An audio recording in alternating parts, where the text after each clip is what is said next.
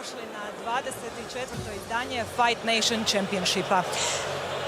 Podignuta je ljestvica još na prošlom eventu što ćemo prokomentirati sa Draženom Forgačem. Nakon Beograda mislilo se da neće moći bolje od toga, ali svaki puta sve bolje i bolje, pa evo da prije svega prokomentiramo ovo što ste organizirali večeras. Vjerujem da niste očekivali da će ovakvu pompu izazvati i da će toliko ljudi htjeti doći, osobito nakon ove Pulske arene prošle godine i pretprošle.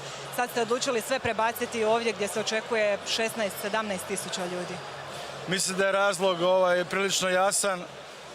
Biće preko 18 tisuća ljudi u areni Zagreb danas, što naravno nije moguće u areni Pula. Interes je sve veći.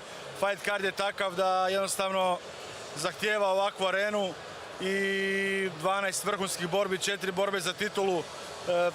Jednostavno nismo htjeli zakinuti veliki broj publike koji ne bi mogao uživo prisustvovati takvom eventu i iz tog razloga evo nas u Zagrebačkoj areni.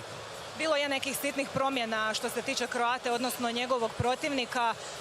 Evo, mnogi su se iznenadili zbog toga poteza, odlučio se boriti boksačkim rukavicama, extreme boxing, jel? Možda mu ne bude išlo na ruku s obzirom na to da Vaso ima malo više iskustva, ali evo Kroata je i sam spomenuo u nedavnom intervjuu da će se mnogi iznenaditi po pitanju toga jer se s Vitom Jelčićem pripremao i za to. Pa Baru je poznat kao borac koji ne bira, kao što nije birao protivnika u borbi za titulu. Loma Lijeskijev je trebao biti protivnik koji je strašan borac. S druge strane, evo, Vaso Bakočević i Bario su oni koji su donijeli prvi veliki hype u FNC još 2021. I sad po Vasinim pravilima, ajmo reći ponovno, će se sučeliti po treći puta i mislim da Vaso sad ima, ako gledamo na papiru, najviše šanse za pobjedu jer ipak su ova pravila idu njemu na ruku, ali naravno Bario je tu uvijek spreman pobjediti i po takvim pravilima. Da, on je i sam spomenuo da ima neuredan boks, onako dosta neugodan, iako je poznat Hrvač, ali mogao bi iznenaditi vas. Da, nije tipičan boksač, nema one klasične neke tehnike da možeš predvidjeti, nego je neortodoksan i zbog toga je vrlo neugodan. Tako da ne smatram da će Vaso imati lak zadatak danas. Mi smo evo počeli s njima dvojicom, no ima tu još jako puno borbi koje nas čekaju večeras, osobito ova glavna između Vitasovića i Stošića. Nakon 10 godina okršaj i revanš možemo reći, potpuno drukčiji borci će biti jedan i drugi. Evo što možemo očekivati s obzirom na to da je Vitasović izdržao zadnji puta u Puli sve do kraja cijeli meč, a znamo i kako Stošić operira u oktagonu da kad uputi jedan udarac može biti gotovo odmah. Pa da, stojim iza toga da je to sada sam vrh europskog MMA-a što se tiče teške kategorije. Ivan Vitasović je stasao kroz ove godine, definitivno nije isti onaj Vitasović od prije za vrijeme njihove prve borbe. Dok s druge strane Stošić je za to vrijeme imao respektabilnu karijeru, borio se po najvećim arenama, u najvećim organizacijama od UFC-a, KSV-a i tako dalje. Poznat kao strašan nokauter koji može borbu riješiti u svakom trenutku jednim potezom. Stoga očekujem zanimljivu borbu i onaj ko postane prvak danas ili ostane prvak danas, taj zaslužuje taj pojas. Da, upravo sam htjela pitati to o postajanju prvakom, budući da je jako teško prognozirati tko će biti od njih dvojice. Vjerujem da nakon tog meča pobjedniku se puno toga otvara. Pa da, naravno, prvak uvijek ima, svi ganjaju prvaka, tako da njemu ne fali ponuda, odnosno protivnika i opcija. Svi žele taj pojas, tako da naravno onaj koji će odnijeti pojas sa sobom, taj će vrlo brzo dobiti protivnika i morat će ga ponovno braniti. Što se tiče ostalih borbi, Žgela Ilić, iako je Ilić čekao Fabijana, naravno svi su pratili fon, međutim bit će itekako zanimljivo, evo razgovarala sam sa mnogima, teško je prognozirati kako će taj meč uopće proći. Pa da, definitivno, vrlo nepredvidivo. Kad bi se morao kladiti, ne znam, zbilja, ne znam na koga bi tu stavio, ali definitivno ne očekujem da će meč ići do kraja. Da, teško je, pogotovo zato što Žgela dugo se nije borio, sad možemo očekivati možda nekog novog Marija. S druge strane, Ilić vjerujemo isto da je željan, osobito nakon njegovog zadnjeg meča. Pa Žgela je po prvi puta u životu, ja mislim, odradio kamp smisleni, u ATT-u je dosta dugo, maksimalno spreman, odlučan S druge strane, Joker je iskusan, Joker je tehnički daleko raznovrsniji od Žgele, a Žgeli je opet s druge strane dovoljan jedan blic udarac da završi sve. Opet kažem, jako teško za prognozu, ali bit će uzbudljivo, to je sigurno. Da, bit će sigurno. Imamo i borbu za pojas perolake kategorije. Sičaja se bori. Sad ovoga puta može ispraviti one krive drine naspram prošloga meča. Što tu možemo očekivati? Jer evo, uzevši u obzir da je i sam Kroata ga nahvalio, da je dosta s njim radio i da je napredovao evo, praktički u zadnjih godinu dana. Brz je, agilan, teško ga je uhvatiti. To može svakako biti prednost naspram Politila. Pa da, naravno, nakon tog prve borbe bili su repovi, ali evo sad opet Politilo nije naučio lekciju, opet nije zadovoljio vagu, ne može osvojiti pojas, iako bi možda i ako pobjedi. Opet kreće sa negativnim bodom u borbu, zbog tog što nije zadovoljio vagu. Ali vidi, 5 rundi, teško da će ići do kraja. Da, mislim da bi to mogla biti sigurno jedna od zanimljivih borbi. Koju bi još izdvojio što se tiče ovog fight carda 12-ih je, ali evo nešto što bi moglo biti zanimljivo. Evo imamo i Ramosa i Batinića. To bi moglo biti tekako zanimljivo. Obojica Hrvaći, hoće li to završiti na parteru ili bi mogli možda u stojci iznenaditi? Vidi, Batinić napokon brani titulu, ozljede su ga dosta dugo mučile. Da, definitivno će to biti meč u kojem Ramos će naravno ići po svoje, to je hrvanje. S druge strane, Batinić je i tu jako dobar. Težak posao za Ramosa, ali naravno nije bez šansi, nije bez razloga u ovoj borbi. Znači, ako je on dobio priliku za titulu, sasvim sigurno ju zaslužuje. Tako da treba njemu dati respekt i definitivno ima svojih šansi. Od ostalih mečeva ja ne znam koji meč ne bi izdvojio od ovih prvih mečeva gdje je Marko Ančić nastupa protiv sjajnog Ukrajinca, Fran Luka Đurić protiv Brčića, Tirje Luka Abramović, možda i ponajveći talent uopće u regiji. Jednostavno, meč za mečem, kako gledaš, sve sto vrhunske borbe i teško je nekoga ovako izdvojiti. Janković, Pejić, to može biti vrlo atraktivan meč. Također, među njima se i neka netrpeljivost pojavila u zadnje vrijeme, tako da neće nam biti danas dosadno. To je definitivno. Koliko vam je žao što Fabijan neće uspjeti ući u kavez, ali evo, dosta brzo ste uspjeli pronaći zamjenu za njega. Koliko vam je bio pritisak zapravo, jer arena je bila dugo očekivana? Pa mislim, Fabijan je uvijek daje taj dodatni hype svojom energijom, ali drago mi je zbog njega da se malo odmori, da zaliječi, baš je zaredao puno borbi. To vuče sa sobom, nije on više ni u cvijetu mladosti, naravno ozljede su ga tu sustigle razne i bolje da odmori, da se pripremi i da se onda vrati spreman nego da ide poluspreman u meč i dođe do neke još teže ozljede.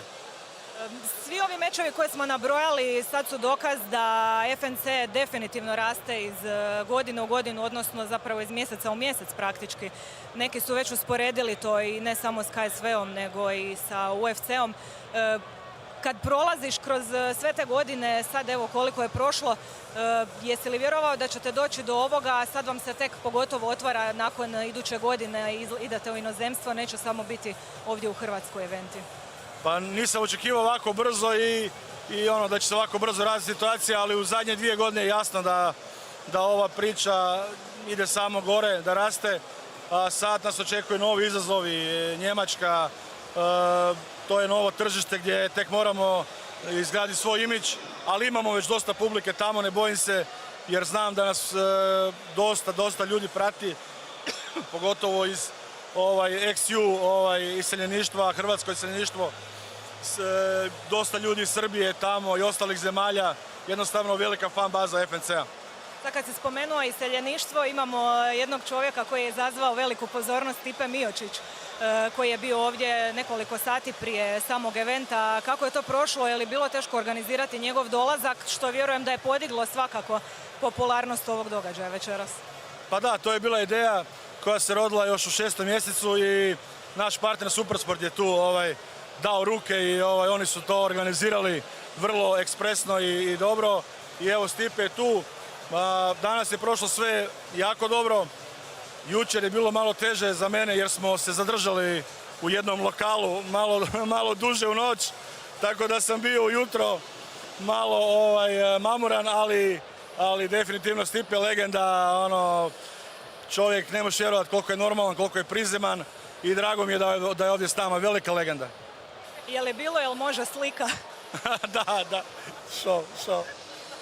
Da, svakako velike pohvale stižu sa svih strana. Evo da zaokružimo sad cijelu ovu priču. Nakon Zagreba slijedi Maribor, jel tako, FNC Knockout i nakon toga Varaždin. Da, idemo Maribor, idemo Varaždin, idemo Podgorica. Znači, tempo je jak.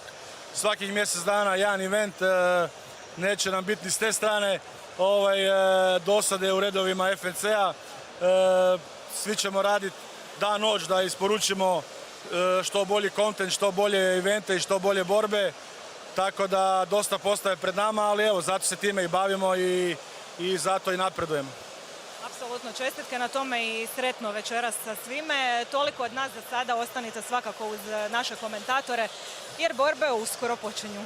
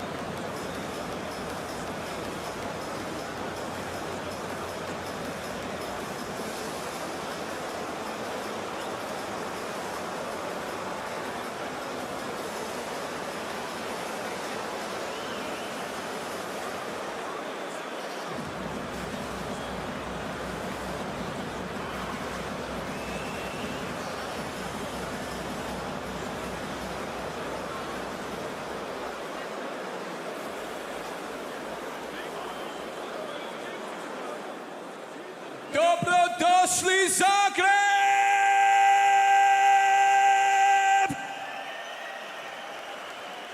And welcome to the iconic Arena Zagreb here in beautiful Croatia! This, ladies and gentlemen, is the Fight Nation Championships Edition 24, powered by Supersport. And now it's time to be entertained and get our preliminary bouts underway.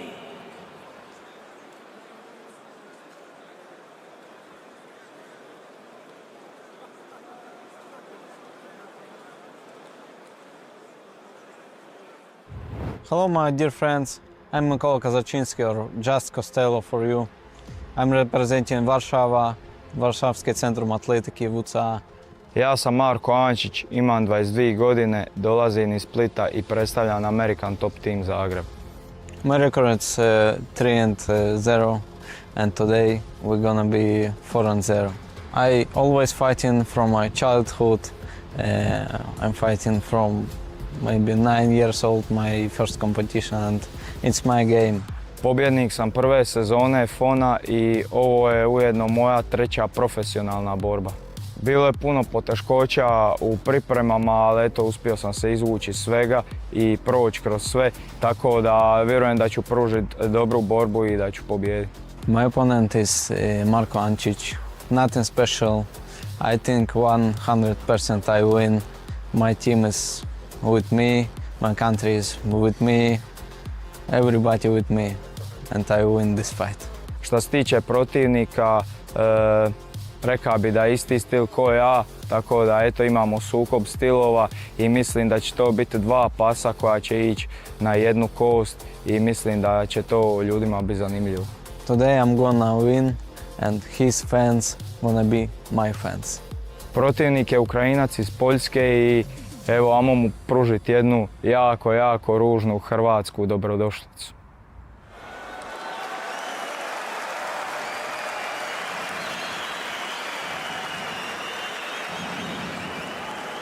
And now, ladies and gentlemen, please welcome to the cage, in the blue corner, 20 years of age and standing at 172 centimeters tall. His record thus far a perfect one. 3 fights, 3 wins. He's representing WCA Fight Team from Ukraine. It's Mikola Kazaczynski!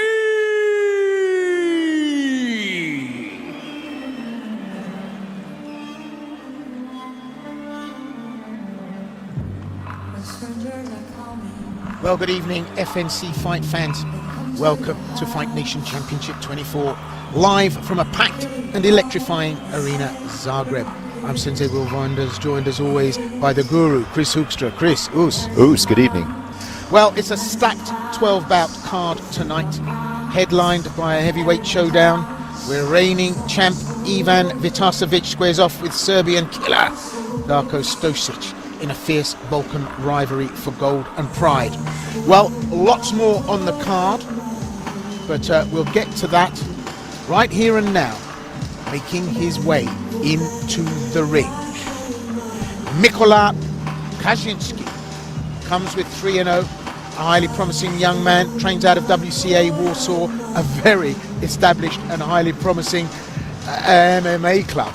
The Ukrainian is just 21 years old, and well, he's only tasted victory so far. Super wrestler, can quickly get transition to submissions, and he can hold his own in striking exchanges. Gets his snap on and his digs, and he's great at sniffing out a finish. Chris, what do we know about this young prospect?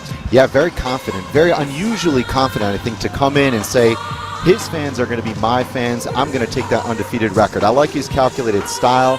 I like seeing him compete from a young age. Will actually started at 12 years competing for this guy, so a lot of mileage, and most importantly, this is going to be his toughest test, so I think it's a great way to start tonight. Well, his opponent is 2-0, he's 3-0. We always say, when there's a no, it's got to go. Which way, though? We'll have to wait and see how that plays out. So originally from Ukraine, but fighting out of Poland. Featherweight prospect, balanced tool set, very poised for his age, as Chris said, viewed as a solid all-round test at this level. Coming out of WCA, Chris, he's going to have some skill sets with him, wouldn't he? Massive. Anzor Agiev, Arbi Shemaev, all those great coaches that really are paving the way and showing the way. All the great sparring partners, too. I think it's going to bring him leaps and bounds as he makes his FNC debut.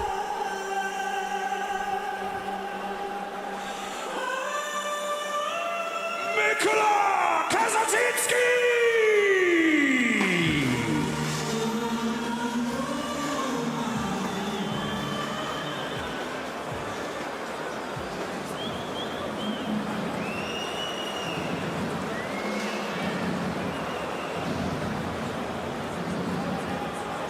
And now please welcome to the red corner in the cage, 22 years of age, standing at 177 centimeters tall. His record also a perfect one.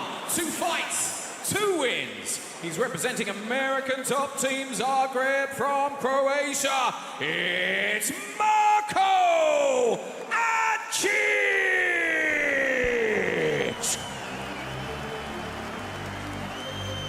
Marko Ancic. Well, this is a homegrown product. He's been built by FNC through their amateur system. He's won 2 pro bouts under their banner. Croatian is a jiu-jitsu whiz, and he has a wicked arm triangle in particular.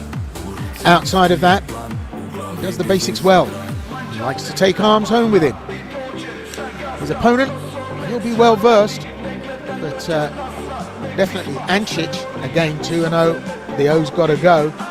He's going to have his hands full because I think the Ukrainian has come to do business. So, if we look at this as a matchup, it's going to be a tough fight to call because these unbeaten prospects are going to collide. I'd have to say Ancic's sharper stand-up versus Kaczynski's broader all-round game and wrestling layers will throw us up something very, very sparky. But I think it's going to be lively from the get-go, Chris. It has to be, because what we saw this kid do on the reality show, what we saw him do when he made his debut at FNC 19, the demolition with the arm triangle like you mentioned, the RNC follow-up against Arabi at FNC 21, was, I think, really laying claim to being one of the homegrown prospects that FNC is looking to develop. Think of your Marko Bojković's of the world. That's this kid's potential. So it's scheduled for 3 FNC MMA rounds at featherweight. Facing off Marko Ancic and Mykola Kaczynski.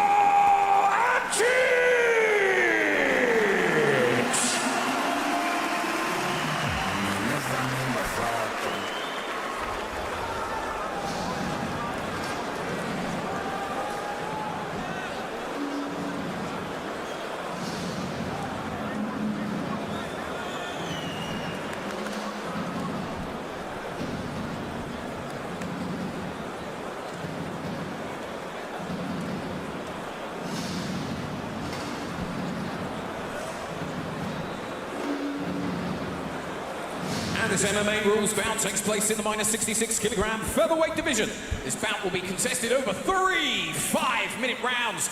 And your referee in charge when the action gets underway, the superb Mr. Marko Ancic. Fighters to the center, please, for your final instructions. So our referee, Mr. Marko Ancic, he's going to be presiding over this matchup. Kaczynski said his goal is to finish FNC's rising star and take over his role. Wants to be the next big thing in the organisation.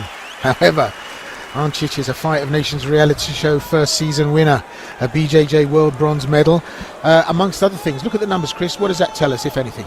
Ancic is the favorite. We saw as well earlier, the favorite to win via submission. That they see, the bookies, as the most likely outcome.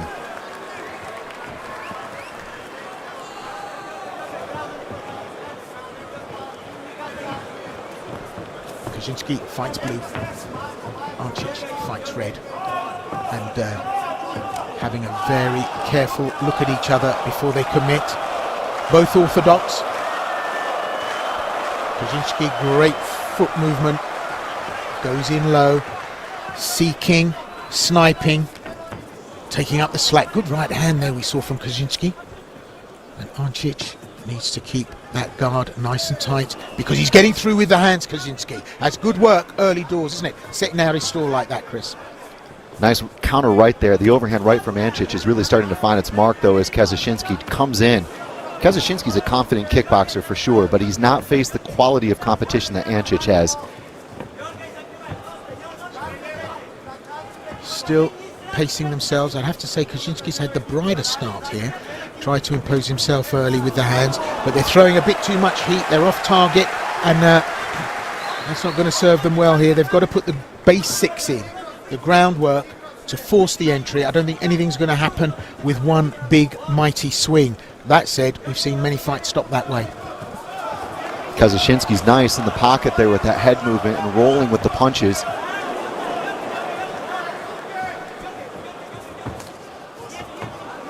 tricky uppercut there. It really allowed Ancic the opportunity to grab the over-under now. That's where it gets interesting for me, Will. I feel like Ancic is going to have some potential superior submission skills. So still very evenly keeled in terms of commitment.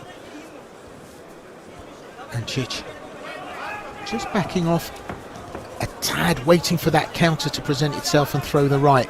Not had any luck with it, but it's a power shot. I just think that Kaczynski's a smart operator here, and he'll know what's going to happen. And when they get in and start to mix it up, they're starting to get the crosshairs where they need to be. And that rocked him back. Ancic has felt the power. Kaczynski's got a lot of hench there on those shots. For sure, and superior head movement actually in some of these exchanges where he's really rolling off the center line, loading up the punches, throwing more than 2 or 1. Ancic is looking for a counter right hand though, no question. We're halfway through this first round, and it's toed and froed, but pretty stable in terms of edge. Can't quite work out who's going to make the difference, and you can only be so respectful before you have to start to engage. Great movement there from Kaczynski. Ball change, double steps, comes forward. And switch hits. And now Ancic's got the measure of it. Although he's out the pocket, he comes in and starts to work the hands, and maybe just starting to make some inroads in here. Kaczynski not having it all his own way. He was very forceful first part of this round, but he's relaxed into it, and Ancic got some traction. It's a nice uppercut left hook there coming from Kaczynski. He's reading the duck. That's the thing. He was looking to counter that or the overhand right. It was a nice sell there from Ancic, and he gets the takedown well. Up and over. Look at the power there. It wasn't skillful 9 out of 10, but it did the job, and now he's got his back, and he's still got time to work. And can Ancic make this work for him? As I say, he's a BJJ gold medalist and bronze medalist, and the Croatian grappling, wrestling and Sambo champion. Sambo's just such an interesting and great combination of fight skills to have in your library, in the toolkit. It really is. It offers up so many alternatives, left of field as well, to offset an opponent. But this is going to be exciting. It's kind of very evenly paced, and I think we might see 3 very good rounds here, Chris. Yeah, very technical rounds for sure. Kaczynski's doing the right thing, though. It was nice to see him work his way out of that trapped arm, get off the fence, get back to the boxing. He's still looking for the uppercut left hook. Put a right hand in there, and Kaczynski had to eat it. Ancic, sends Kaczynski in the direction of Wobble Street. Kaczynski looks just a little bit like he's blowing here. Is it me, or is he not as sparky as he was at the first part of this round? It's a higher energy, higher output kind of style, and that's the thing. You use up more energy the way he's moving and going in and out of the pocket, and Ancic is waiting for that counter right. There we go! Big right hand, there's a knockdown, and that's it! Could it be trouble city here for Ancic? The 2-0 had to go. Kaczynski in all kinds of trouble. There was the bell, and it couldn't have come more timely. We talked about it, Will. He was looking for the right hand. He found it. Absolutely power and precision there, finding its home.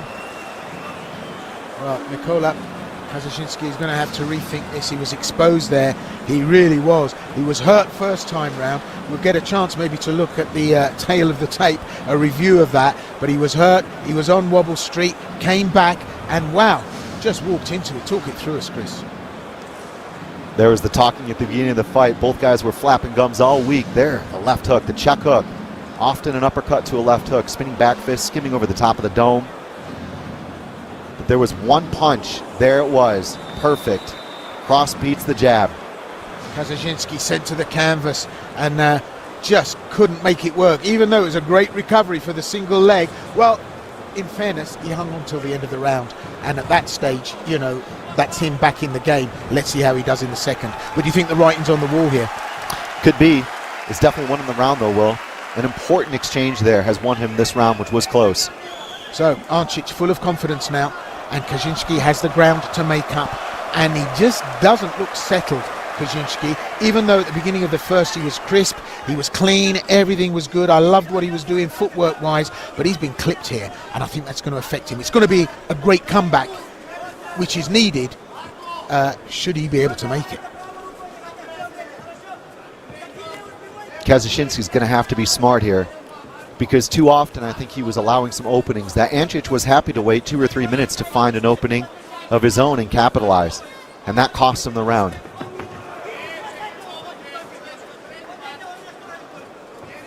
Well, Ancic, 22 years of age, 2-0 in MMA, 2-0 in FNC.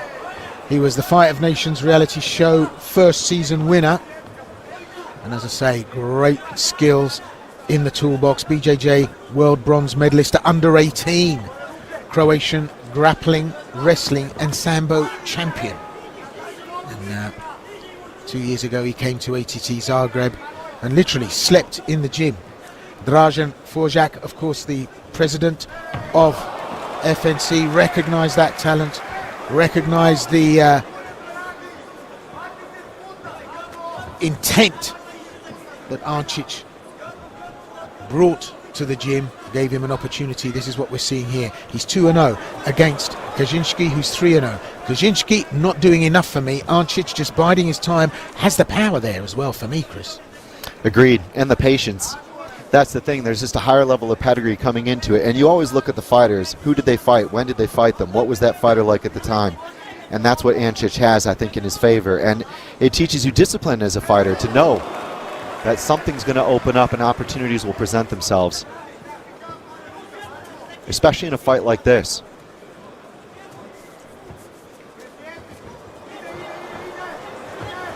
Beautiful level change, perfect. You know, he went from a head kick setup to this, and that's the thing. Kaczynski just wasn't prepared well. Convincing level change here and an opportunity at the back. Now that back is exposed. There's a lock on. Oh no, he's lost it. And that could cost. And Kaczynski will take advantage, but look at that. Tries to go in for the heel hook, doesn't manage it, but back up again on the attack. Looked like he was going to actually set up even from that into a calf slicer. He had a couple of options. Nice to see him actually go for that arm lock and miss it and immediately attack the legs. That's the difference on the ground. And that's one of the things I figured could be pivotal in this fight.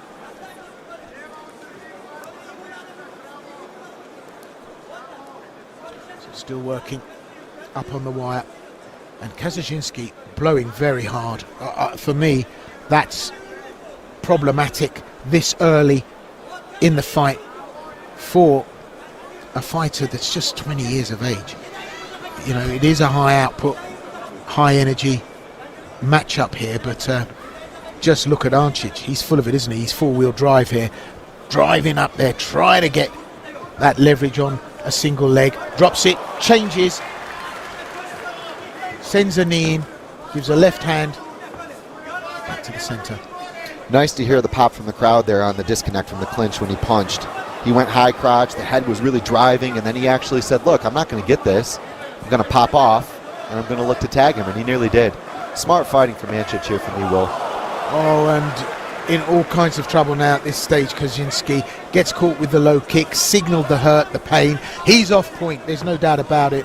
This is not a 10 out of 10 performance for him. Takes a right hand over the top through the front door, swings back, but they're wild. And I think that's to do with Ancic's just kind of angle and diagonal movement that he's got. He seems to cut angles, and then the footwork. I mean, there's a lot of this we're missing. This is high-level work from Ancic. And although we've got the grappling skills here, we're not taking into account some great kickboxing and footwork. Look at that, dancing backwards. Very few fighters do that competently. Yeah, absolutely, and efficiently. He's not wasted energy like Kaczynski has at times. And, you know, props to Kaczynski. He's in shape. Oh, did he tag him there? Not sure. It looked like a slip, Will. Yeah, half a slip, half a tag, but he's got the leg. He's going for it now. This is definitely his office, and Ancic will want to try and capitalize on this. But look at Kaczynski. Kaczynski looks as if he's done 3 rounds, not the 2 that we've seen. That was explosive. It was high output, Chris. 100%, but another round, I think, for Ancic. And Kazushinski, as you said, was really starting to fade noticeably from the first into the second. I believe we've had a repeat.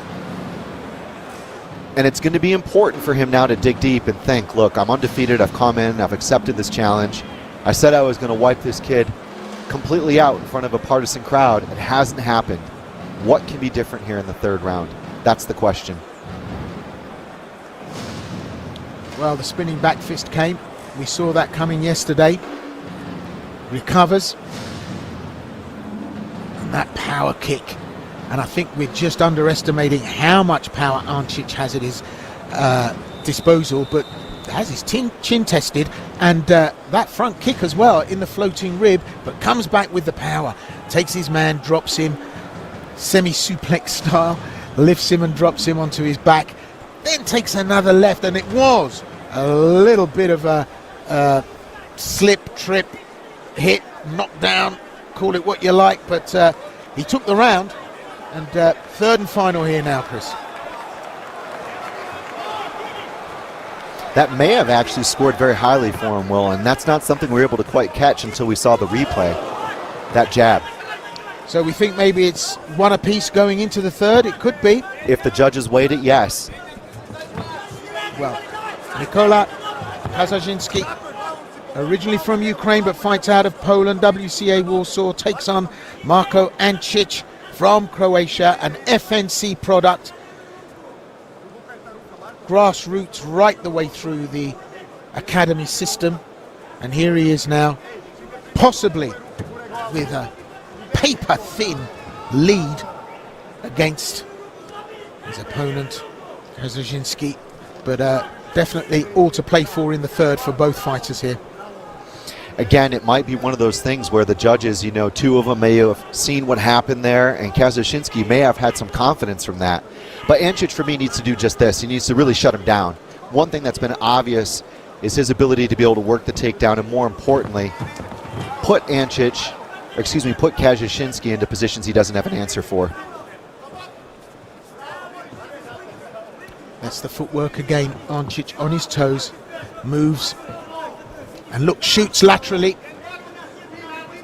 And Kazushinski's had a real problem with that. Left-right combination, boom, boom, boxes his ears, goes for the takedown.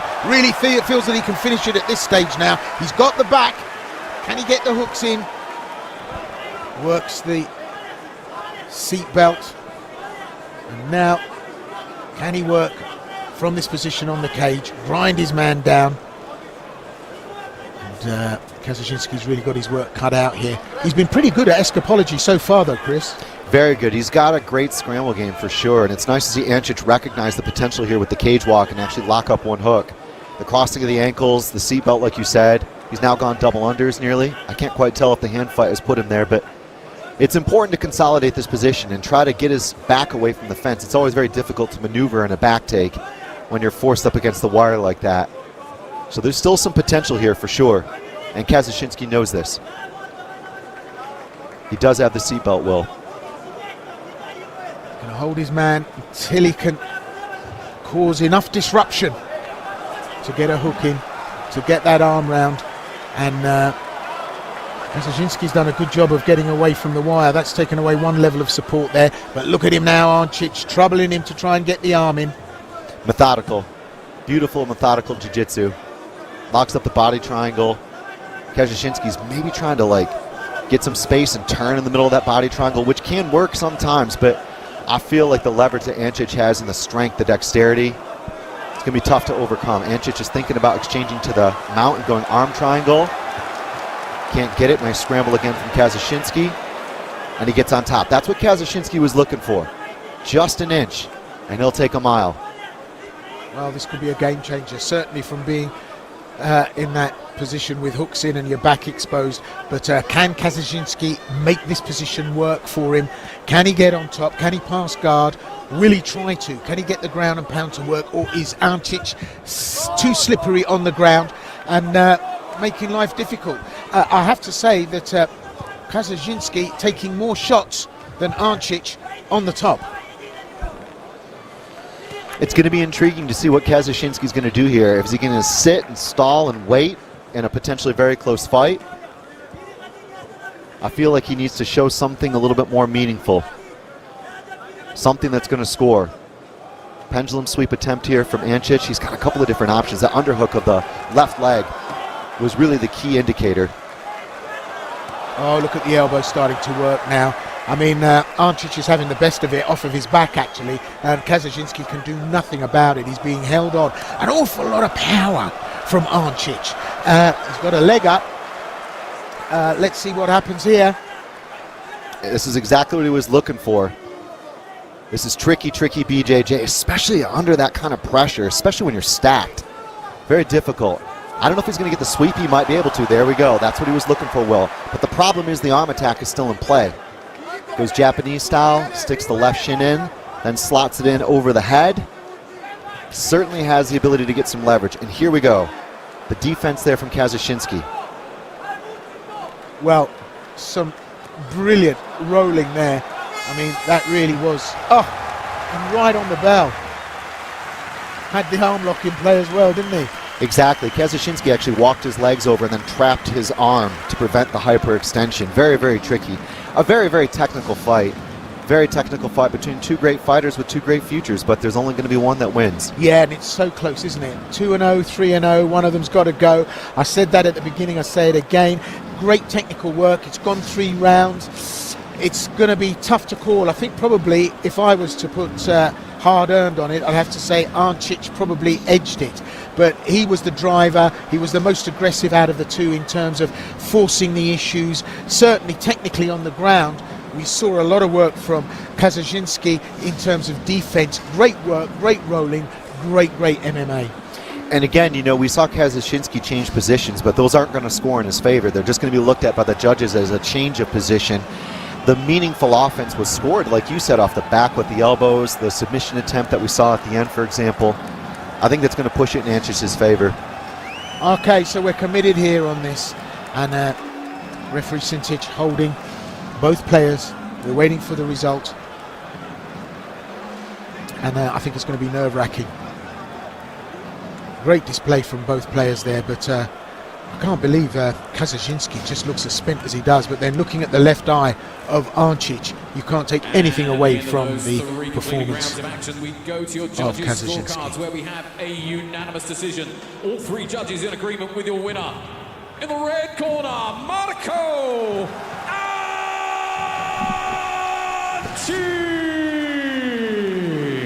Ancic has taken the win. No argument about that. Judges unanimous. And Chris, can't argue with that. I think it's the right decision for sure. And Kazasinski is devastated. A kid who's worked his whole life, went pro, got to FNC, but he's going to walk away and he's going to learn from it. And this is a fight that came down to several plays. Several smaller plays, actually. But that's MMA. What a great result here for FNC and Croatia.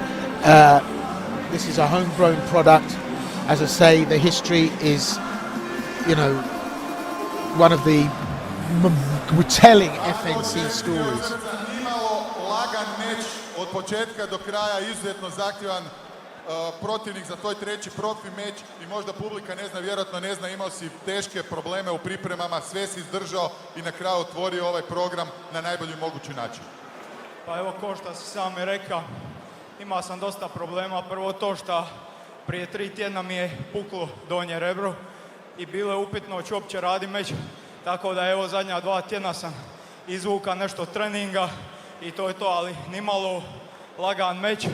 Evo, ko što znate, pobjedio sam najvećeg poljskog mladog prospekta, poluspreman.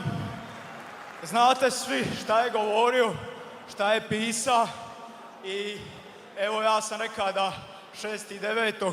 će on biti šokiran šta smo i vidjeli u drugoj rundi kad je bio na podu.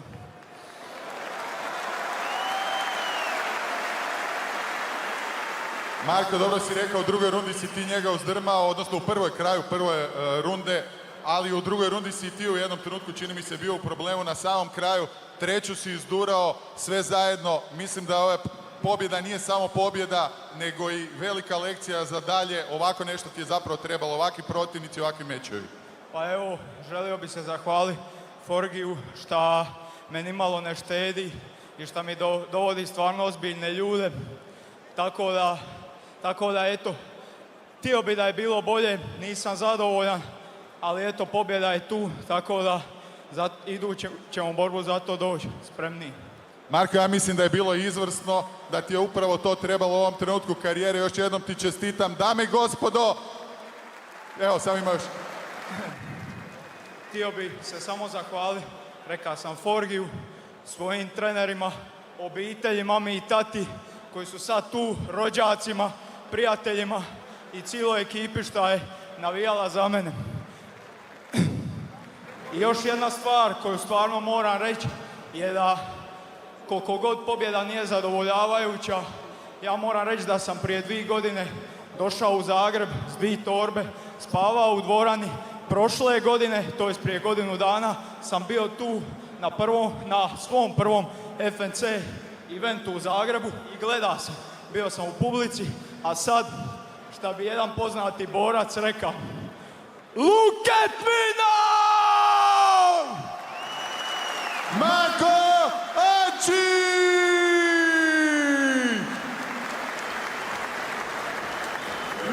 Odličnim vijestima, nije ovdje kraj, evo daću prvom i odgovornom Draženu Forgaću mikrofon, ima vam nešto lijepo za reći.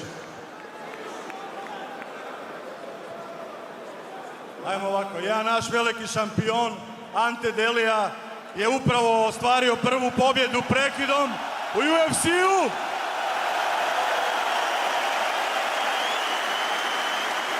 I ajmo sad na moj znak, 5 puta najjače, Delija Ante! Delija Ante! Delija Ante! Hvala!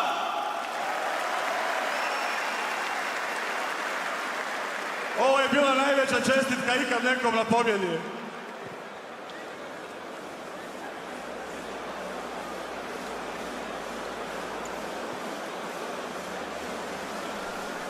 So a quick look at the numbers there.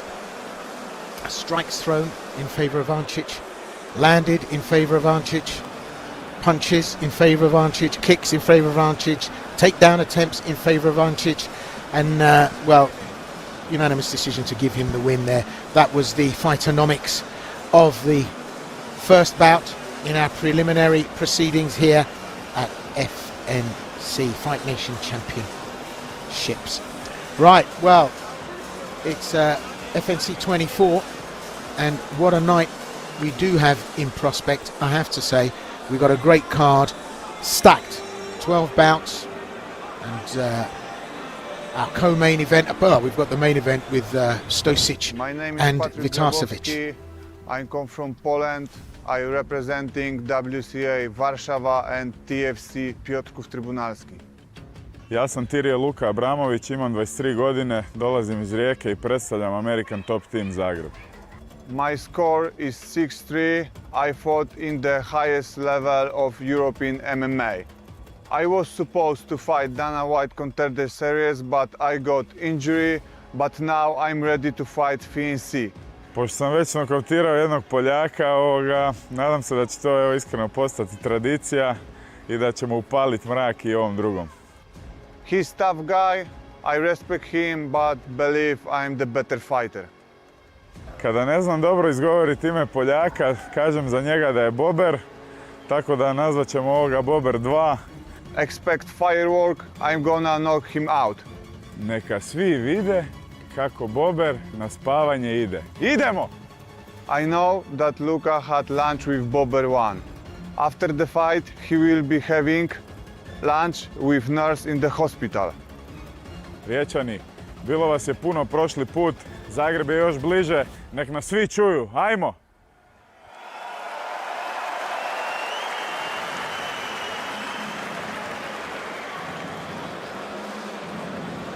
And now please welcome to the cage in the blue corner, 29 years of age and standing at 196 centimeters tall. He brings a professional fighting record of 9 fights, 6 wins and 3 losses. He's representing Top Fit Center and WCA fight team from Poland. It's Patryk Grabowski!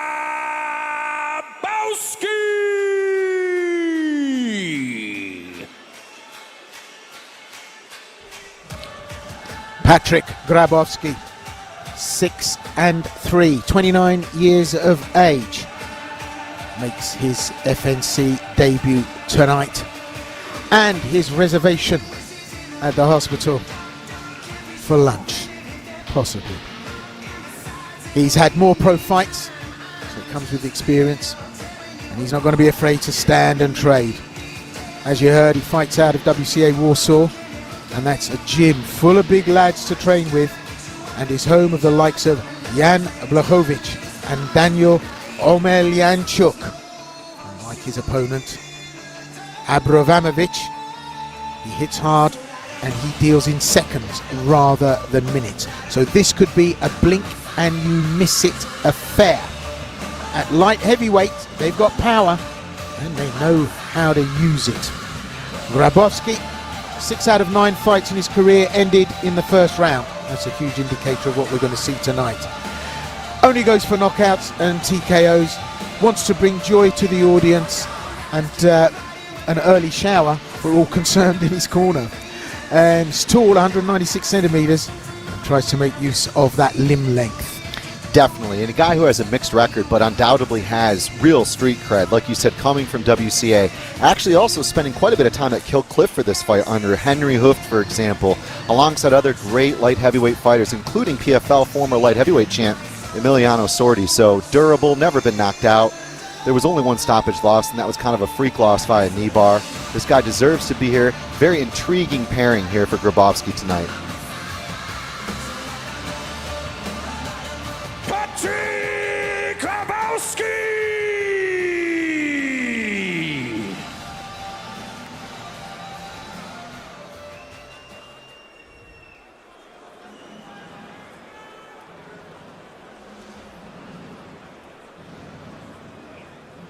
And please welcome to the cage in the red corner, 23 years of age and standing at 188 centimeters tall.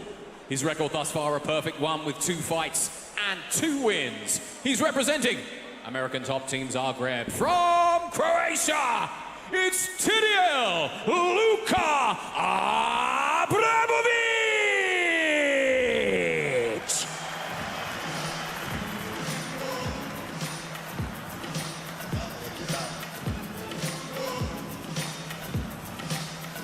So this is the homeboy in front of a home crowd. Abramovich, a gold medalist at European IMMAF level. And even in the bigger gloves, he was finishing the majority of his fights. 23 years of age. In MMA, he is 2-0, all achieved under the FNC banner. Now, when there's an O, there's a chance it's going to go, and if anyone can make it happen, it's Patrick Grabowski. However, this Croatian, like his predecessor Ancic in our first preliminary, is a massive prospect with, it could be argued, a bright future ahead of him. Big punches early send his opponents to sleep on most occasions. One to watch for the future, or one to watch quickly before you put the kettle on, because this is going to be an absolute barn burner of a clash here. And so Abramovich doesn't come to take overtime, comes to do business. A little bit of background on him: he's a former professional skier, was in the Croatian and then the Turkish national team, but then transitioned to MMA. So a mixed skill set he brings to this that can make for a left of field play that you don't normally see. But I get the feeling, Chris, and you may agree with me, that these two are going to stand and start launching absolute cruise missiles right from the very beginning, aren't they? Yeah, the clue, I think, is in the posse that he hangs out with. He has a kind of relaxed confidence about him, but that's when you've spent time with Ivan Arslan and Ante Delia and even Roberto Soldic in camps. This guy has knockout power for sure, like we saw at his last 2 FNC fights. That will make this thing, I think, an interesting pairing, and indeed a wrestling threat that could be important. So he's going to walk out, he's going to be the favorite, nearly 2-1.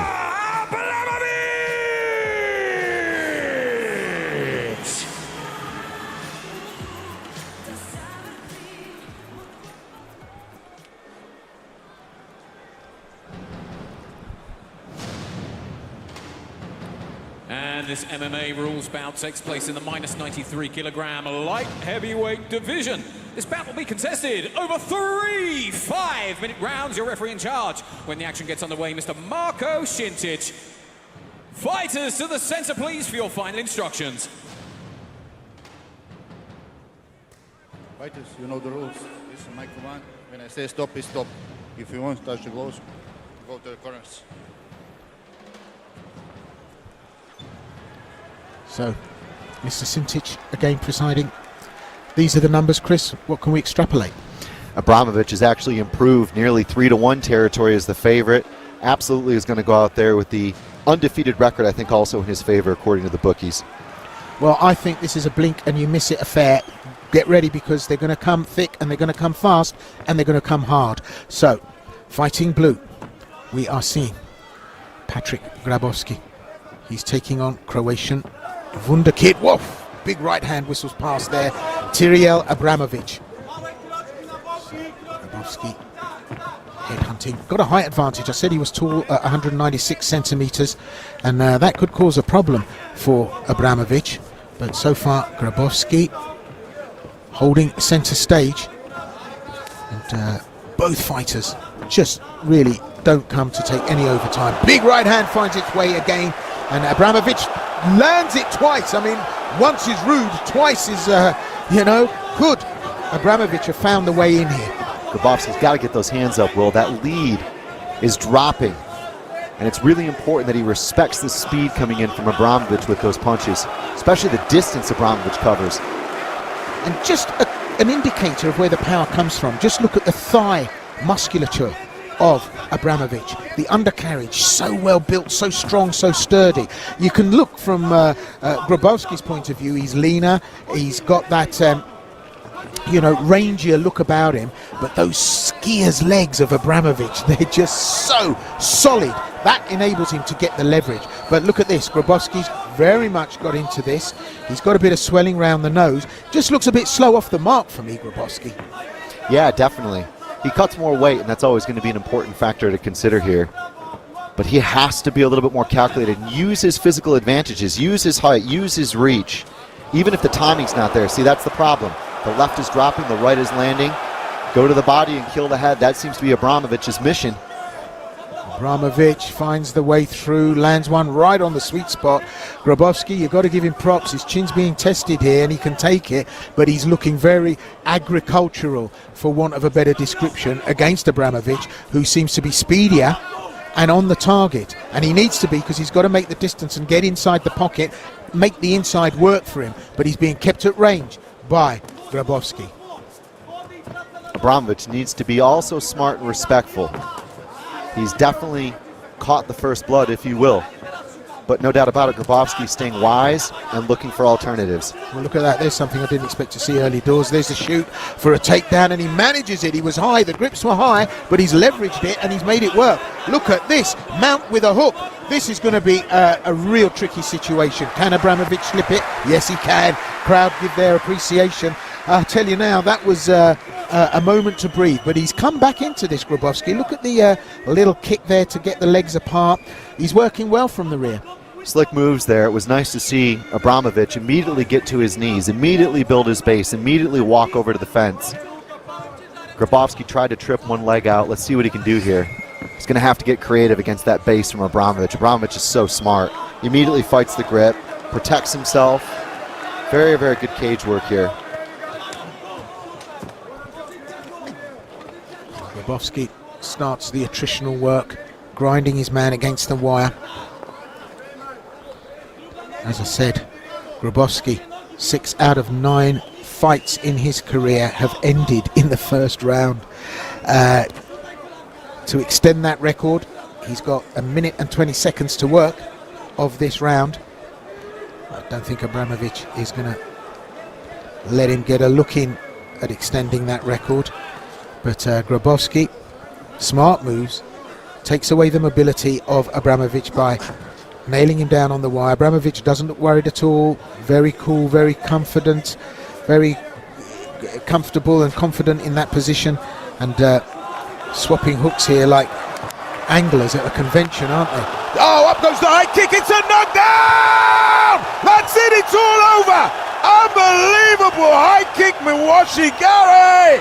Tyriel Abramovich pulls a rabbit from that. That was so beautifully engineered. It was incredible. How do you pull a kick from that angle, get the height, get the target? Insane. Absolutely outstanding finish to come off the clinch, to separate and immediately go for the head kick and land it like that. Total work of art there, Will. Bye-bye Pepsi Cola, hello holy wine. Oh my goodness. Patrick Grabowski kisses canvas. This is how he did it. Just created the gap and up it came. And actually, you know, those kicks, they don't have to be hard. They just have to hit the sweet spot, and it's the temple. And that is what causes the fuse, the short-circuiting. And he goes in to finish with ground and pound, but referee Sintic all over it. And just look at that. Skims the top of the temple, and that's all it takes. And the interesting thing was, Grabowski was doing such a good job of dominating on the inside, pummeling in, using his head, leaning in, breaking him down, but Abramovich was patient. He almost looked a little bit too complacent, if you will, but it's when you lull your opponent, you almost relax a little bit, as if to say, I'm accepting this and I'm going to wait. Bide your time, get off the fence, and pounces on him.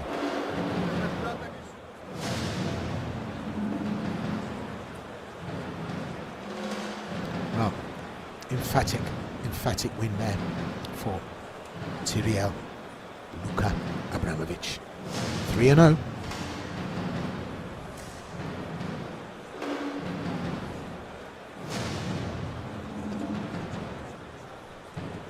Well, the end comes in round number 1 after 4 minutes and 15 seconds completed of the round. Your winner by way of knockout, Tyriel Luka Abramovich!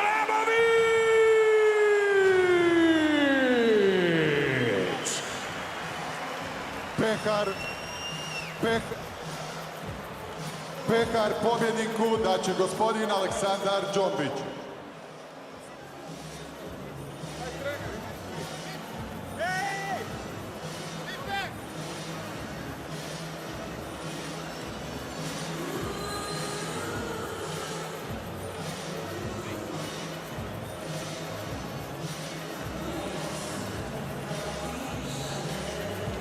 So there we are, Team Abramovich, there's the sponsorship.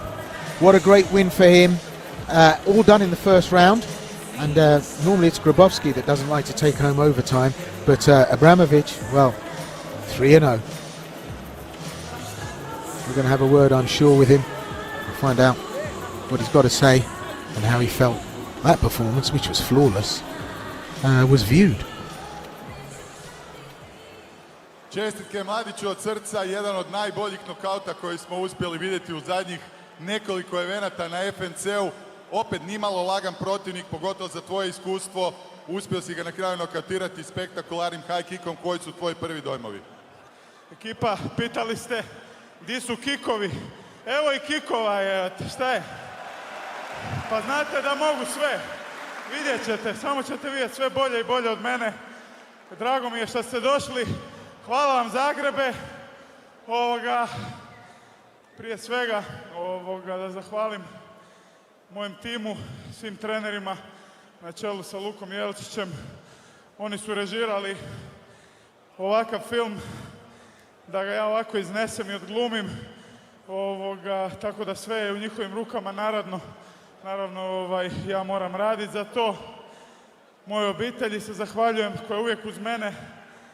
Znači prije 5 godina kad sam počinjao, oni su bili isto malo skeptični, ali evo, tu sam sad u drugoj areni Zagreb i gazim velikim koracima naprijed i hvala vam što ste vjerovali u mene. Mama i tata Seka.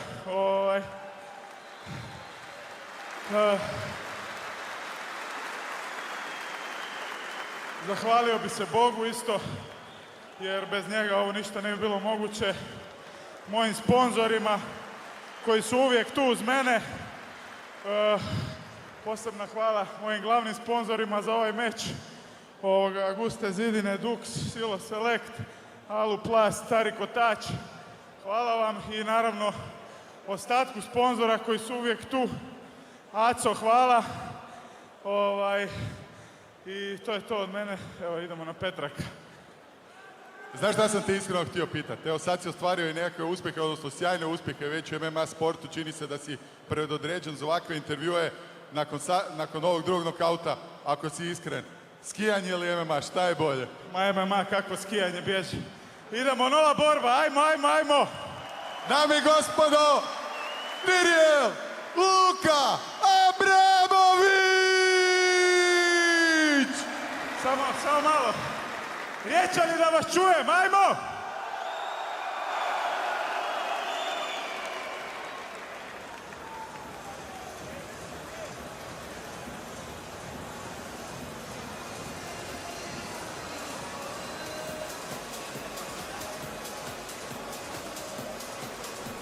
Taking a look at some of the numbers there, Abramovich, in the end, it was the kicks, 6 of 7. Well, one of those sent Grabowski all the way down. We saw some good techniques from Grabowski for sure, including a successful takedown.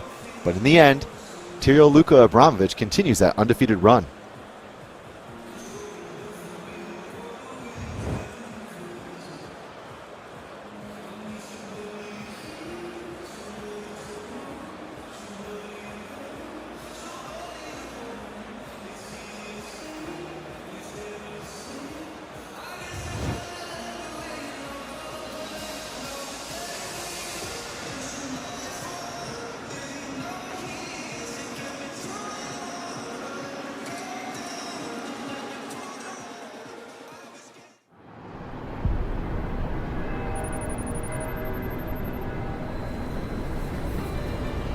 Zagreb, grad koji nikad ne miruje. Tramvaji, gužve, užurbani ritam ulica. Ovo je grad koji diše sportom, rivalstvima i navijačkom strašću.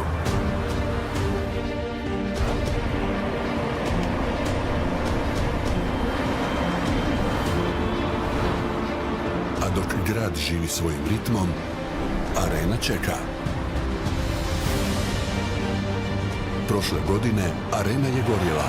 1000 ljudi svjedočilo je spektaklu.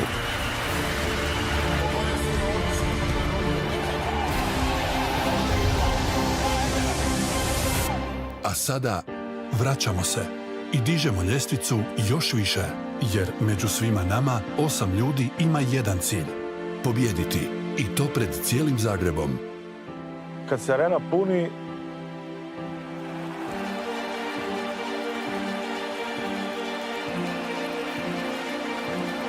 svaki udarac ima priču, svaka priča svoj početak. Ovo su Origins.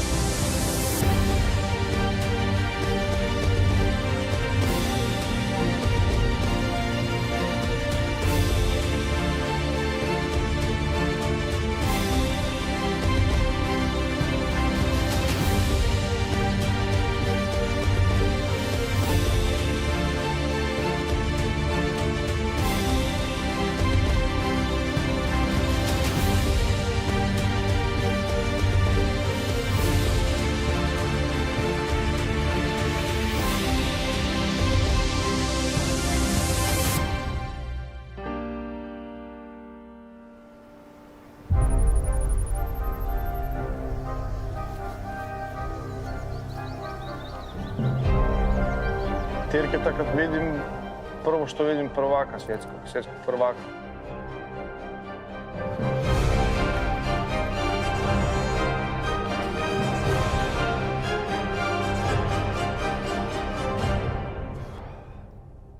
Kad radimo shadow box, više manje zamišljamo tog protivnika što imamo ispred sebe, tu borbu. Zamišljaš da te gađa, da ulazi u noge, svašta nešto. Što veći pritisak prema njemu ide, on bolje performans ima.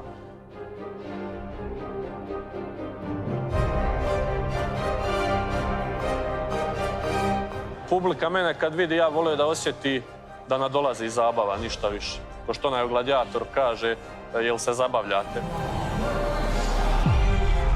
Da publika zna kad ja ulazim u kavez da će biti borba zabavna, da će biti puna akcije i svega i ljudi uživaju u tom i ja hoću da to ljudima dam i to je to.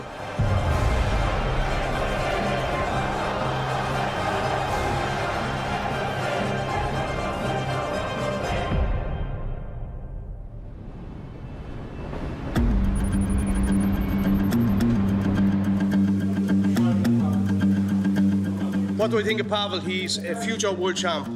I think he can beat anyone. This time, we make a few adjustments, calm Pavel down a bit. I'm the eagle, Polish eagle, so I fly high and alone.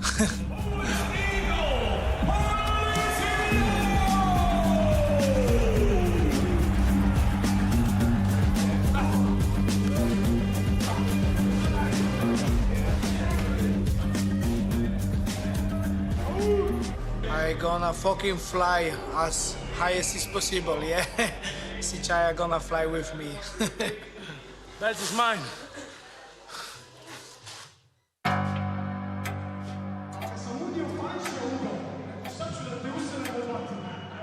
Što se tiče borbe sa Kroatom? I da je on sad meni najveći neprijatelj do borbe.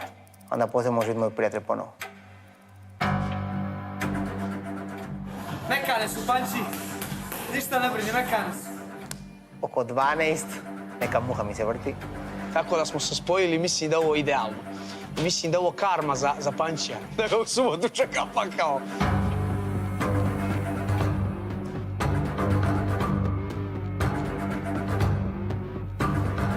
Kažu da kad radiš nešto što voliš, da to nije posao, ali je posao. Jer nije svaki dan da trenirati, a trebaš trenirati ili trebaš da radi sa kruhom. Ne razmišljam mnogo ni o taktici, ništa. Znam koji mi je cilj, ja ću ga ispuniti. To je sigurno. Jer ovo sam čekao godinama. Pančija u kavez i da ne smije ništa nego da se nabada na ruke sa mnom. Najbolje, najbolje. Kad publika viče moje ime u Zagrebu je nešto isto neopisivo. Panči mi je samo u glavu. Jedva čekam da stavim ruke na njega. Ništa mi drugo u glavu nije. Znači, samo spreman se bukvalno za subotu, za rat se spreman.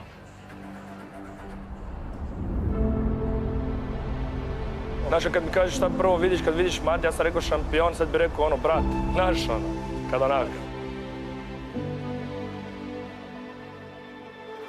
Da je jedan elokventan, pristojan mladić i sportaš.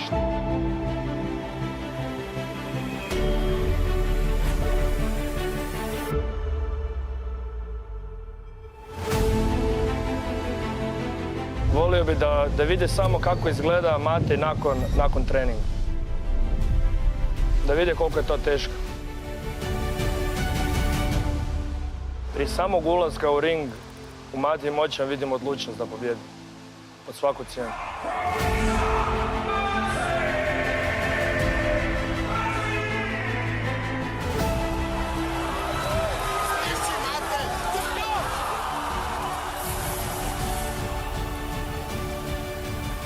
Najviše kod njega me iznenadilo nakon svih ovih godina što je i dalje uporan kao i prvog dana.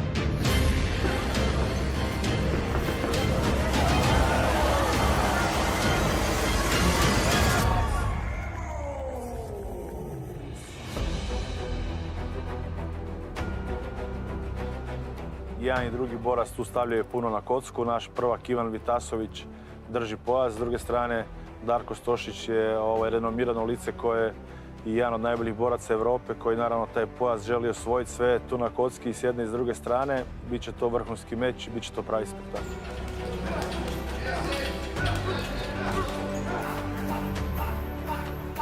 Teška kategorija se naziva kraljevskom kategorijom s razlogom. Publika najviše i voli tešku kategoriju.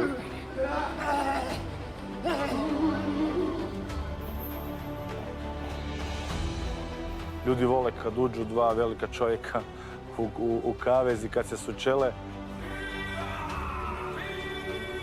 želim si vizualizirati meč, želim si vizualizirati svaku moguću situaciju, kako negativnu, tako i pozitivnu. Od davnina to je u krvi, u narodu da vole da gledaju tako nešto, tako da mi smo tu gladijatori da im pružimo predstavu, oni su tu da plate kartu. Apetiti mi konstantno rastu, kako prođeš jednu stepenicu, samo ideš naprijed i kažem, testiranje granice. Organizacija će dobiti prvaka u teškoj kategoriji, stari prvak, ili ćemo dobiti novog prvaka, što je jako bitno.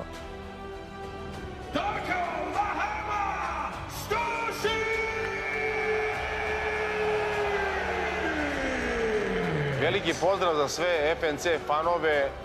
Vidimo se u Zagrebačkoj areni 6.9. Dođite da gledate moderne gladiatore. Vidimo se.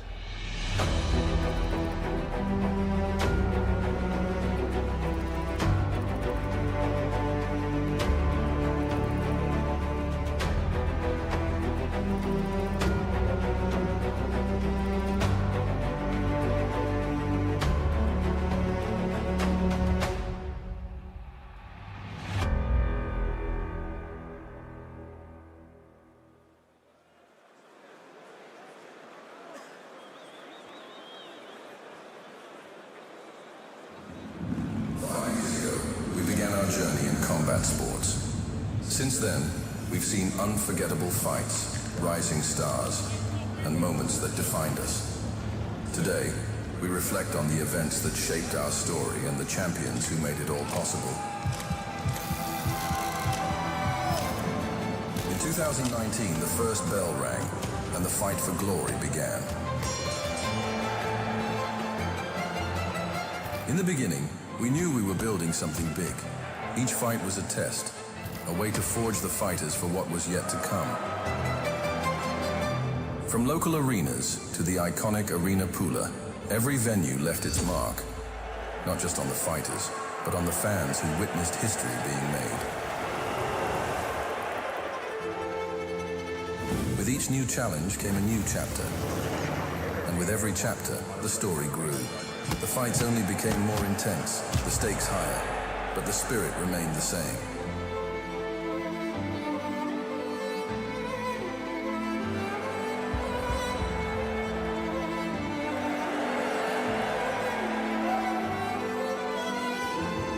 In every battle, blood was spilled, sweat poured, and bodies pushed to the limit. Some tasted victory, others fell in defeat, but each fighter left a part of themselves in the ring.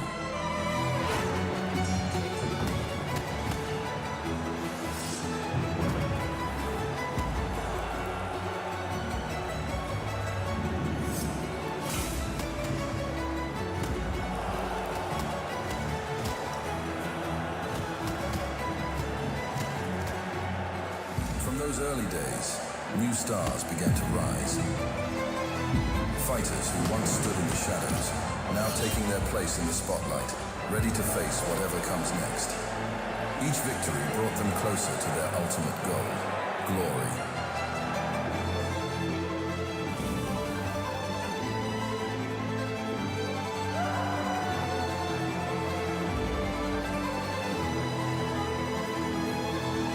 As the events have evolved, one thing remains unchanged. The fire that started in 2019 still burns stronger than ever.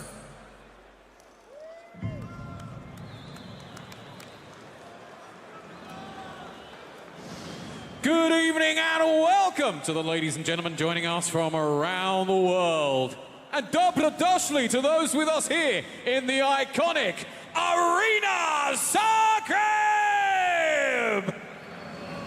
Southeastern Europe's premier mixed martial arts promotion returns with another evening of world-class mixed martial arts action for your entertainment pleasure. Your officials for the evening: Alexander Zuric, Franco Kleeman, Ilya Lucic, Marko Šintić, and Robert Kreutzer.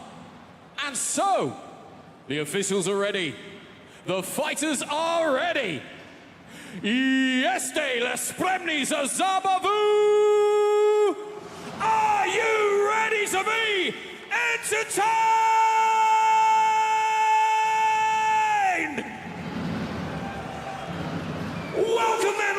gentlemen, to FNC 24, powered by Supersport. Pozdrav, ja sam Fran Luka Đurić, imam 21 godinu, dolazim iz Zagreba i predstavljam American Top Team Zagreb. Ja sam Stipe Brčić, dolazim iz Zagreba i predstavljam Mangetsu Gym. Prošli put u areni sam imao spektakularan performans, još bolje očekujem ovog puta. Od zadnjeg meča sam izgubio ono za kraj, vodio sam igru i na kraju sam izgubio. Eto, dogod se svakom, sad sam iskusniji, pametniji. Gledat ću da sad stiskam do kraja, da nema ono podcjenjivanja zadnjih 15 sekundi, 20, ide gas. Protivnik je Pajdo, Stipe Brčić, u dobrim smo odnosima, ali eto, posao ne bira, odradit ćemo to i neka bolje pobjedi. Fran Luka Đurić je mlad, talentiran, brz, potencijal, veliki. Dobri smo se, mi smo i prije isparirali davno. Trebao sam i sad mu pomoć, ali sam eto, sad uskočio kao zamjena za meč. Eto, biznis je biznis. Idemo to odraditi kako treba unutra i poslije toga ćemo popiti kavu.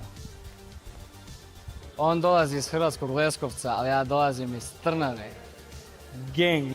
Ok, ja živim u Leskovcu, tu sam u Lučkom okolici, ali imam ja ekipe i kod tebe tamo u Dubravi. Evo jedna poruka publici, sad kreće ulazna pjesma. Fran Luka 4 puta, želim čuti cijelu arenu.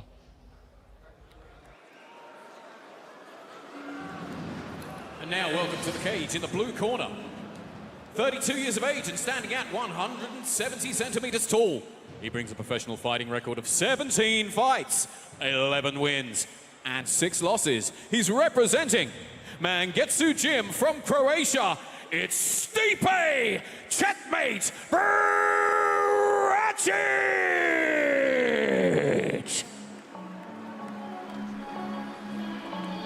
Well, our main card for Fight Nation Championship 24 starts right now.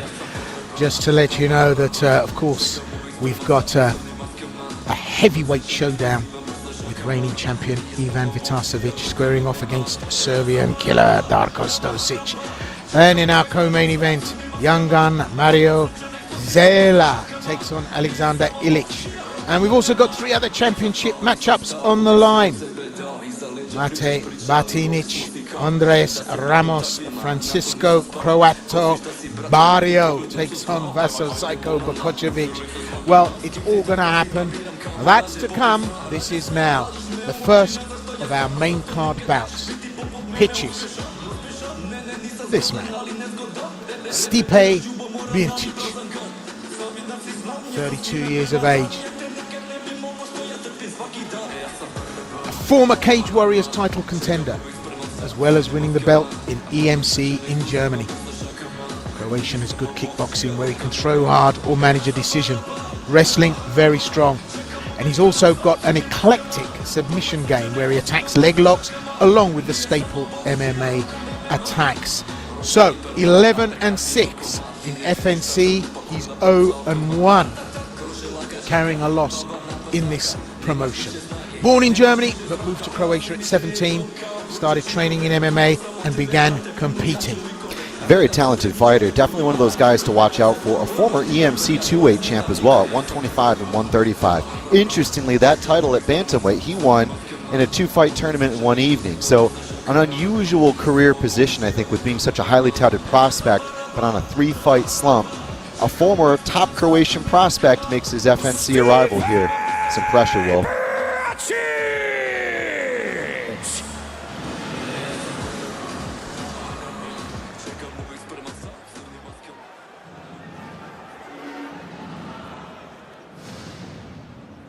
And now, welcome to the red corner.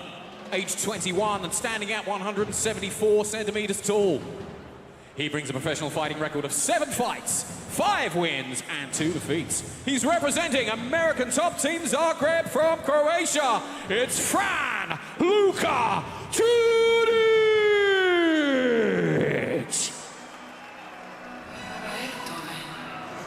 Fran Luka Đurić, 5-2. Well, Chris mentioned that Birčić comes in on the back of some losses. Conversely, Djuric has won his last 3 and is another FNC-built prospect. The Croatian has an all-action style, mixes up his game very well. He's got some pop on his punches, control with volume, and can excel in the scrambles. He's quick at taking the back and sinking in chokes. Now, that's because at 21, he's got an excellent wrestling base. He's a national Savate vice champion, a national grappling champion. Comes tonight, he's the hometown favourite, spent his whole life in Zagreb, now in front of, well, the biggest crowd you can imagine here. And one of the things that not a lot of people know about Djuric is he's been battling Tourette syndrome his whole life. And in MMA he found what fulfills him in that hard struggle. And so, you know, Fran Luka Djuric comes with one of those missions that either cripple people or assist them in their struggle and battle, not only in the cage but in everyday life. Bet your bottom dollar at bantamweight this is going to be such a lively matchup. Great FNC product and prospect, Fran Luka Djuric. It's hard not to love this kid, you know. He moves with so much grace. He has finishing power at 135. A lack of activity, though, and some challenges, too. He was where Birčić was. He had a couple of fight-loss streak. He came into FNC 12, turned that ship around, and since 2023 has been looking amazing. Better every time. Version 2.0, version 3.0. And he's one of those guys that I think is just so composed and put together in the cage. This could be his coming out party.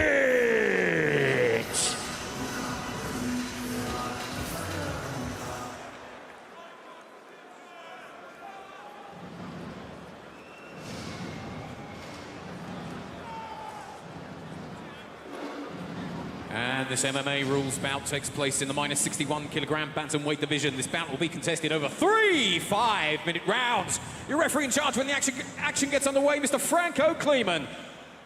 Fighters to the center, please, for your final instructions. Guys, you know the rules. Listen to my comments all the time. Protect yourself all the time. If I say stop, it's stop. If you want to touch gloves, touch now. Step back. Referee Franco Kleeman to preside over this, the first in our main card bouts. Chris, any numbers there we need to know? A lot younger is Fran Luka Djuric. I'm very interested to see if that's a factor, especially if this becomes a grappling fight. Yeah, 32 placed, 21 years of age. There's a good 10 to 11 years difference. And let's see how this plays out. Djuric fighting red, fast, sharp, but Birčić again answers all of those questions. But fearless, tough, resilient, hard Birčić comes off the back of those losses. He's going to want to prove himself, especially here. Slightly the hencher of the two, but being caught out by the speed. Djuric, fluid, sharp, everything you'd expect from an FNC prospect and product. All of the skills and attributes. And that's savate, the art of French kicking. You never see that. Oblique kick there, forms into a stomp. It comes left of field, as do the high kicks, and he's just got a whole panoply of weapons in the arsenal. Yeah, he knows so much of what to throw and when. Again, the head movement in the pocket. The hands are low, but the defense systems are active. He's a very, very aware fighter, and I love watching him in motion, Will. Fluid combination, left-right, left combination there. Not often you see that in an MMA bout where fighters throw off combinations in that with that ease and in a flurry like that.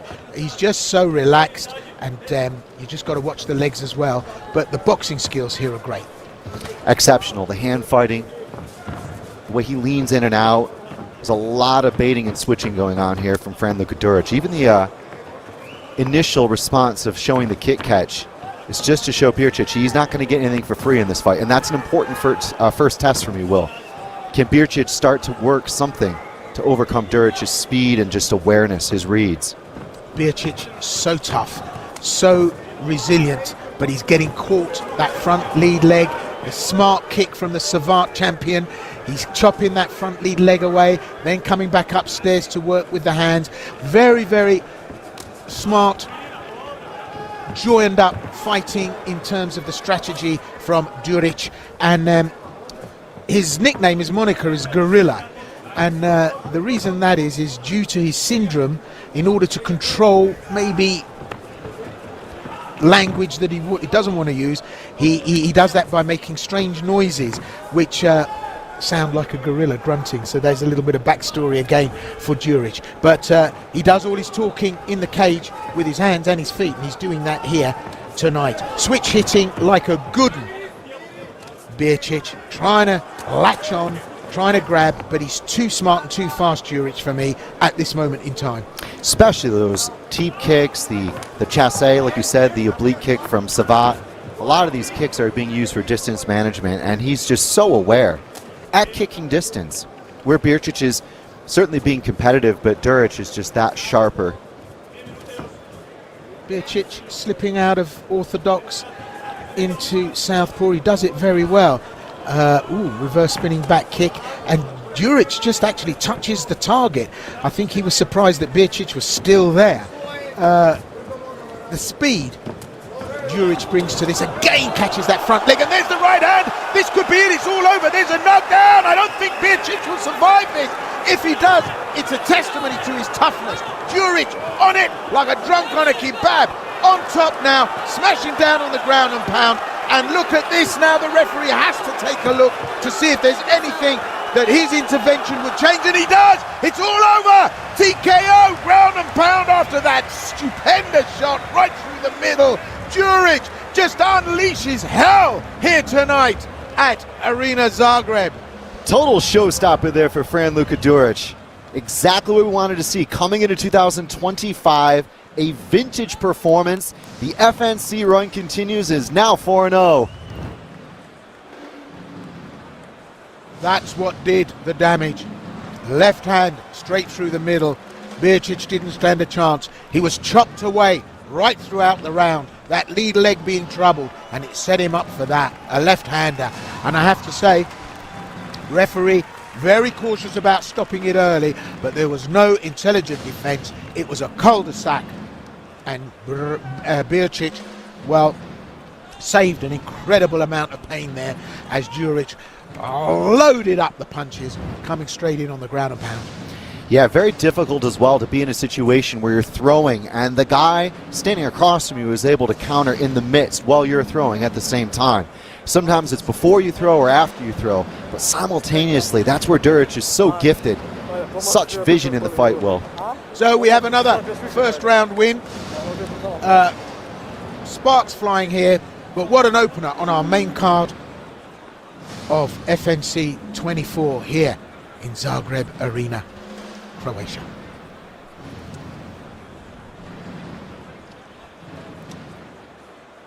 And so, ladies and gentlemen, the end comes after 3 minutes and 40 seconds completed of round number 1. Your winner by way of TKO in the red corner, Franluka Duric!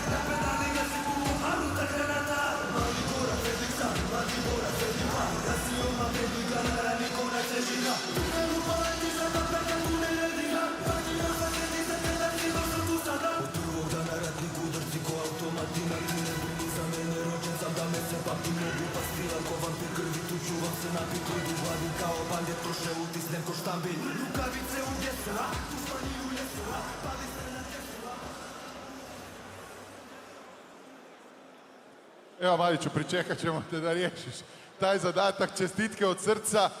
Kakva velika impresivna pobjeda protiv iskusnog veterana s toliko mečeva i toliko dobrog iskustva na velikim pozornicama. Pretpostavljam da ti ovo puno znači, možda isto kao i onaj prošli meč.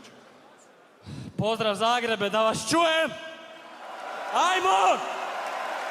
Jače! To. Ovako. Naravno, jako mi puno znači. Ovo mi je općenito prvi nokaut ikad. Prvi put da sam nekog nokautirao. Žao mi je iskreno što je to morao biti Stipe. Pajdo moj, dobri smo si. Nastavit ćemo trenirati. Opet, ako šta njemu treba, uvijek može doći. Ja ću doći kod njega. Odradit ćemo sparing. Ko da se ovo nije desilo. Molim jedan pljesak za Stipu. Kao prvo, uletio je short notice. Naravno, imao je dovoljno vremena da se pripremi, ali opet nije imao toliko kao ja. A eto, puno mi znači, kao što sam rekao, prvi nokaut ikad. Mislim da je bio još bolji performans od prošlog puta, kao što sam rekao. Eto, zadovoljan sam i nadam se da su svi koji su došli ovdje zbog mene, da su i oni zadovoljni. Mislim da su definitivno zadovoljni.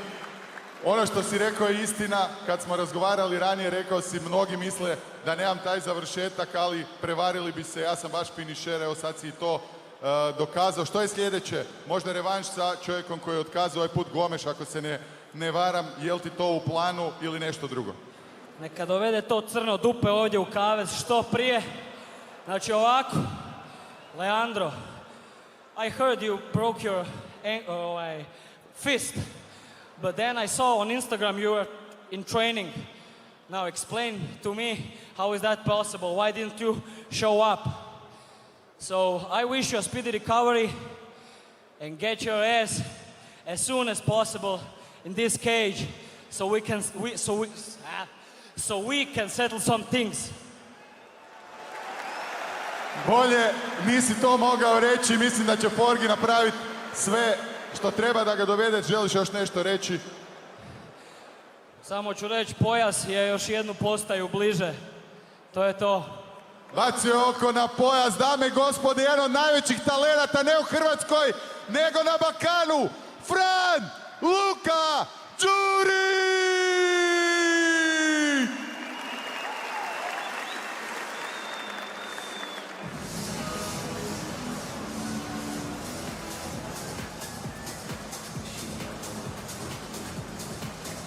Taking a look at some of the numbers there, it was a clean slate there for Fran Luka Đurić. You can see the higher accuracy was nearly triple in compared to Birčić, and it was ultimately a combination that opened up, especially with those kicks in, a beautiful TKO stoppage.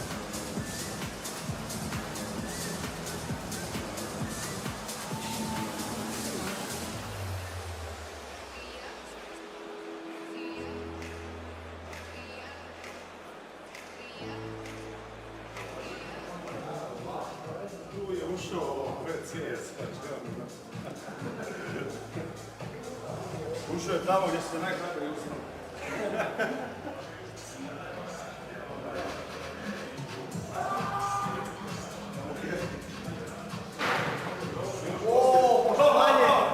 Kako ste Mislio da ga pali Zagreb. Jeste dobro? Ćao, kralj, ovo je moj nasljednik. Dobro, hoćeš idi ga. Možda obaviti. Ajde.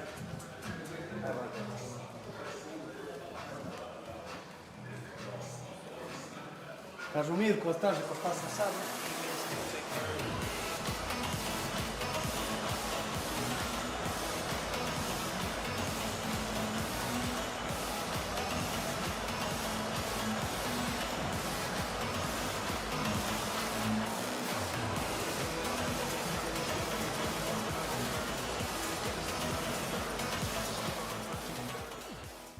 Ja sam Veljko Aleksić, dolazim iz Beograda, Srbije i predstavljam Ahilid Borilačku akademiju.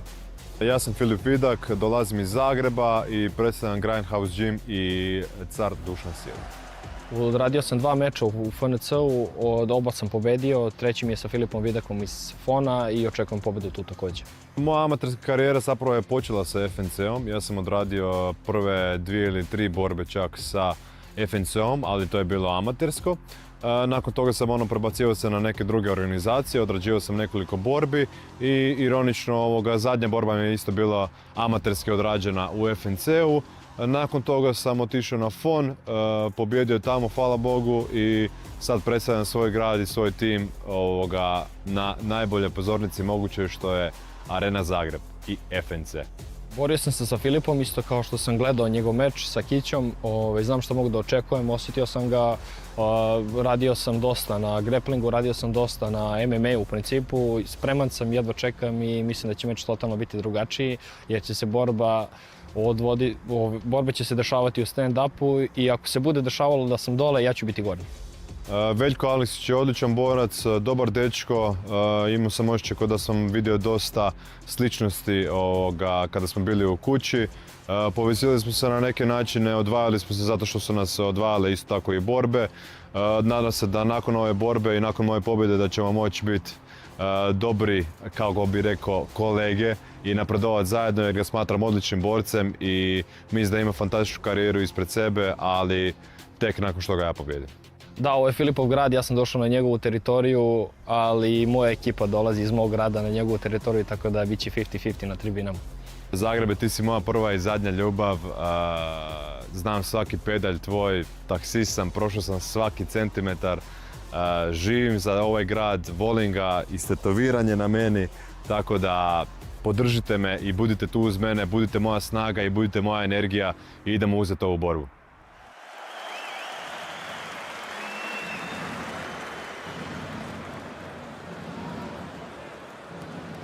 Please welcome to the cage in the blue corner, aged 23 and standing at 187 centimeters tall. His professional record thus far a perfect one with 2 fights and 2 wins. He's representing Ahile Fighting Academy from Serbia. It's Veljko Aleksić!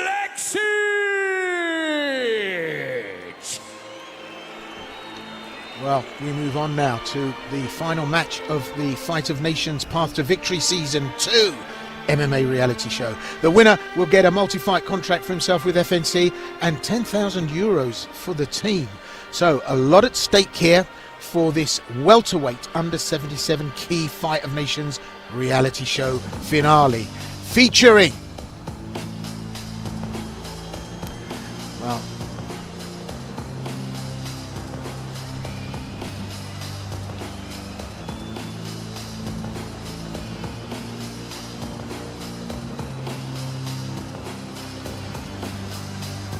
Veljko Aleksić at 23 comes with a record of 2-0 and an FNC record of 2-0. A representative of Team Joker, coached by Alexander Ilic, and an IMMAF veteran at amateur level representing Serbia and doing very, very well in the tournament. Way more MMA fights than his opponent. His submission game is a lot more developed. Always likes to slip in a choke, brings a lot of competitive striking. Basically, he's got a route to win and he knows how to do that. So, at 23 years of age, he fought tonight's opponent in the Fight of Nations semi-finals and lost by judges' decision. So that's interesting. But the coach and team decided that Veljko would represent them in the final yet again. Miran Fabian said that he reminds him of Giorgio Petrosian. Well, that's saying something because I remember when Petrosian hit K1. Wow, that was something else. Reminds him of Petrosian. Let's see how much of that bears fruit once we hold it up to the light. Yeah, highly impressive fighter for sure, Will. I mean, one of the things that we saw was him taking out Antonio Budimir in FNC before he went to the reality show, and that to me really spoke volumes about where he could go because Budimir was a well-regarded prospect, if you will. But also what we saw in his amateur sort of career, not only from IMAF, who he beat, when he beat them, at the 17-2 run that we saw. The only losses as an amateur were twice to Ramazan Gatinov, who is just an exceptional fighter. So the quality of stock, you mentioned who he's training with, really speaks volumes, I think, about his potential and where he can go tonight.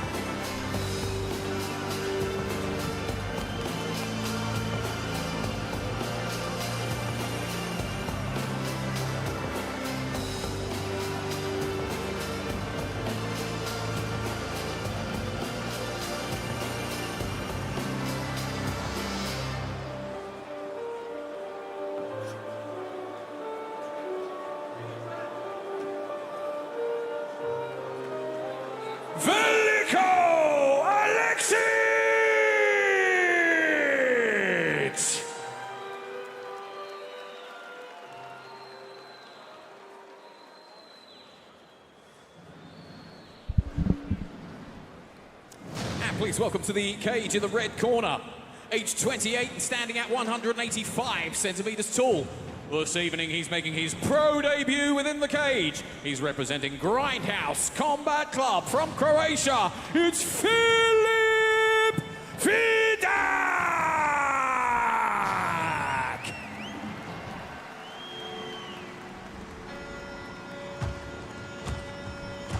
Well, Filip Vidak not only makes his FNC debut tonight, but his pro MMA debut. Now, on paper, he's easily the more inexperienced fighter of the two. The Slovenian has been coaching striking arts, then decided to get in on the action himself. At 28 years of age, he's an accomplished stand-up competitor.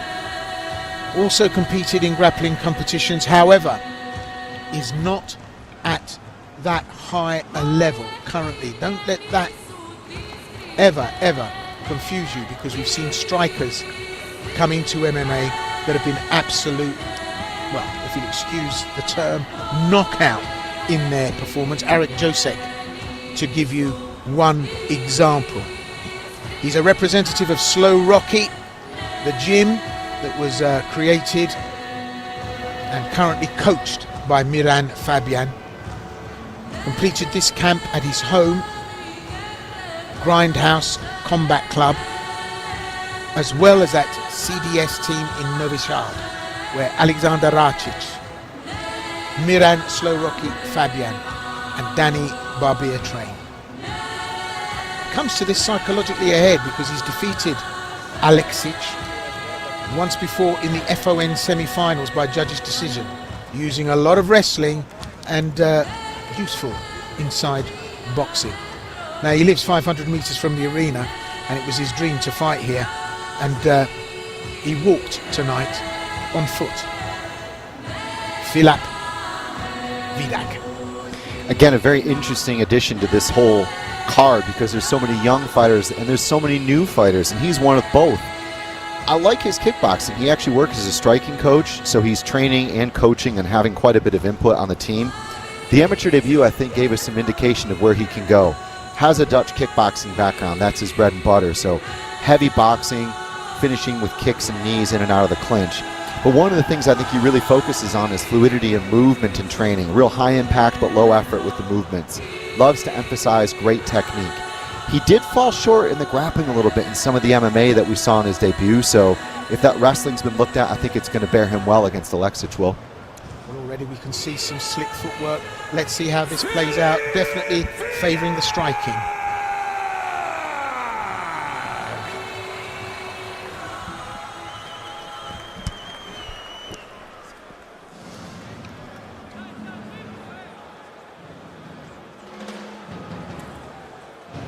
This MMA rules bout is the Fight of Nations finale and takes place in the minus 77 kilogram welterweight division and will be contested over 3 5-minute rounds. Your referee in charge when the action gets underway, Mr. Franco Kleeman. Fighters to the center, please, for your final instructions. Guys, you know the rules. Listen to my commands all the time. Protect yourself all the time. If I say stop, it's stop. If you want to touch gloves, touch now. Step back.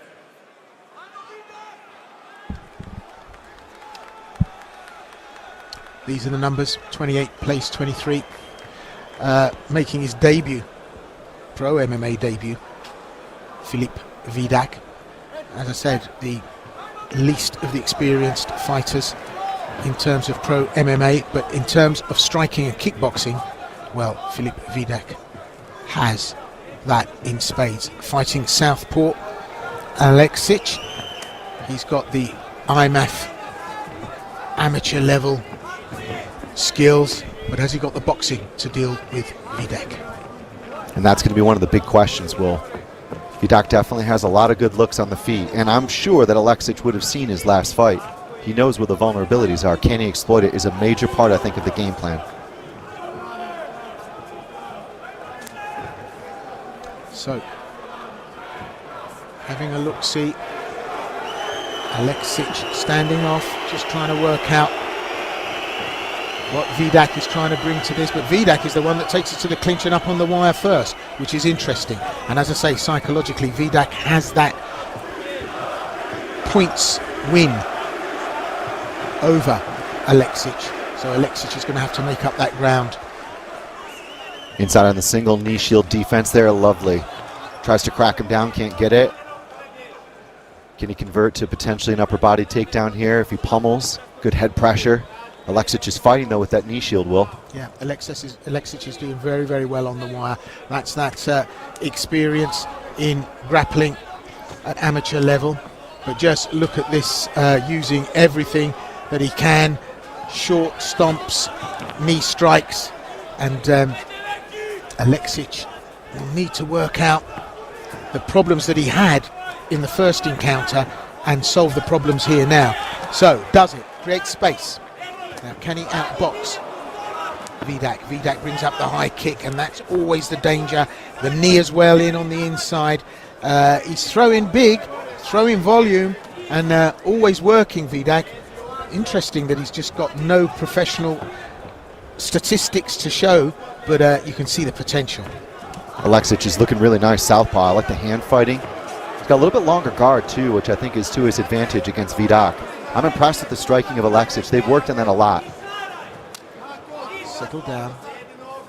Still just a little bit too static for me, Aleksic. Mind you, cutting some nice angles, and that's what makes the difference. It allows him to stay in the pocket as opposed to advancing forward and then retreating. It enables him to just throw the angle. So some good slipping here. And, he's not expending the energy that Vidak is. Vidak bringing the fight though. And interesting that Aleksic is slightly rangier, slightly taller. As you mentioned, that long guard, Chris, has put him in good stead. But the confidence Aleksic has, trying to work the counter, draw his man in and then punish him. That was great hands. Left, then a right uppercut. Now he's finding the shots, but I've got to say that Vidak throwing some power behind those shots, but he's been caught out a couple of times right on the target, and that's always going to off-foot you. Especially when Aleksic changes his stance. He's kind of swapping up, moving backwards, and then corking up on the left. Going left to the body, hands are low, and sometimes that left actually goes upstairs, just like that. Tricky, unorthodox even. Not always on target, Aleksic. Certainly the more comfortable looking of the two, and the movement great, very fluid, very relaxed, but the guard just a little low, and he needs to have a care. And look at this. Oh, Vidak follows through now, power punching, comes in for a double leg, takes his man down, successful. Being held there in a headlock, but powers his way up, held in the guillotine. Oh, and look at that. Aleksic says, yeah, not worth any effort. I'm back to the boxing, and I think I've got a better chance here. And he looks good. Attempt at a reverse spinning back elbow from Vidak. Aleksic sees it all coming, taking it all in his stride. It's nice work from Aleksic so far. Vidak having to rush his man to make any impact. And that's maybe an alarming sign. He's getting outboxed here. Before he replaces the shield. Oh, that was sloppy, and that could cost. Interesting. Aleksic again. Lovely counter there. He's just got a little bit of a step ahead in a lot of these things. They're both actually doing a lot of the same things. It's just Aleksic is just that little bit better. You can see on the feet, the boxing's working. There on the ground, there was an attempt from Vidak, but Aleksic rolled through, threatened a leg entry, got underneath his base, and then scrambled hard to get on top. It's just very smart fighting. Slightly better fighting, more experienced fighting, I think, from Aleksic. Well, that's the end of the first. I was a bit surprised at how Aleksic left his neck out to dry there. I mean, he just grabbed that so easily. But there's the end of the first. Interesting in that I was surprised to see that Vidak was the one to try and initiate the first takedown to the ground. But we'll have a look at the replay here. Great footwork from Aleksic, I have to say. And there's the left. You can see him switching up quite a bit. I think the switching footwork and switching hands made a huge impact. Another left. That was the best punch, I think, of the entire round. I've got that round for Aleksic. And like you said, well, very surprised that Vidak actually initiated the clinch, and it didn't work out. It's one thing to do something, it's even worse if it's not in your favor. So, some damage to the face of Vidak. He's taken some hits from Aleksic. Psychologically, that points win, decision win over Aleksic is going to help Vidak, but only if he uses it to his advantage. Right, we go to 2 of a scheduled 3 here. And just to remind you that this is the Fight of Nations Path to Victory Season 2 MMA reality show final. And so a lot at stake here for these two. Vidak headhunting now, trying to throw some big shots. And Aleksic happy to slip, stay in on the inside and work the counter. Vidak trying to square off the ring, trying to make it difficult for Aleksic to find escape routes. But now Aleksic marches forward.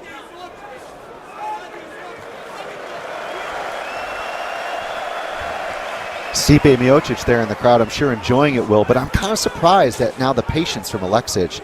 Vidak is definitely leading the dance, but it's just not working out for him. I feel like the pressure, the in-your-face movement is forcing him into positions where he's walking onto boxing, getting caught, like you said, in some of the wrong end of these trades.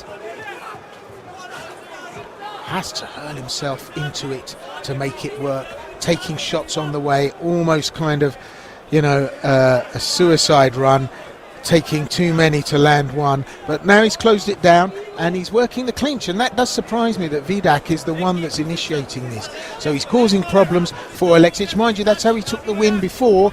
He did a lot of wrestling and a lot of inside sort of grappling work. That was a nice move if it had worked, but 9 out of 10 for effort. I just feel like the game plan from Aleksic has just been too prepared. They worked a lot on their striking. The southpaw boxing in particular is working out. Clinch defense, check. The odd little bit of harassment with the kicks, check as well. There's not a lot to threaten him from Vidak.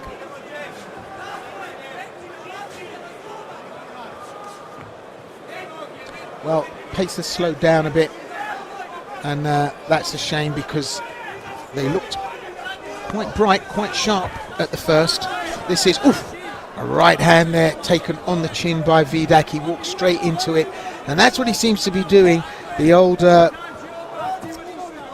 happy to take the sacrifice shot to make it work, but you can only go to the well. Oh, good work there from Aleksic. Gets the elbow to work, cracks in a couple of shots, and Vidak so intent on taking his man down that he walks onto him. But he succeeded, and there from that top position might be able to work. But Aleksic, well, good bit of escapology so far. Love that. He got the golden ticket there, just pulled the legs back, exposed the back, got the go around. But here, tricky counter there. Outstanding. Aleksic actually trapped one of his legs, walked through, and basically just was able to swap positions and force side control. Now exposing the back, crab ride from reverse. Sneaky wrestling there from Aleksic.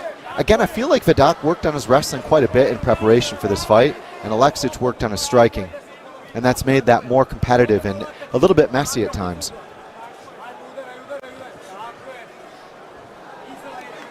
Nice ride here from Aleksic. He's got that double underhook control from the rear, continually mirroring and feeling out the movements to float and make him bear his weight.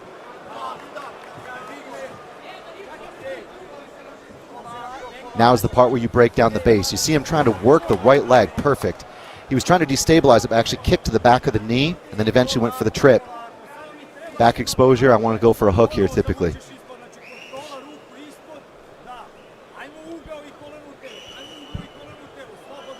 So Aleksic, can he take advantage of this position? He's not being left a lot. Vidak straight up to the upright. Attempt at a little sweep there, doesn't happen. And Vidak, well, everyone clutching at straws here to try and get some grips, but that was lovely. Over the head, but he can't hold it. And he's in a lot of trouble in terms of collateral damage to the face. walking onto the shots. Vidak throwing the power. Now, can he make inroads? Goes again for the takedown. This is real grinding attritional work here. Does it, succeeds with the double leg, and now Vidak gets a chance to ride on the back. Can he jump on and take the hooks? Yeah, he can, and he's got a good chance here if he can get an arm through. This is attritional work from Vidak, you know, on the bell, just can't make it work. It was a tough round, Chris. Exhausting round. Both guys are really feeling the pace of this. And again, I think Vidak recovered very well, going out there, exposing the back, nearly capturing the back. It just shows you when you think one person's starting to kind of swing and gain some favor, the other guy recovers and starts to find some ascendancy. Ivan Arslan, Stipe Miocic, and Mirko Filipovic. Well, there you go, the FNC Glitterati, Croatia's finest, all here tonight at FNC Arena Zagreb. That's a shot for posterity, if ever there was one. And the biggest camera of all, they've just spotted.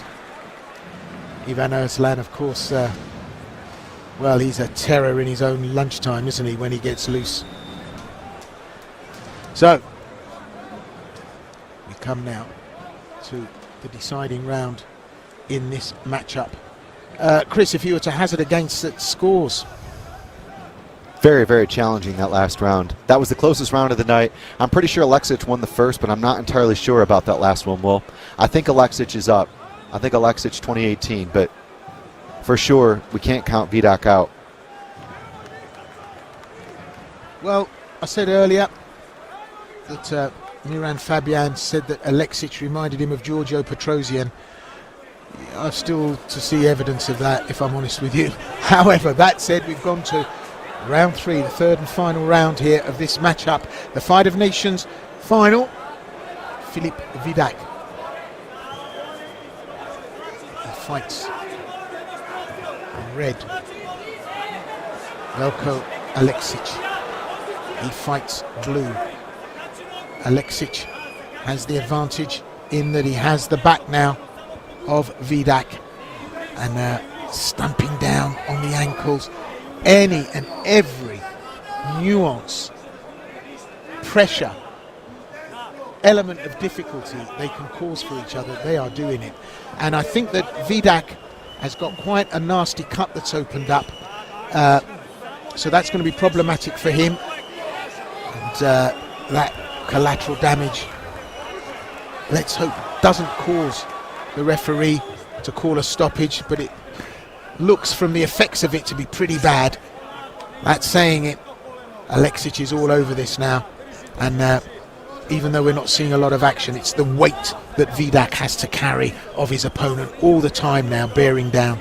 And we've seen this a couple of times, that Vidak has gone for a figure 4 counter. We saw it in the last round, we saw it just now, which kind of stalled the back attempt from Aleksic, made him slow it down, made him really just kind of wrestle first and make sure he didn't get that key lock on. Smart, very smart, and that's, I think, the slight difference, is just being that little bit ahead in the fight. But that cut looks like that could be a real issue, Will, if this continues. Yeah, and we've seen injuries. There's the gum shield again, and we've seen injuries. He's calling for it to be put back in, and in it goes. That was Andy. We've seen injuries like this that look a lot worse than they actually are. But I think Veljko Aleksic has caught wind of this and is trying to get some shots in to try and have access to make that worse if it's possible. Really smart here from Aleksic. Again, you could see that Vidak was potentially going to go for a leg lock, and he actually forced his head into the armpit. Again, his coaches said, look, don't get too aggressive here. Don't let him get underneath your base. Fight that left arm, which he did. He broke the wrist grab, and then he obviously forced his head in. Just very good defensive work. Well, really attritional, as was the first outing. And none of them have got a magic bullet here. But this is one of those grinding attritional matchups that looks as if it's going to go the distance. They're going to have to squeeze out a win, and that's exactly what Aleksic is doing, working that rib cage, the floating rib, by putting the elbow, the forearm in, trying to weaken Vidak. Vidak under incredible pressure here, isn't he? serious pressure. Just the forearm pressure, the shoulder of justice. There's a lot of things going on here where the coaches, for sure for Aleksic, are seeing this work. And if they think that Vidak had a chance at stealing that middle round, you got to play it safe. And that's what's going on here, as Aleksic is going to clinch this round. I think undoubtedly he won the first. It's what's required. Pinning both shoulders, really staying heavy over the hips and half, not advancing out of this position, just making sure you fight the upper body, getting in the elbows, doing enough work, making sure you stay here and don't get stood up.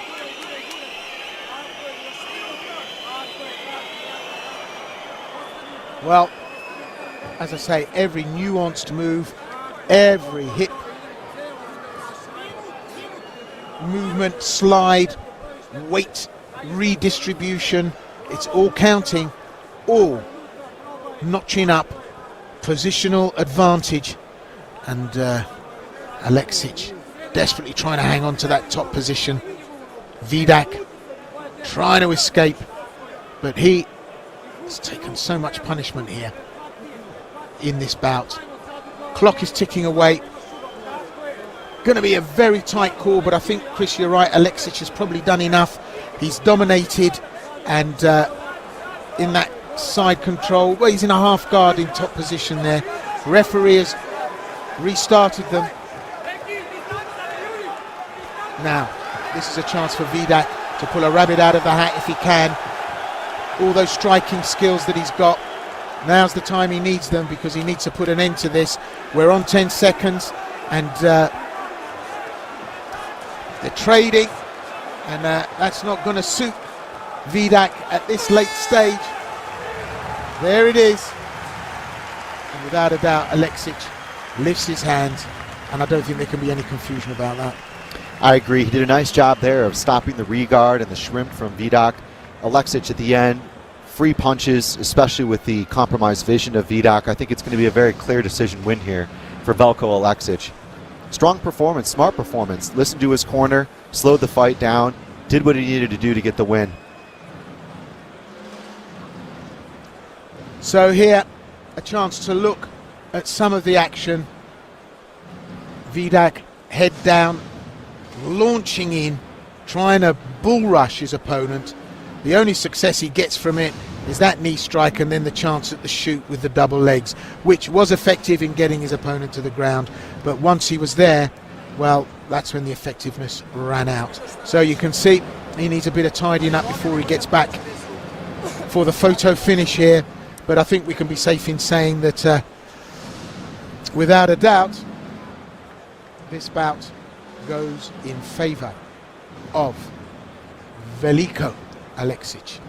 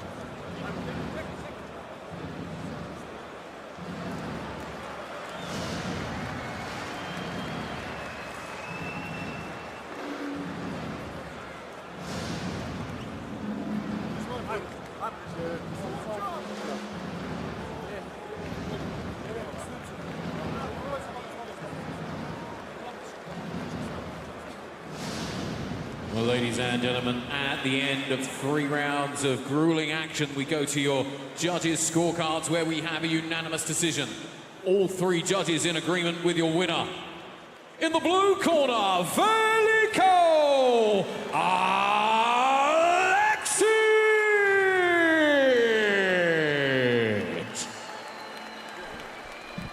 Overwhelmingly emphatic win there for Aleksic. 2-0, goes to 3-0 now.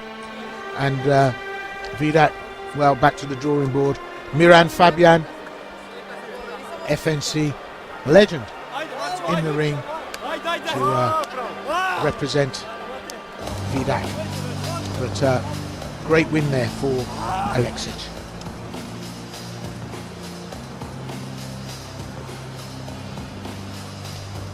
there's the check for the winning team and the winner now of the Fight of Nations Path to Victory Season 2 MMA reality show competition.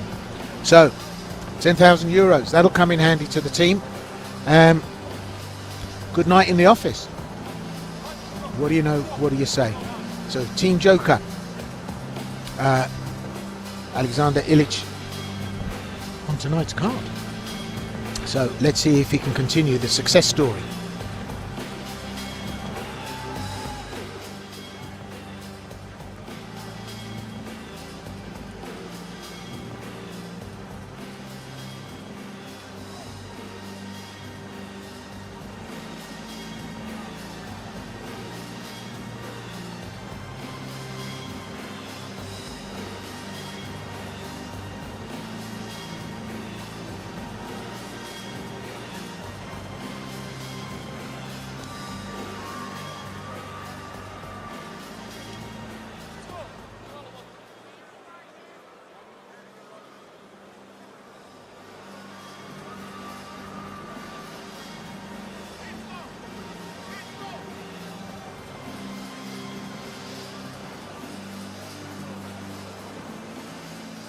Veljko, čestitke od srca, ne samo zato što si postao pobjednik druge sezone Fona reality showa, nego i zato što si pobjedio momka koji te pobjedio prije mjesec i pol dana, ali prije što krenemo na razgovor, dame i gospodo, molim vas jedan pozdrav i pljesak i za Filipa Vidaka.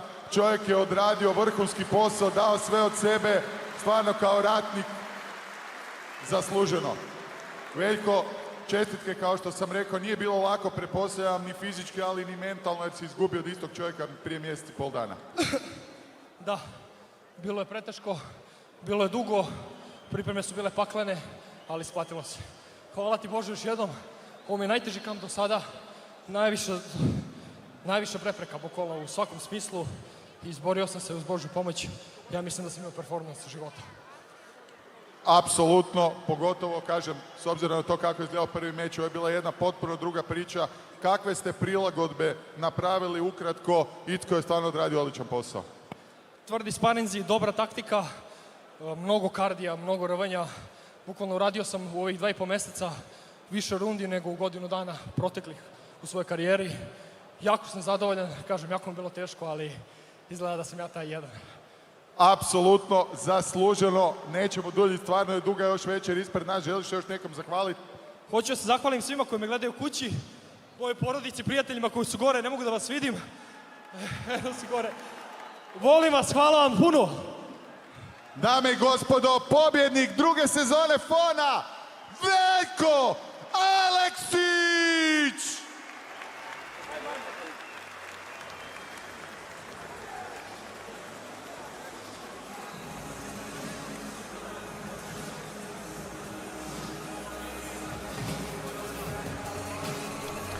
Well, there's the numbers. Wow, high.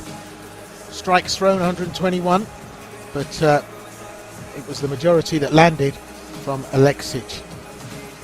Go through the numbers there, and well, no matter what they say, it doesn't alter the fact that the win was taken. Ja sam Aleksandar Janković, dolazim iz Beograda i predstavljam MMA klub Partizan. Ja sam Filip Nitro Pejić, dolazim iz Zagreba, iz Trnave i predstavljam American Top Team Zagreb. U FNC-u sam se borio isključivo protiv ljudi koji su balkanske legende ili šampioni FNC-a, tako da svaki put ste dobili atraktivan meč, isto to očekujte i sad. Godinu dana se spremam za ovo i doneću vam ovoga puta osmijehe na lica. Daću sve od sebe, Nitro je ovog puta onaj pravi. Filip Pejić je po meni dobar momak, dobar borac, ali to me neće sprečiti da ga masakriram. Taktiku smo spremili, Janković je borac kakav je, pročitali smo ga, sve imamo spremne recepte i samo je ostalo na vama da uživate. Pa čujem da je Filip Pejić skupio ekipu koja će navijati za njega, nadam se da će nakon svega navijati za mene. Zagrebe, evo me opet u svom rodnom gradu, nisam odustao, rekao sam da ću odustati od Zagreba, ali nikad neću odustati od Zagreba. Nitro se vratio i ovog puta idemo razvaliti. Ajmo!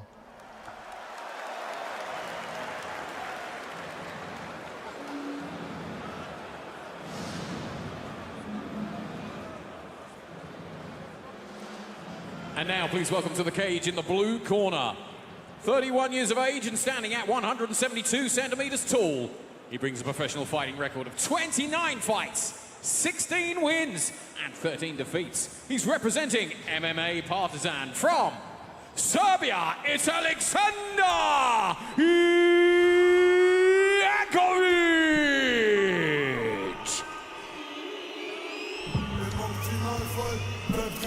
Alexander Jankovic, 31 years of age. In MMA, he's got a record of 16 and 13. In FNC, 1 and 3. He's back in the cage a year and a half after TKO loss to Bojan Koshedna in Ljubljana at FNC 15.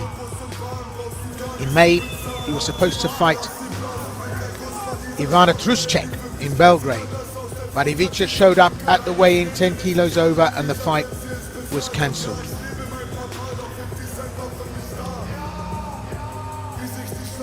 Well, he's a wild fighter, Jankovic. A little bit more well-rounded than his opponent, but Serbian has won 4 of his last 5. That's useful. And he poses a huge knockout threat. Or, if that doesn't present, after a few minutes, he'll go for a choke. Well, that's the name of the game. Decisions are not his game. Neither are his opponents, actually. And he'll fly out of the blocks looking to take your head off. That's what he does. That's what he does best. He's on the clock, doesn't come for overtime, and I think this is a blink and you miss it affair. It's worth mentioning that wrestling appears not to be an option for him. He wants to finish, and he wants an upset here in Arena Zagreb. I think it's been very challenging what happened with the Ivica Trušček cancellation, what happened with the Kosednar duet where it didn't go his way in the sophomore outing. He needs a good start here tonight and a smart start.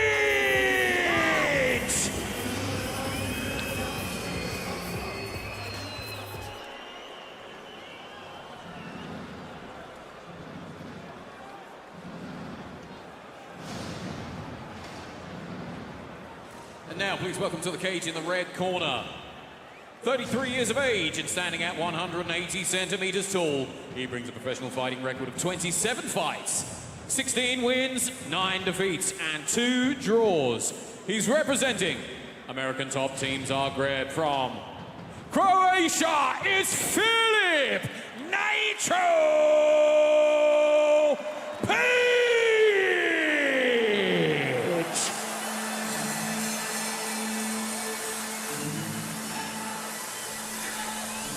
Filip Pejic, well, could arguably call him a wild man of the Baltic scene. He's wowed fans across Europe with his very exciting style. High-flying kickboxer, takes risks, kill or be killed is the motto, and he doesn't compromise his offence for anyone. 11 wins via KO, each as explosive as the next. He took a pause from training in order to put things in order in his head. He had some explosive losses. He started seeing a sports psychologist.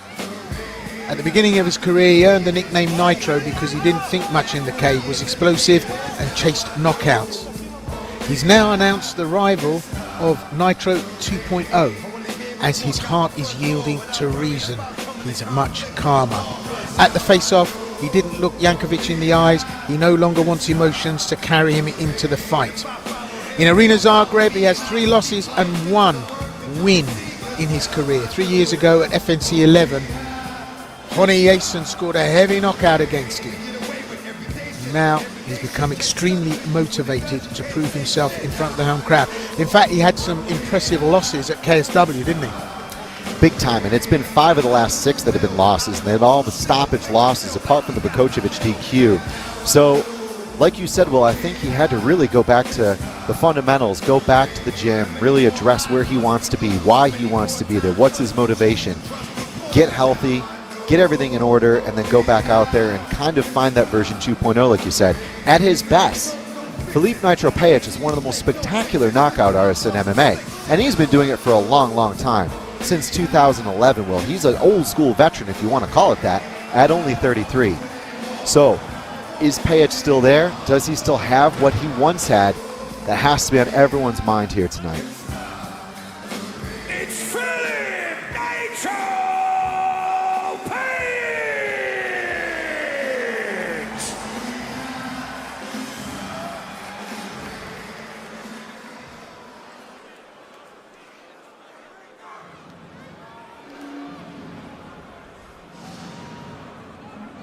And this MMA rules bout takes place in the minus 70 kilogram lightweight division. This bout will be contested over 3 5-minute rounds. Your referee in charge when the action gets underway, Mr. Ilya Lucic. Fighters to the center, please, for your final instructions. Gentlemen, you know the rules. Fight clean. Listen to my commands at all times. Keep yourself protected. Touch gloves if you want. Step back. Ilya Lucic, our referee in this lightweight bout. Filip Pejic takes on Alexander Jankovic. 33 plays 31, mixed records there. Slight height advantage for Pejic. Both guys have very high stoppage ratings, win or lose. Are we going to see Pejic 2.0? Or will the fuse get lit and will he launch on Alexander Jankovic? Jankovic actually giving the respect that Pejic is due by standing off, fighting southpaw. Jankovic comes in behind some shots, but you just get the idea that these two guys are waiting to let loose, and if they do, and when they do, it's going to be an out-and-out fireworks display. It's nice to see a very measured approach from Pejic, a little bit more elusive. You don't want to go out on your shield, especially given the track record of the past few years. Same with Jankovic. He needs to have a smart start here. He's got really tidy boxing, but sometimes we see too much peekaboo guard, too many foolish techniques, if you will, to deploy the boxing. Pejic has had some serious knockouts recently, and I mention them only because I think we've commentated them all. And you know, I just struggle to see him if he's not up to it here, and he's under pressure. Jankovic starts to put the pressure on him, and Pejic dances out from under that, but he took a shot going in, and I just worry a little bit that Pejic has to restructure what he does. He can't rely on offense all the time. He's got to put that defense into play and protect himself at all times. And I mean, I do believe that's what the referee commands at the beginning of every bout. And I just don't think Pejic has got that, you know, got that memo. It's important because, again, you're an experienced fighter. You have to go back to the foundations, not the middle floor, not the upper floor. You have to go back to where you start to build a lot of your basic instincts and habits as a fighter. And like you said, the chin, he must protect his chin. The high kick goes up, that's what he's known for. And if he lands it, it is spectacular. He's starting to get into the flow of things. Ring rust here for both fighters. Actually, they've had some time out, haven't they? Absolutely. And I think good timeout, healthy timeout. First fight in 2025 for both. Pejic takes it on the way down. He goes for a shoot. That's not his area of expertise, the ground. I have to say, you know, he's known as a high-flying kickboxer. But, well, maybe this is 2.0. Comes into open guard. There's a half butterfly there from Jankovic to hold him out. But if he can get on top, or even pass, which seems to be on the agenda, maybe this is the new version of Pejic. Maybe we've been invited to the open door of a rebirth. It has to be. It has to be. One of the keys, I think, for both fighters, for me, was make this an MMA fight. Don't forget about everything that's available. Now Pejic could start to get advantage from this. Can he keep the pressure up? Can he keep his cool and his accuracy? Can he keep Jankovic on the ground and struggling to stop the onslaught? Jankovic under pressure here, and the referee looking very closely. Look at Pejic here. This is great work from Nitro as he goes to work, ground and pound. Oh, great knee strike. He's putting this together really well. No defense here that seems to be intelligent apart from that rise to one knee. Can Jankovic get up, or is he going to still keep taking pressure from Pejic? Well, he does. Pejic had a good shot at maybe doing a lot more than he could have done there, but nonetheless, 9 out of 10 effort there for Pejic. Oh, and down he goes again. up and over. Pejic in control here. Total control. I can't remember the last ground and pound sequence like this in Pejic's career, especially for this length of time. Has to be very smart, though, making sure he avoids kneeing the downed opponent. Ref was taking a very careful look at that sequence there, but Pejic has just got so much one-way traffic. Like you said, Will, it really wasn't until Jankovic started to rebuild his base, get to combat base, that I think he even considered letting this thing go. But nice groundwork from Pejic. It's nice. He looks refreshed. He looks motivated, focused. Yeah, and he looks as if he's got a way to win this other than to ambush. Oh! And again, up and over, a semi-suplex. I love it. He grabs his opponent, puts him where he wanted, and now going to work on the midsection. He's softening up Jankovic, and, well, 20-odd seconds left. I'm interested to see how this goes if it goes to the second. This is great strategic work from Filip Pejic. Those body shots are absolutely horrendous, Will. You can just see how much that's affecting Jankovic. Totally obviously changing the calculus here, this ground and pound sequence from Filip Pejic. And I like the work. It's very, very much up and down. He's working the head, he's working his grips, he's working his wrestling, he's hitting the body. Solid round. Maybe even 10-8 round. Well, I'm just looking at some of the numbers here for Pejic and the 5 losses. We'll look at the action on the replay. That was good hands from Jankovic, doing what Jankovic does.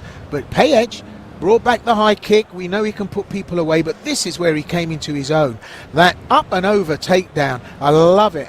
A little half sweep as well, keeps his man on the ground, then works him over good and proper. You know, and at one stage I thought Jankovic might fold under questioning, and the question was being asked by Filip Pejic here. Now, if Pejic can protect the chin, because I do wonder about Pejic's chin, it's been tested and he hasn't always answered the call. But if he can protect the chin, I think round 2 could be great. I agree, for sure. There were shades of the Filip Volonsky finish with that head kick. In the follow-up, I thought we might be in for another one, but I think it's been at least 5 years, maybe even 6 or 7 since we've seen something like that. That competent ground fighting from Filip Pejic. Well, Pejic goes again for 2, but the losses were David Chmielowski, Daniel Rutkowski, Roman Szymanski. Submission loss to Saladin Panas and to Damian Stasiak. There was one decision, Daniel Torres. They weren't, apart from Panas, Stasiak and Szymanski and Rutkowski, they were all top players. Yeah, he's faced a lot of really strong opponents. I mean, both guys have, for sure. And that's where you look at the wins and the losses and you still give them some clout, if you will, based on their CV. You have to. But it's just been smarter fighting. Smarter fighting was important, I think, for both guys, and I'm seeing that more from Pejic so far. Yeah, and I would like to see Pejic put his guard up and put that chin away, because he's got it out on display and he could just have his pocket picked. It only takes one lucky shot, and if ever there was a fighter that could throw that lucky shot, it was Jankovic. Jankovic, switch hitting now, comes to orthodox, floats into southpaw, but Pejic looking buoyant, looking confident, on his toes, and it's the best I've seen Pejic in a long time. I agree. Absolutely agree. It's unemotional fighting. It's very calculated fighting, which I think was what they were looking to do. The sparring probably was even changed. A lot of the things they would have done in the gym to prepare for this, to simulate this, had to have been done differently. Yeah, and I think the memo of the day in Pejic's camp was, it's MMA. You can go to the ground.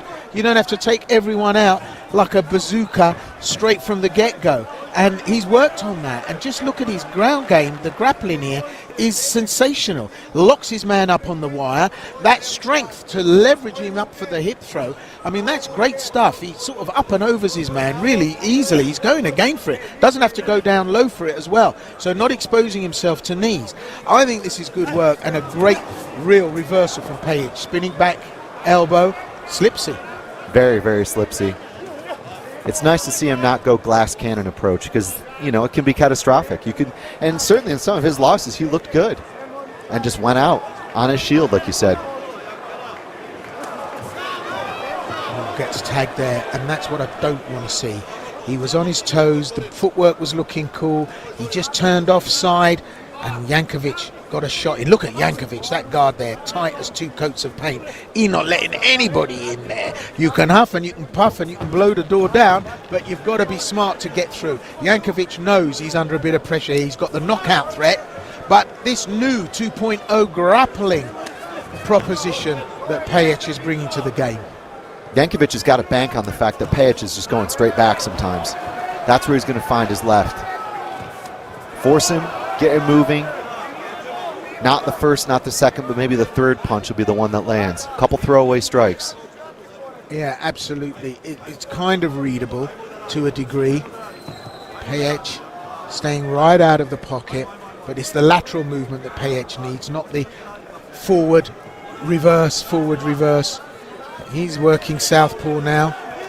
You know, whether that's good. His chin is so exposed, and I do not like to see a man that's been hit with so many good shots and put away by them, shooting from the hip like this.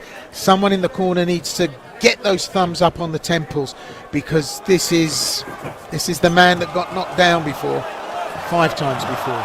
Oh, and look at this now, really working it well. That takedown, Chris, he's worked that to a fine art. It's kind of a little unconventional, isn't it? Perfect high crotch. Slices the knee across, gets to mount, stays nice and low. Good amount of time here. This was where it was really lopsided last round. I'm kind of surprised he didn't go for it earlier, but once again, he's not forcing anything in this fight, which is so important and mentally very challenging after such a tough run. Now he works well in this position.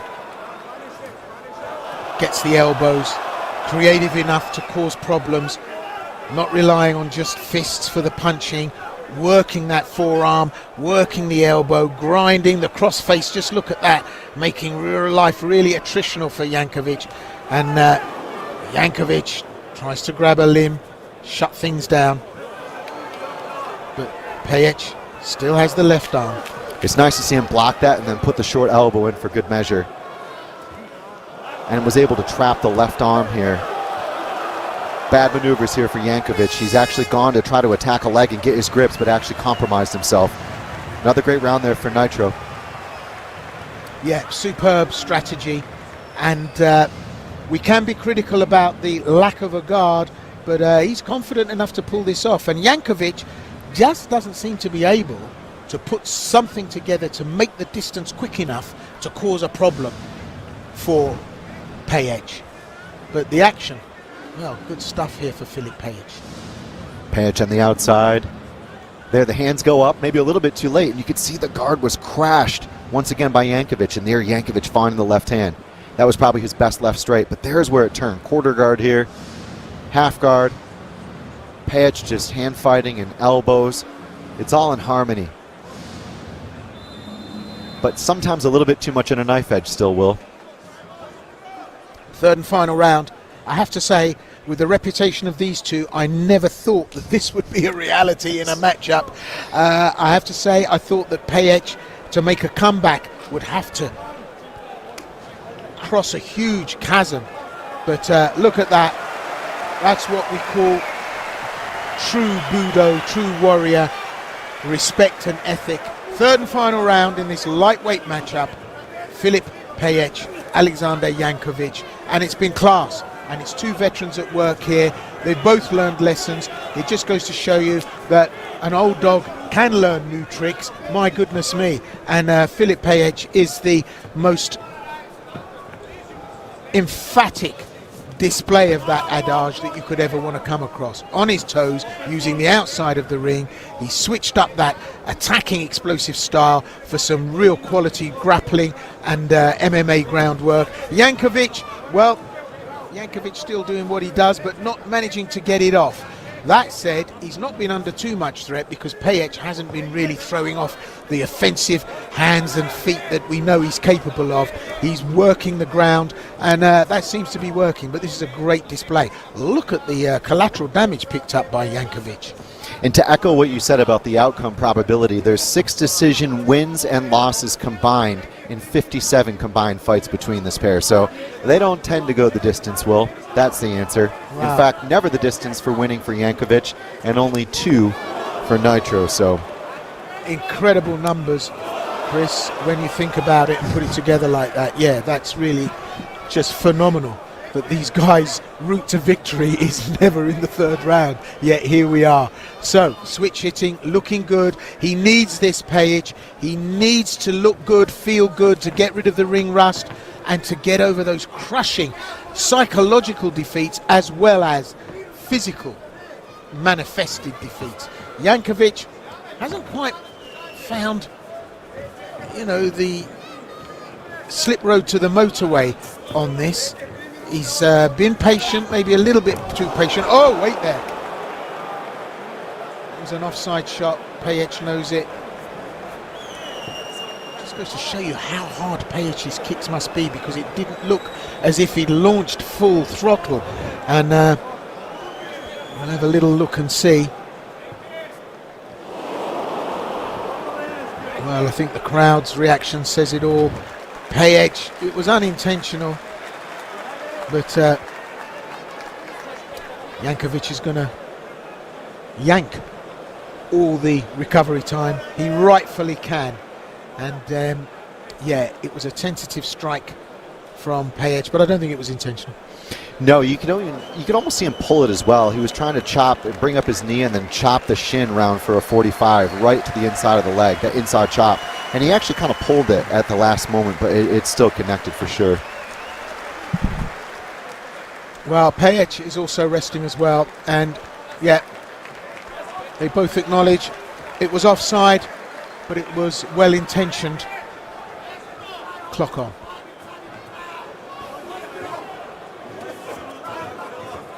Jankovic needs a rabbit out of the hat, I think. I think Pejic has done enough to edge this, and Jankovic needs one showstopper here. Looking at the guard of Pejic, he might manage to do it. Jumping knee strike, picks up his own gum shield. Still dangerous. Feels now that maybe he can bring an explosive end to this, Pejic, and go back to Filip Pejic 1.0. That was ninja-esque there. Switch knee midair, then drops down and grabs his mouthpiece.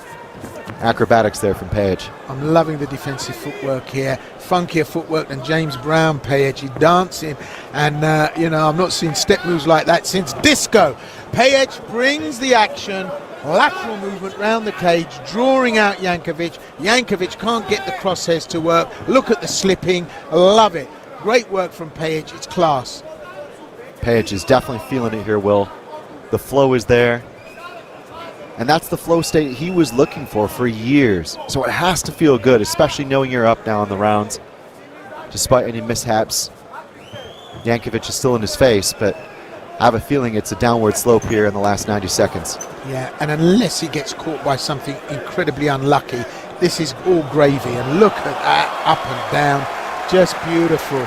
And he's worked that, hasn't he? I mean, this is not a guy that goes for single leg shoots. He's not a guy that goes for double leg shoots. He gets in on you and then just wrestles you down. Open guard here. Jankovic trying to play a half butterfly hook. Nice shrimp. Gains the angle. Defense here from Pejic to deny any grips. Arm triangle threat here from Pejic. Denied. It's a scramble still, Will. Absolutely. But for some reason, Pejic managed to get on top, keep that position, and control. And oof, Jankovic still dangerous. 30 seconds Pejic has got for a win here. His first win in a long time that's been smart. Doesn't get caught by the armbar attempt by Jankovic. Jankovic in all kinds of trouble now, and Pejic with the last seconds of the third round could just cruise to victory. First time you've seen him do it for a long time over a decision.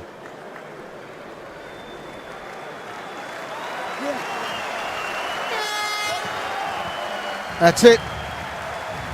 Pejic helps his opponent up. That's the respect. And I think it's going to be a unanimous decision, isn't it, Chris? I agree, 100%. and I think it'll be the first decision win for Pejic since December 2016, if that shows you the likelihood. Wow. Some incredible numbers and stats there. Here's a chance to see the action, and that's what we love. What a great sign of respect. But just look at the power Pejic still has at his command, and demonstrated incredibly there with an offside kick. It wasn't even full throttle. That knee strike checked the shoulder. So, and that's the throw that he's mastered. And I mean, you only need one good one. Ground and pound, and that's how he's done it. And I think you'll be running east looking for a sunset if Jankovic takes a points win here.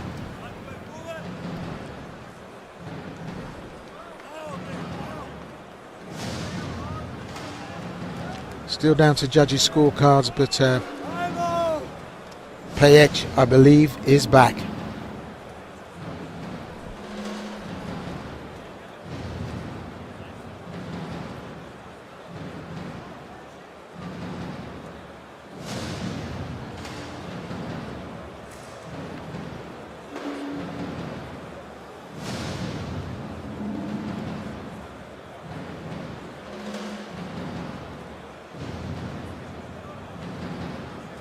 And so, ladies and gentlemen, at the end of those 3 completed rounds of action, we go to your judges' scorecards where we have a unanimous decision.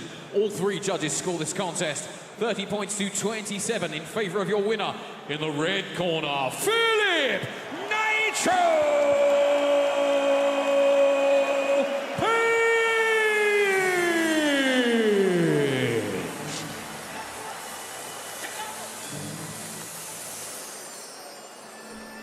Well, no surprises there.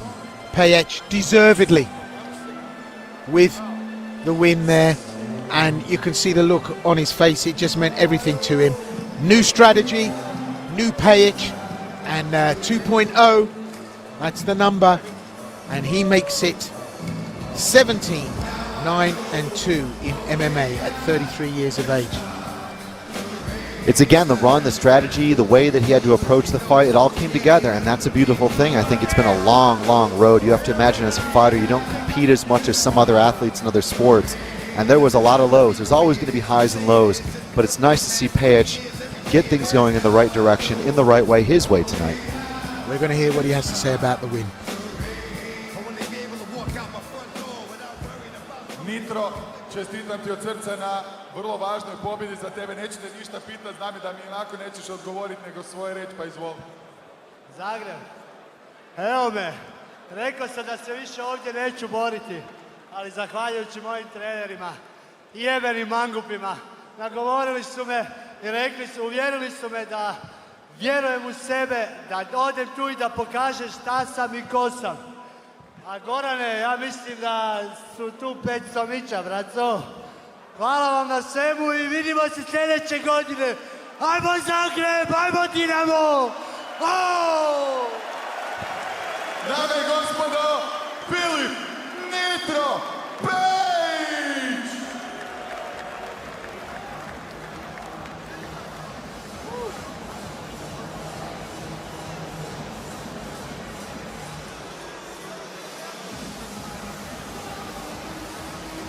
Well, all down to the ground and pound, and you can see the numbers for strikes, punches, and for the landing.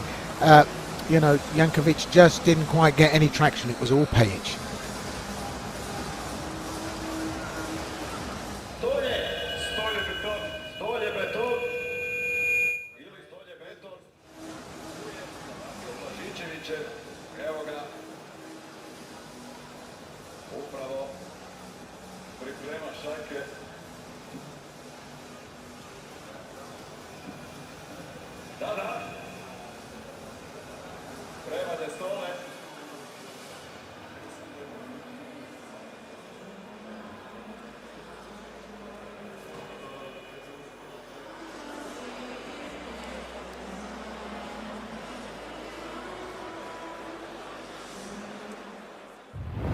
Hi, my name is Saeed Salma. I'm from Suriname. I live in the United States right now in Florida, and I'm representing American Top Team. My name is Michał Andryszak. I come from Poland and I represent Ankos MMA Poznań. I've got a 10-5 record. I'm a pretty seasoned fighter. I fought at the highest level for about 4 years, and I'm ready for my next chapter in the FNC. I had 2 fights in FNC, 1 championship bout and 1 fight with Martin Batun in Zadar. I not always win, but always give a good fight, and I have hope to give a nice performance this time too. My opponent is 2 meters tall, but I have a good game plan against him and ready to go for and come for the win. My opponent is one of the top MMA club on the world. He's got a lot of experience in long distance fights, but I try use my high advantage to win this fight. I'm from your cousin Jim, headquarters of ATT in Florida. Ivan Erslan has invited me here for multiple years, and I'm finally made it. He's shown me some of the best foods around here, and I really love it. Hope to come back next time and eat again. Listen guys, I'm from Poland. I am more Croatian than my opponent, so be with me on my side and crowd very loud.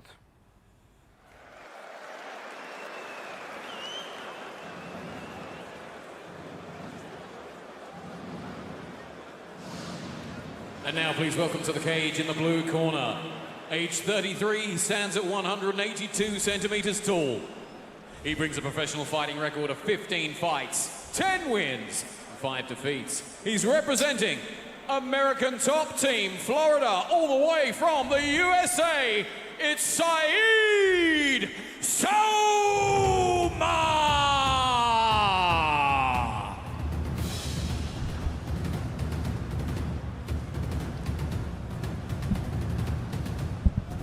Saeed Sowma, Bellator veteran, comes on a 2-fight win streak.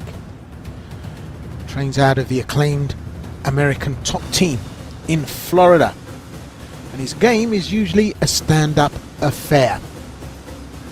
Making his FNC debut tonight, 33 years of age, a record of 10-5 in MMA.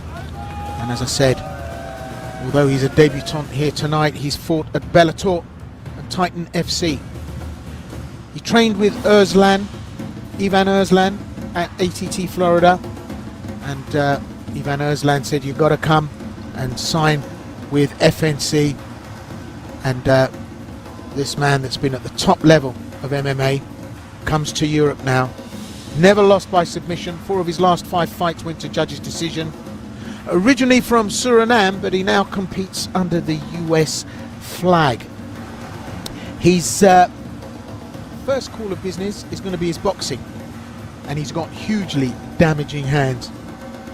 Then utilises his kicks. That's interesting because I always thought that Sowma was a great grappler and an MMA player, but leans on the stand-up. He's a finishing threat in any department and in any round, and can play it patiently. He's tough, durable. Sowma. Yeah, very interesting addition. I think this fight could easily fly under the radar for many fans, but Sowma, again, strong record, good hands, good cage control.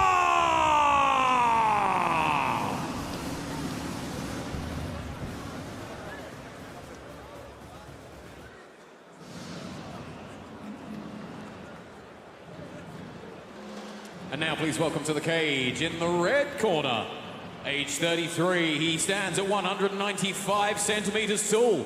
He brings a record of 39 fights with 28 wins and 11 defeats. He's representing Ankos MMA from Poland.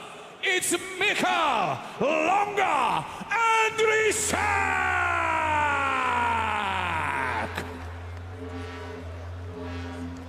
Michał Andrzejczak. His nickname's Longa, but there's nothing usually long about any of his fights. Flies out of the tracks like a greyhound, looking to add to his highlight reel. He's amassed 18 knockout wins. 33 years of age, MMA 28-11, FNC 1-1. He is a very big man. We've met him on numerous occasions at KSW and at FNC here. His hands, when he puts them up, the room goes dark. First fighter in FNC for whom XXXL gloves were ordered. back in the cage after a win against Martin Batur in Zadar in round 1. Batur's knee popped. Well, you can expect fireworks right from the get-go.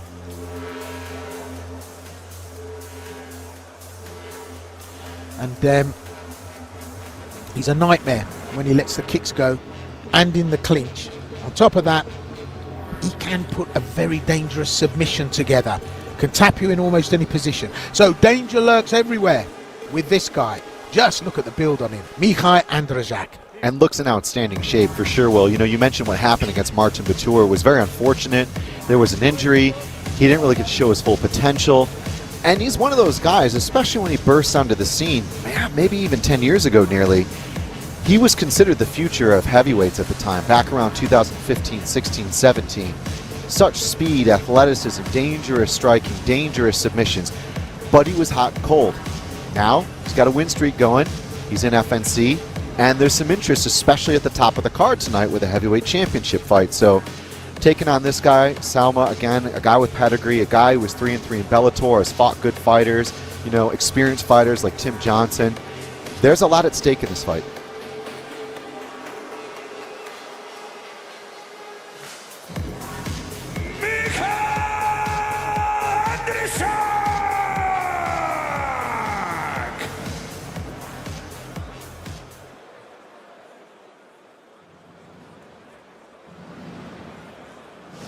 And this MMA rules bout takes place in the land of the giants, the heavyweight division, and will be contested over 3 5-minute rounds. Your referee in charge when the action gets underway, the superb Mr. Ilya Lucic. Fighters to the center, please, for your final instructions. Gentlemen, you know the rules. Fight clean. Listen to my commands at all times. Keep yourself protected. Touch gloves if you want. Step back. Scheduled for 3 heavyweight bout. Those are the numbers. Anything there, Chris, that's striking? 28 and 11. Andrzejczak with height, with weight, with favoritism on the odds. I think also interestingly to see that this doesn't go the distance according to the bookies. Yeah, well, let's just see, because as you say, Andrzejczak hot and cold, but just look at the physicality of Andrzejczak. I mean, if you were to AI a heavyweight MMA fighter, it would look like Andrzejczak. But then you just look at the experience of Salma, who he's been up against, just what he's capable of doing, and, well, there could be an upset here tonight. He's very patient, Salma, can wait it out, but can go at any point. Andrzejczak towering above him, can get the high kick up. Right, left combination, right, left, right. So looking sharp, looking snappy, and actually quite patient for Andrzejczak, because he just normally just tears it up straight away. But just look at the build. Oh, and he's on the attack straight away. He spoke candidly about height and reach being an important factor in this fight for him. And Salma's no mug. He's very experienced, well coached, comes from one of the best gyms in the world, and can fight into longer rounds. You know, he's not one of those guys that's a first round fighter only.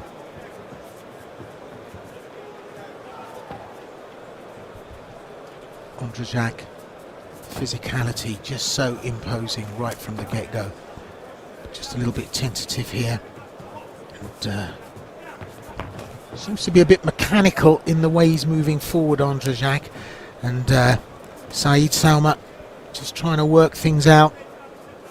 But Salma just not perturbed by anything, is he, at this stage? Completely comfortable, even though Andrzejczak, I mean, if you were to see that man at the opposite side of the cage, you'd have to take a big intake of breath, wouldn't you? But so far, Andrzejczak pushing the pace here, pressing, but nothing meaningful. And Salma working it all out, reading it well. He's got a lovely little inside kick, Salma, which he brings up to the midsection. It sort of comes from nowhere, and it's one of those meaningful, great defensive hands from Salma. Throws up the elbows, makes some beautiful shapes, makes the angle so difficult for Andrzejczak to find the hands to get through. Andrzejczak, with that long reach, gets a right hand through, but well, you can see Salma, very smart, very experienced, but he's starting to glow a little bit red around the midsection, and that's from the hands and both the kicks of Andrzejczak, who goes downstairs then up. Very smart from Andrzejczak. Again, he's just not overstepping. He's finding the end of his punches. He's turning them over. It's not all landing. Salma has a nice compact style. Like you said, Will, there's just not many obvious defensive lapses or avenues of attack. Struggles with the clinch control sometimes, but really there's no real gaping holes in his game. Ondřeják useful as well on the defensive. And he's doing a very, very patient job, Ondřeják, given that this is a man that flies out the traps. And he's just getting the measure of Salma. Salma, very patient. And it's the hands of Salma. He just manages to deflect and cover up, just making life so difficult for his opponent. And you can see this is a very US American boxing style. And there he goes for the shoot. Tries to level things up by level changing, but he doesn't quite pull it off. Ondřeják doesn't want to go to the ground with this guy quite clearly. And Ondřeják really doing a great job of slowly staging his attacks, following through, and then taking off the pressure and assessing before he oversteps, as you rightly said, Chris, and just goes one punch, one step too far, and then walks onto a short kick or a short little check hook that puts him out of the game. Ondřeják is being very smart here. He's just got to have to wait a little bit to see where he can find the more fruitful paths, if you will, in this fight, because Salma's not really giving him a lot of options. Salma's in his face. He's parrying well, though. Like you said, his elbows are good and tight. His head's moving before and after combinations. It's a lot easier to find head space against a more lumpened heavyweight fighter, and that Ondřeják is struggling with at this juncture.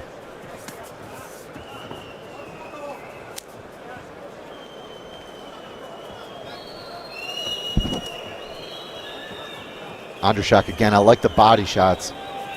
He needs to make sure he doesn't allow himself to get countered by dropping his hands too much. He needs to really kind of squat. Good coverage there on the exit. Salma's a patient fighter, sometimes too patient. Yeah, I think he needs to ride this early round out because he's up against such overwhelming physical disadvantage. I mean, you know, I think he's doing such a good job actually of stemming what is a tidal wave of physicality that Ondřeják has at his disposal. But he's got to 2, and if he's going to finish, he's going to need something very special for Ondřeják. But if it goes the distance and he can cause problems, well, he might just burgle the win here.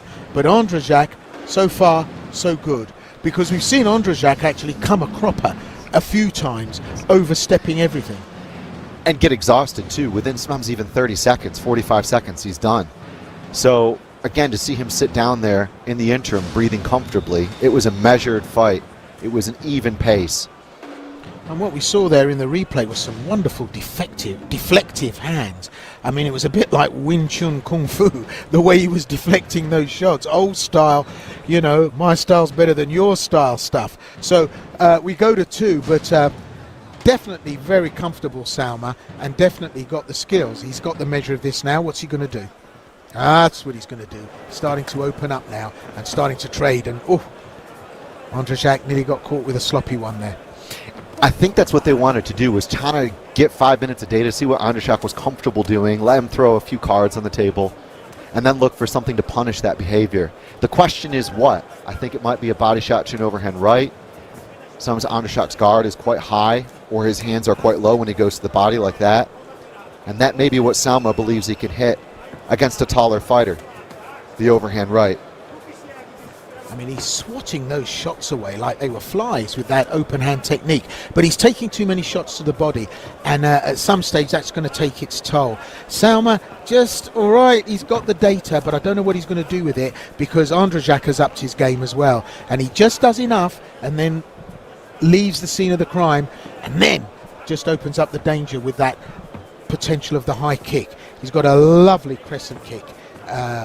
Ondřeják at his disposal. It's not a Miwashigeri, it's not a big looping swinging kick. He brings up the knee and flicks it out. He's got the range and he's got the power to do it. I mean, just look at the musculature on the calves. I mean, that's some beef going on there above the ankle. So you look at the build, you look at the power, but then you look at Salma, and Salma, well, unperturbed by it all. And you wonder if the strategy from Salma, which is just kind of this sparring mode that he's in at the moment, is going to be a problem after 3 rounds, because the natural physical advantages go for Andrzejczak. And with the reach, the height, you know, the extension of his punches, the fine in the end of his reach, it just could be a little bit of a bridge too far for Salma after 15 minutes. Oof. And he's looking now to sink in some hench behind the shots, but not linger. He's not staying there to really finish it off. 1 shot, maybe a double strike, but certainly no combinations up against the wire in that slugfest territory. He's just not dealing with that at all. I think this is a good performance from Andrzejczak so far. Joined up, smart, and that's what you need here. So, just taking it now into the deeper waters. We're halfway through the 2nd round, and just looking at some of the opponents that Andrzejczak has put away. I mean, Martin Batur, Marcin Cianos, Durley, Bruinstrup took a loss against Ivan Vitasovic. It was a TKO, and Vitasovic just unleashed an absolute barrage. But you're right, now looking at Andrzejczak, this is where he slows down. But the whole pace of this has started to take on a different tone. You go back in the career of Andrzejczak, and it starts with a heavy loss to Darko Stosic, Mihai Kita, Luis Enrique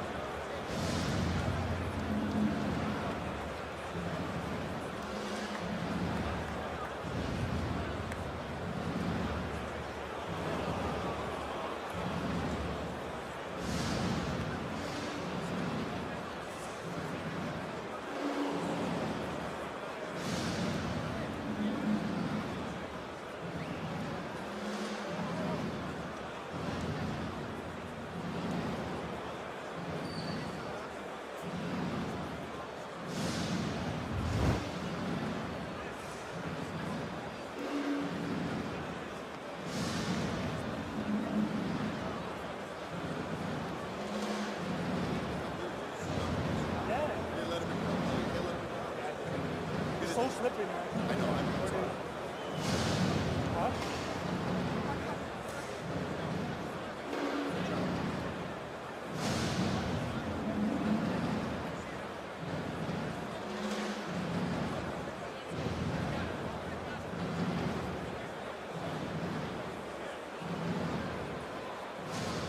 And so, ladies and gentlemen, the end comes after 1 minute and 41 seconds completed of round number 3. Your winner by way of TKO in the blue corner, Saeed Soma!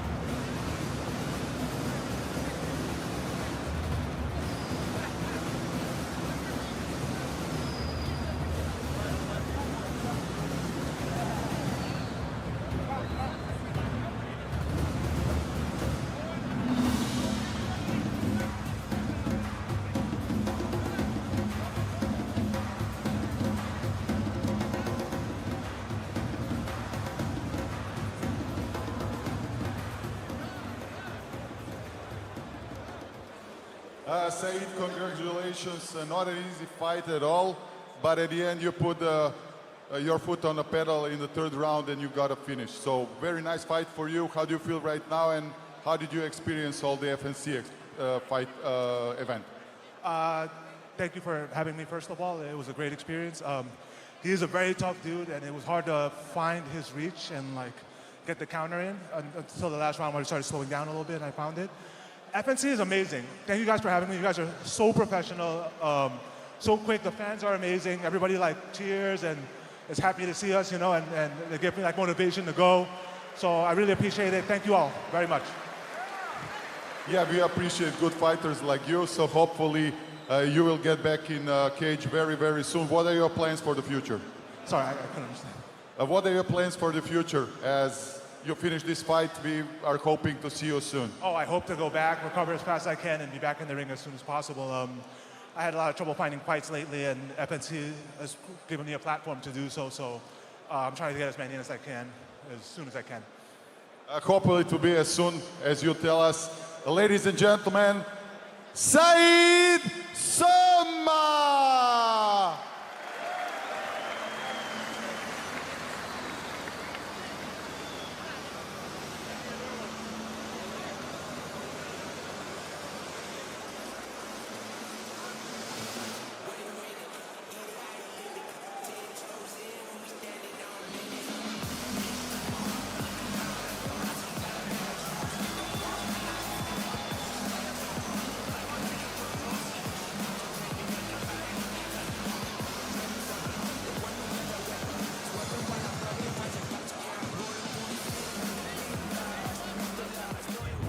I am Arturas Kudryšovas from Lithuania. I am 31 years old. I represent Fighter House from Lithuania. Ja sam Tomas Pahović, dolazim iz Sarajeva, predstavljam ATT Zagreb i tu sam došao da napravim haos. Last years I fight in Pula and lost challenger to lightweight champion Andrei Ramos. After 1 year I back stronger, faster and believe in myself, and now fighting with Tomas Pahović. Ovo je moj 5. nastup u FNC-u. Do sad imam 2 pobjede i 2 poraza. Lovimo 3. pobjedu, naravno. Tomas Pahović is a good fighter. I see his fight and I know I can beat him. So today I show you my potential and fireworks. We do good fight, so let's go. Protivnik je respektabilan, čvrst, tvrd borac i vidjet ćemo u kavezu ko će nametnuti svoje i ko će nametnuti ritam, a ja ću nastojati da ja budem taj. I know I fight is not my crowd in Tomo crowd, but you know MMA is respect sport, so win who is better. Pozdrav za sve prisutne Nadam se da svi navijate za mene, ipak Zagreb je moj drugi grad i ja se ovdje osjećam kao kod kuće. Ja sam ovdje domaći i idemo gas.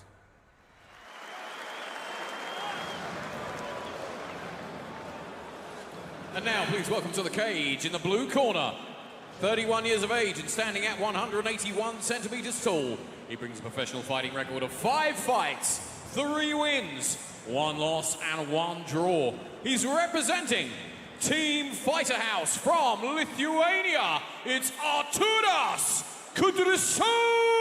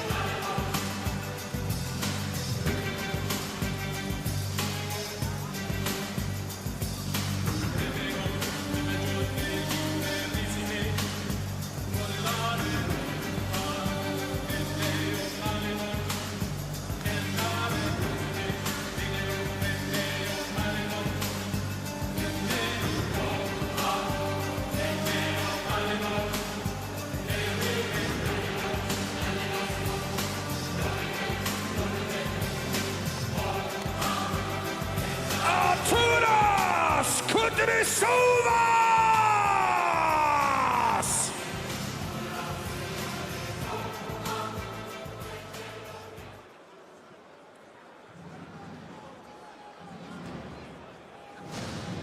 And please welcome to the red corner in the cage.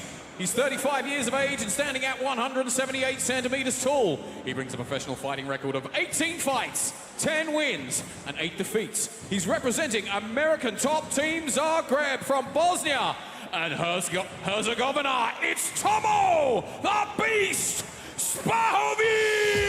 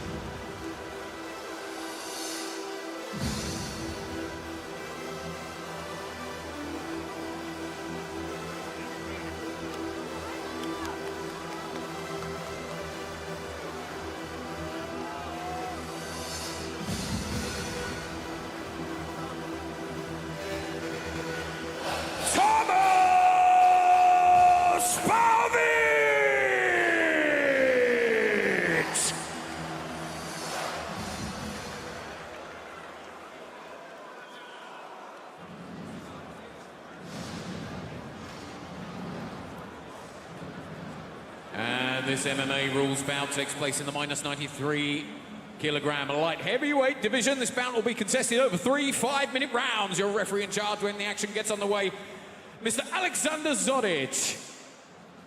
Fighters to the center, please, for your final instructions. Fighters, you know the rules. Listen to my command all the time. When I say stop, you stop. Touch gloves, go to your corners.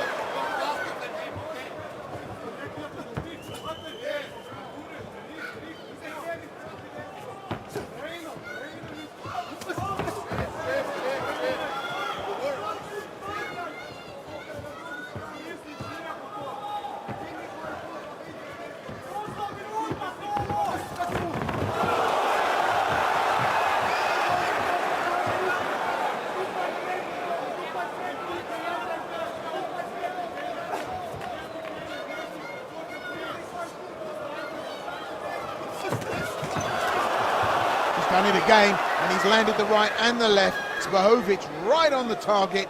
The cross wires firmly fixed, and that's a wake-up call for Kudryasovas. He's been tagged, and I think this might mark the beginning of the end. I think Spahovic realizes he can do this, and unless Kudryasovas starts to drop a gear and get accurate and start to work from the ground up, the basics, move, get inside and cause problems instead of looking for a big shot, well, he could be in trouble here. He's looking to tee up a 1-2, I would have thought. There we go, stepping in. Spahovic is wise to that, counters again. Lovely switch up, going 2-3. It's the way Spahovic just drops a gear and goes forward. It's just unreadable. A man that size with that power just gets the forward momentum, gets inside into the pocket and causes the problems that he does. Up against the wire here against the bigger man, I mean, he's an absolute head case for doing that and getting involved so tightly on the wire. You get the feeling here that Spahovic is going to have to be a little bit more complex. But Kudryasovas, nice kick catch, lovely, taps the back of the knee. That's what I'm talking about, just adapt a little bit. Don't make it a 50-50 fight. Well, he's up against a man that is a black belt in judo and is the Lithuanian grappling champion. And there you go, we talked about smarts. He just doesn't want to get involved, Spahovic. He wants to keep it in the upright where he does his work. And I was about to say that I love the way that chin is just resting on his chest. There is absolutely no gap there to get a punch in, and the guard is high. But look at the way he moves. He's in and he's out. I mean, he's incredibly mobile. It's good patience here from both fighters. Spahovic a little bit deep there on the 1-2. Nice outside slip from Kudryasovas. This is just a total shootout right now, Will. There's no distance management. Everything's being thrown to finish. They're just looking to finish here. But great evasive work from Spahovic. Good footwork, precise. And I have to say, Kudryasovas, well, he can't stop that bull rush that Spahovic just launches. I mean, you know, it's like a bulldozer being put into top gear and then rumbling down a mountainside. All of a sudden, he's on you. And I have to say that Kudryasovas, with lateral movement, could matador his way out of trouble. But he's just so linear in what he's doing. He's forward, he's back, nothing to the side. And that's where Spahovic has the advantage, because he's just bull rushing his man. There is kind of a snowball effect when Spahovic gets going and comes at you. And even when the guard is up, the 4-ounce gloves are kind of protecting you. There's still very little damage mitigation sometimes in his blitzes. Look at that. Does it again. Oh! Spahovic tripping the rules. Light, fantastic there. And just does not want to get involved on the ground, does he? Yet he's initiating these exchanges on the wire. You know, the grappling, the underhooks, but he's not wanting to take his opponent down. So, Kudryashovas has smelt the coffee. He's handled the goods. What is he going to do? It's good kickboxing from Kudryashovas. I like the way he kind of leans and then actually walks through his combinations. It's fairly tight. But again, I just want to see something a little bit more complex, and that's what Spahovic threw in with the knee tap a couple of times, the kick catches. Changing up his rhythm, not always being totally predictable. You can kind of see both fighters setting up, and you want to be the one who catches the other by surprise in this instance. So, we get a chance to review some of the action.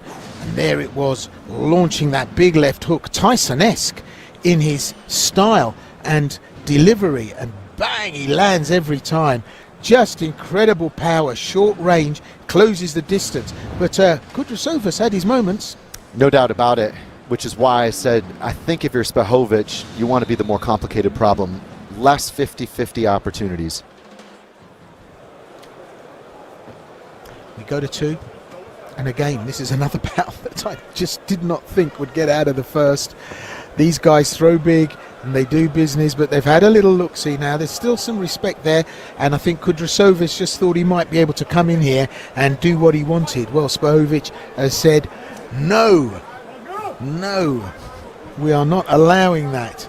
And so here we are at 2, and I think Kudryashovas will adapt well and start to get his own shots off here. Still busy, still boxing well, but Spahovic, always a danger. Carrying a little bit of damage on the forehead, Spahovic, so Kudryashovas has made inroads, but no one looking to commit. Big overhand right from Kudryashovas. Oh! There's the knockdown! Unbelievable! What a shot! Tommy Spahovic, just the left, then the right. It's a knockdown! Unbelievable shot!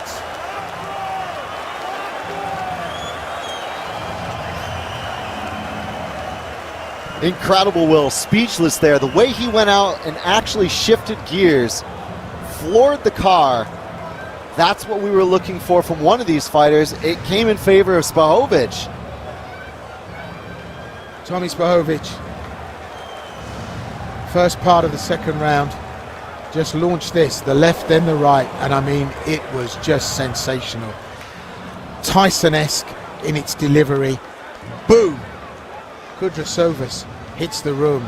I mean, you know, there was just nothing. He found his rhythm. That was just merciless. And Tomislav Spahovic just demonstrating incredibly that, you know, the bigger they come, the harder they fall. Wild to see him just squat his stance like that as well. You could see actually Kudryashovas squatted, looked to chamber, hesitated. Spahovic then squatted and just loaded up a perfect two-punch combination. He was out from the first, the second the icing there on the cake.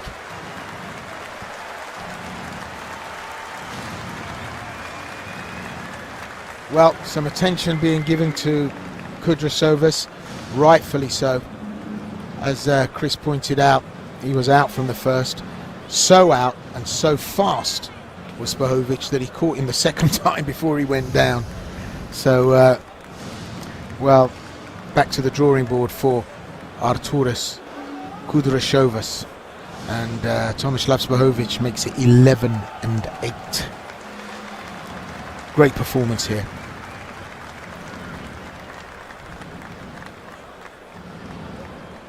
And good form as well. Good form from both fighters. I have to say, Kudryashovas looked good. Spahovic looked good. Both guys were composed and calculated. There was intent. There was strategy at play. A good fight, a good comeback fight for both. But again, given the pairing, like I said, I figured the brawling was going to happen and come out at some point, and the result would be spectacular, which it was.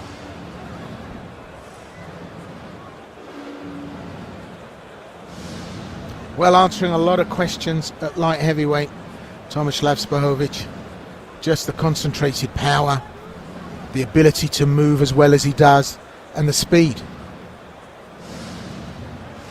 And so, ladies and gentlemen, the end comes.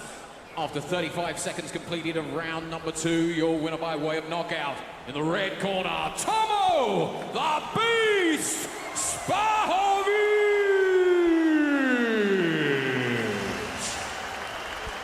Pehar pobjedniku dati će jedan od čelnika FNC-a, gospodin Narcis Mujkić.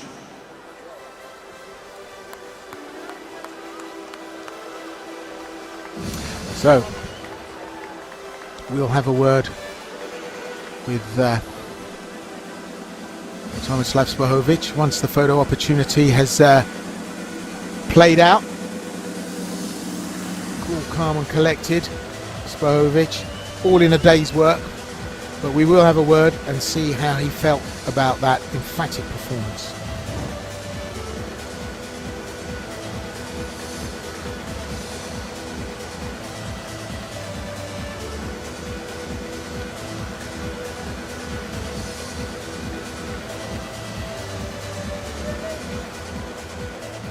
Tomo, čestitke od srca. Prije par dana smo razgovarali i rekao si mi napokon sam se zapravo vratio i da budem iskren od prvog trenutka ovog meča to se vidjelo, bio je to jedan drugi borac, jedan odlučan borac, jedan borac koji je išao naprijed i evo rezultat je brutalan nokaut. Prije svega da pozdravim sve prisutni u areni, pozdrav za grad Zagreb. Kao što sam i rekao, Zagreb je moj grad, Hrvatska je moj drugi dom. Hvala vam svima. Ja sam naporno trenirao za ovu borbu i dešavale su mi se, odnosno desile su mi se najteže stvari u životu. Izgubio sam brata u saobraćajnoj nesreći. U ovom kampu sam imao, to moji bliži znaju, zna i Forgač, imao sam ponovo povredu koljena, pa sam imao staf infekcije, pa mi je pukla zadnja loža, a sve sam prebrodio, sve zarad svog brata koji je preminuo i rekao sam da ću naporno trenirati u narednu borbu, da ću posvetiti njemu i ovu pobjedu posvećujem svome bratu Benji. Brate moj, znam da, iako nisi fizički tu, znam da si uz mene, volim te, da te Bog dragi da sve najljepše. Ova djevojčica pored mene je od mog brata kćerka, to je kao moje dijete i njoj posvećujem ovu borbu. Hvala Forgač koji mi je dao priliku, hvala mom timu koji su mi pomogli u ovim pripremama. Ja ću nastaviti dalje, a evo imam jednu priliku da kažem i rekao sam da ću reći. Neandertal kämpfer, wo bist du? Wenn du Kraft bist, komm hier rein. Ich will mit dir Kampf in München im Februar. Wenn du ein guter Kämpfer bist, ich will dir willkommen bei FNC sagen. Wenn Forgač sagt ja, ich bin da. E sada, ko ne razumije, pojavio se neki neandertalac iz Njemačke, hoće da se bori u FNC-u, pa ja bi ovom prilikom ga izazvao, ako organizacija to bude htjela i učinila, da se borimo u Minhenu, ja i on. Eto, to je to. To je to, Tomo, bolje nisi mogao reći, olakšao si mi znatno posao, čestitke još jednom, naravno još jednom moja sućut kao pretpostavljam od svih ovih ljudi. Dame i gospodo, the beast is back, Tomo Spahovic!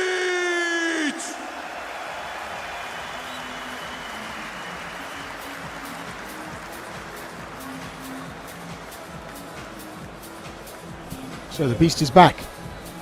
Tomo Spahovic. Let's just have a look at some of the numbers and see. Strikes thrown, strikes landed. Only needs to be one. Ja sam Ivan Sčaja Tirke, dolazim iz Prozorame i predstavljam American Top Team Zagreb. My name is Paweł Poltyło, come from Poland representing SBG Island. Zadnji put je bilo gutavo, ovaj put će biti još gore, ali za Poljaka. That's my third fight on the FNC. I'm really happy with this federation. 3 fights short time. I'm gonna be next champion. Ovaj moj protivnik isti je kao i prošli, točnije identičan. Nadam se da je i u kavezu isti jer ja nisam i ovaj put će biti uvjerljivo. It's gonna be my second fight with Sichaya. We are full ready, so gonna be great for 5 rounds. So let's go. Zadnji put publika je bila podijeljena oko navijanja, ali mislim da ovaj put to neće biti slučaj. Jer uz Ramu ovo je drugo moje najdraže mjesto i znam da će publika biti ovaj put na mojoj strani. Last time not everyone see I won, so this time everyone gonna see this again like I won. Kažu da su u Poljskoj navijači glasni, ali ja im tvrdim da su moji glasni. Da vas čujem.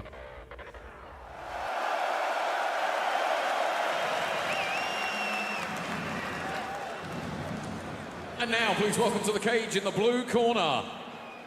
Age 33, he stands at 169 centimeters tall.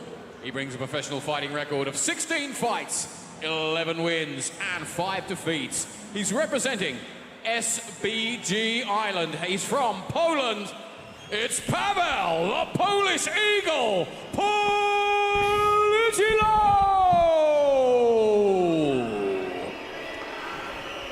Paweł Polityło comes tonight for a rematch that was first fought at FNC 21 in Zadar. Sichaya won by split decision, while Polityło entered the fight with a penalty point because he missed weight by 1.1 keys. He then received another point deduction during the fight for strikes to the back of the head. He complained about the judge's decision, but it didn't help. Now, the featherweight champion Jordan Barton vacated the title, hoping to compete in DWCS and possibly reach the UFC. And Sichaya and Polityło were all set to fight for the belt. However, Polityło again missed weight by 1.1 keys, starting the fight with a penalty point and becoming ineligible to win the title. Only Sichaya can become champion tonight. If the Pole wins, the title remains vacant. So, ineligible to win the belt due to missing championship weight. Polityło is a former Babylon champion and is a KSW veteran. The Dublin-based fighter is a gritty grappler who loves to get you against the cage and make you uncomfortable. The 33-year-old has a high work rate. He's always going for takedowns. He's adept at wearing opponents down and earning a decision.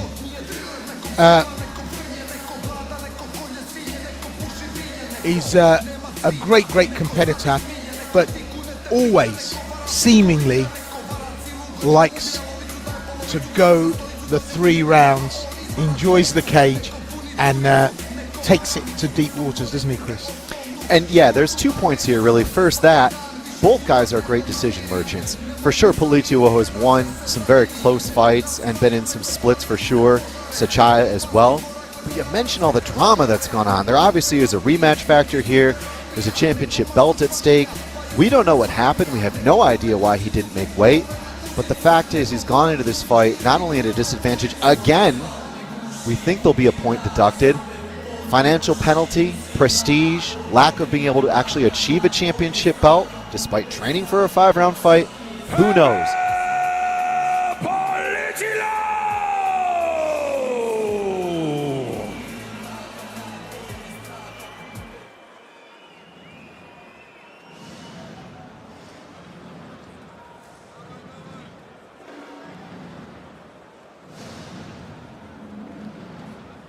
And now please welcome to the red corner. 31 years of age and standing at 175 centimeters tall. He brings an excellent fighting record of 8 fights, 7 wins, and only the single defeat. He's representing American top team Zagreb from Croatia.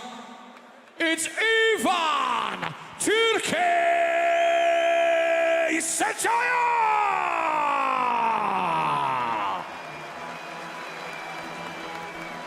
Well, Sichaya comes another homegrown product of FNC.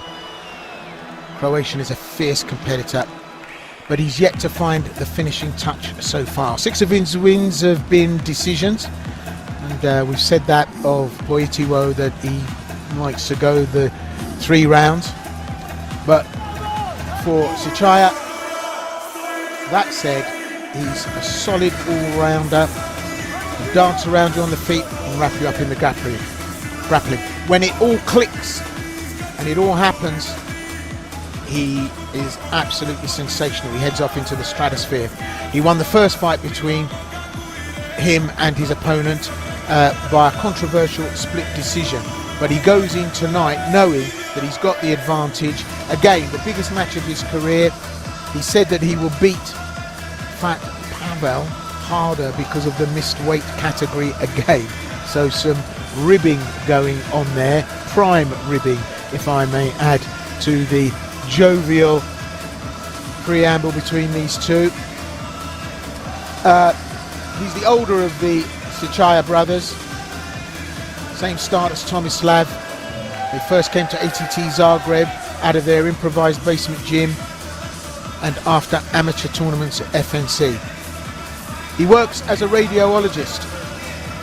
Left that job, came to train at Zagreb ATT to pursue his dream. 8 FNC fights, a true organisation product from amateur to pro.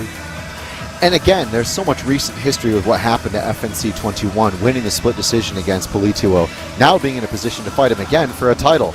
So there's just so much at play here. But again, like we said, when Poitiwo came out, he's a decision merchant. He's a guy who's won a lot of close fights, maybe even some questionable fights. But at the end of the day, he's built up a win streak in FNC that on the big shows, the main shows, is undefeated. FNC 6 to FNC 21. The guy's had an incredible run, there's no doubt about it. And it's a championship level mindset he needs tonight.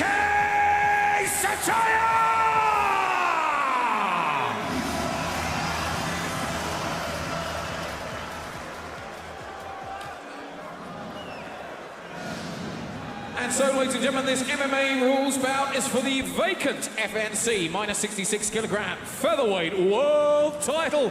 This bout will be contested over 5-minute rounds. Your referee in charge when the action gets underway, Mr. Ilya Lucic. Fighters to the center, please, for your final instructions. Gentlemen, you know the rules. Fight clean, listen to my commands at all times, keep yourself protected. Touch gloves if you want, step back. So, Poitiwo enters with these numbers. Make of those what you will. Poitiwo, even if he does win, doesn't win the strap. Sichaya needs the win to take the title, but the referee announcing that there's already a 1-point deduction because Poitiwo didn't make weight. So it's an uphill struggle all the way. Basically, there's an expression of hiding to nothing.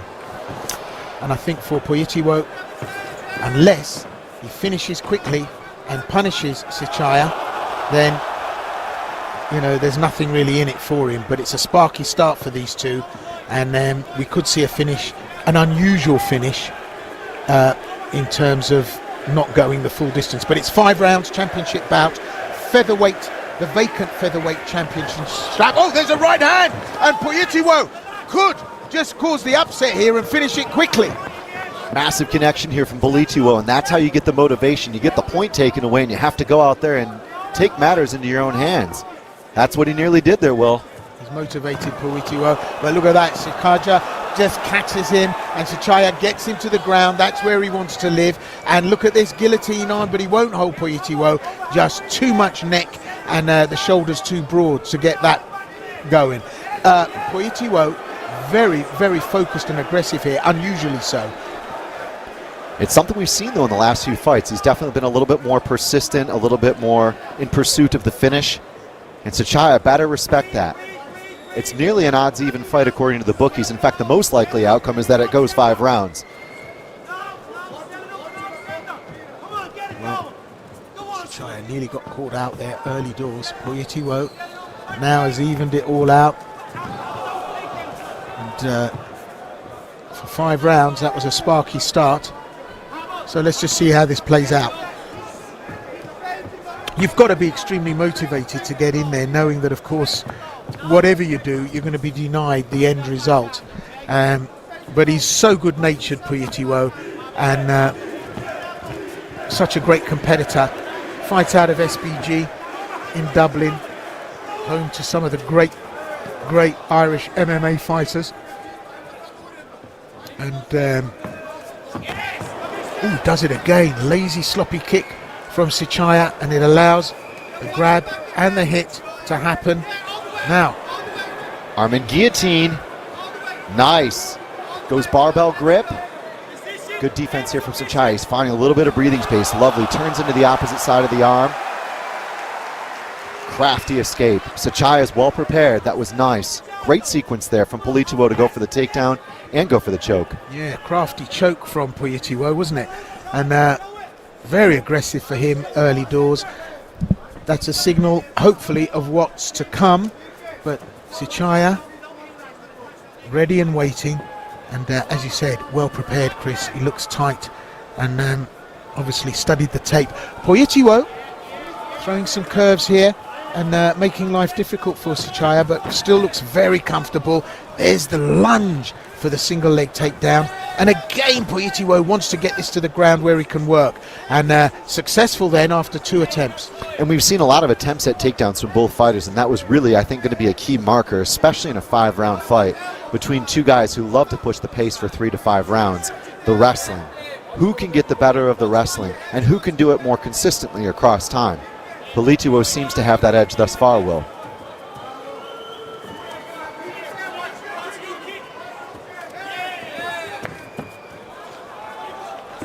Missed opportunity for ground and pound for Poyetiwo. Couldn't get past the legs. Sichaya up into the perpendicular and looking just a little bit strained, Sichaya, as Poyetiwo is launching every attack available. We know he's got the cardio for 5 rounds at this level, but he gets taken there, a bit of escapology. Not a lot to trouble him. Sichaya just having a little look-see to see what's going to take Poyetiwo to the ground.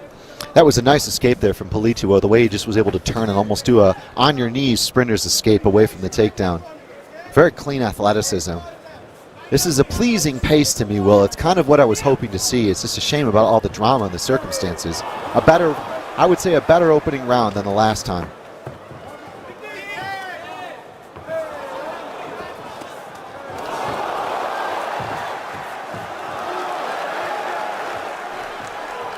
Spinning back fists here and attempts from Sichaya to kind of disrupt the rhythm. I think he really knows in this fight, Will, that now, especially nearly 5 minutes in, he's going to have to stop that shot from Poyetiwo, stop the double threat. And Sichaya can do it. Well, Poyetiwo at the end of the round probably edged that, but just looking at some of the action again, we'll see in the replay. There was a point at which Sichaya got tagged and had to make a little bit of a recovery. That said, Poyetiwo took some good hits, and this tail of the tape favouring Sichaya, but that was what caused the problem. He was hurt, and then we saw that choke attempt from Poyetiwo defended by Sichaya. So Poyetiwo took a win against Ronnie Jason here at FNC. That previous loss by the split decision to Sichaya. Then it was a 3-win streak. Kamil, Varzybok, Shimon, Rakovic, Blage, Majdan, and all at Babylon. But tonight he needs to win, but there's no prize at the end of it. Now this is a slugfest between these two. Big right hand there from Poyetiwo. Sichaya puts a halt to the action with that takedown, but boy, for a 5-rounder they're really coming to this. Heck of a chin there from Sechaya. That's a couple of clean punches. He's just completely shaken off and gone right back to something of his own. Yeah, he's turned up tonight. So has Poyetiwo by getting in position to throw them. But this is where it becomes attritional. He's just got incredible cardio, Poyetiwo. He can just do the same thing over and over and over again. And just look at him. He's just no guard, hands down, marches in, gets on his toes, gets underneath a big looping right hand from Sechaya. And Sechaya maybe just a little bit frustrated, thinking, what have I got to do to put him away here? But he's just relentless, the march. Poyetiwo is hunting you down. I'm impressed with his ability to keep his feet and his hands together with the boxing, but more importantly with the wrestling. There's a big difference between his posture and Sechaya's. Sechaya is often bent out of position and a little bit awkward, whereas you'll see Poyetiwo's hips and his feet, they're all very much aligned when he's in on the shot on you. Part of that is your base, and part of that is your physical stature. He's a little bit shorter, stockier fighter. Yeah, I mean, he's one of the builds of MMA fighters like Anton Racic, where there's long body and shorter legs. But that creates a lot of advantages and leverage in certain situations. But Poyetiwo, caution to the wind, is just marching in, throwing big bombs whenever he can. Slightly better on the old record for Sechaya. Obviously the win against Poyetiwo, then Tio Saldana Smith, Mert Ozildirim, Nemanja Topodorovic. These are all good wins for Sechaya. And he came a cropper against Itai Tratna. That was at FNC back in 2023, FNC Armageddon 4, but before that it was wins all the way. So just that loss in recent times for Sechaya. And there's a bit of trouble and wear and tear over the eye of Poyetiwo, and Sechaya just claiming a small victory over that.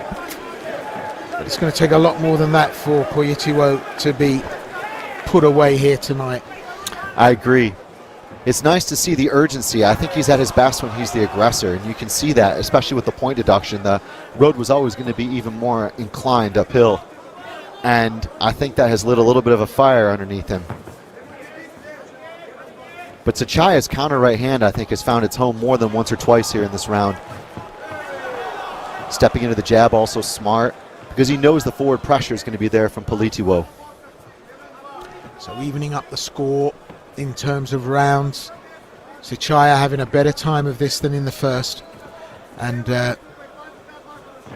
Poyetiwo not always having it his own way in terms of getting inside the pocket and landing his own shots. So in the clinch, Poyetiwo doesn't really make anything of it.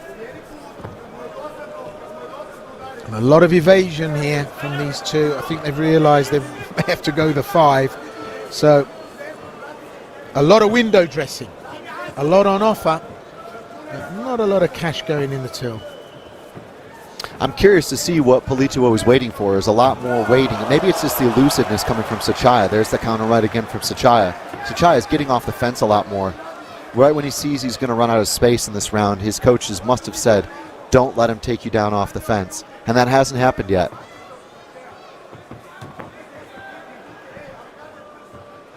Well, Poyetiwo just doing an awful lot of nothing. Posturing, throwing up hands, and it's just can't all be down to the evasive skills of Sechaya, who is just moving around the cage. He's forcing Poyetiwo to bring it on, and Poyetiwo getting a little frustrated. That's what he wanted to do, but he loses the grips. Look at that flying hammer fist, and got creative all right. Oh, there's a drop, it's a knockdown! Jumping knee strike, the scissor knee. Sechaya from nowhere drops Pavel Poyetiwo. That took something, because Poyetiwo is tough to drop. And just look at his team celebrate the two brothers.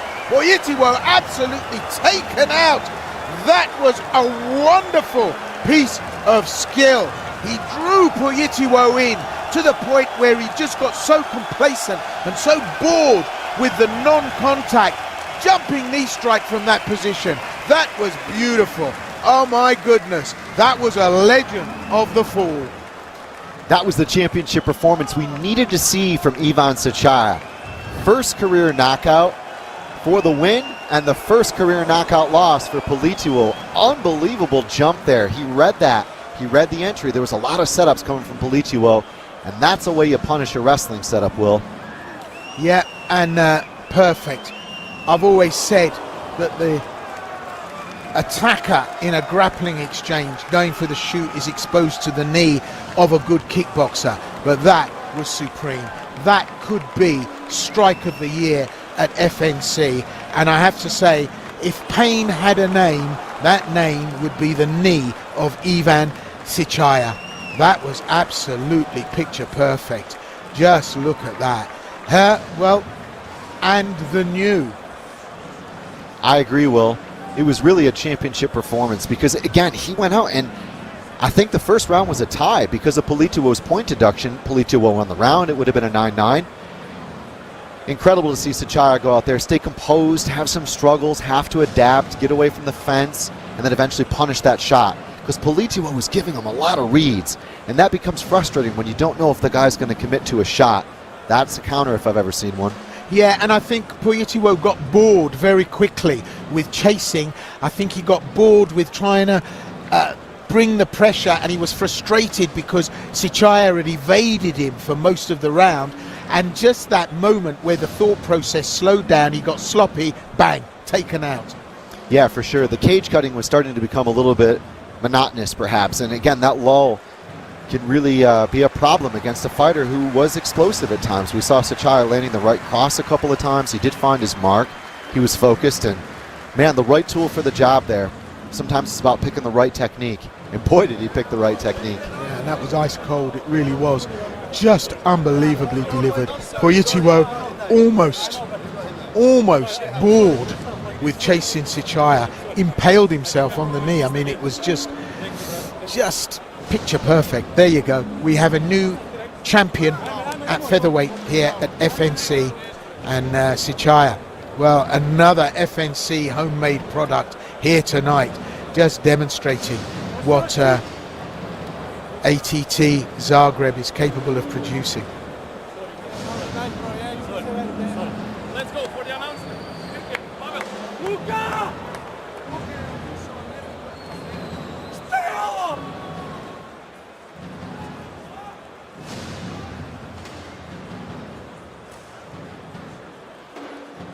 And so, ladies and gentlemen, the end comes in round number 2 after 4 minutes and 59 seconds. Your winner by way of KO and the new FNC Featherweight World Champion, Ivan Turkey Sichaia!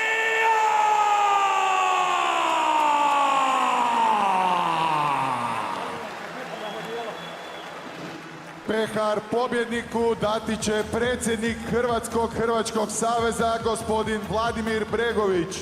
Za tjedan dana ovdje u Areni Zagreb počinje svjetsko hrvačko prvenstvo, pa sve ljubitelji borilačkog sporta pozivamo da podrže tu manifestaciju.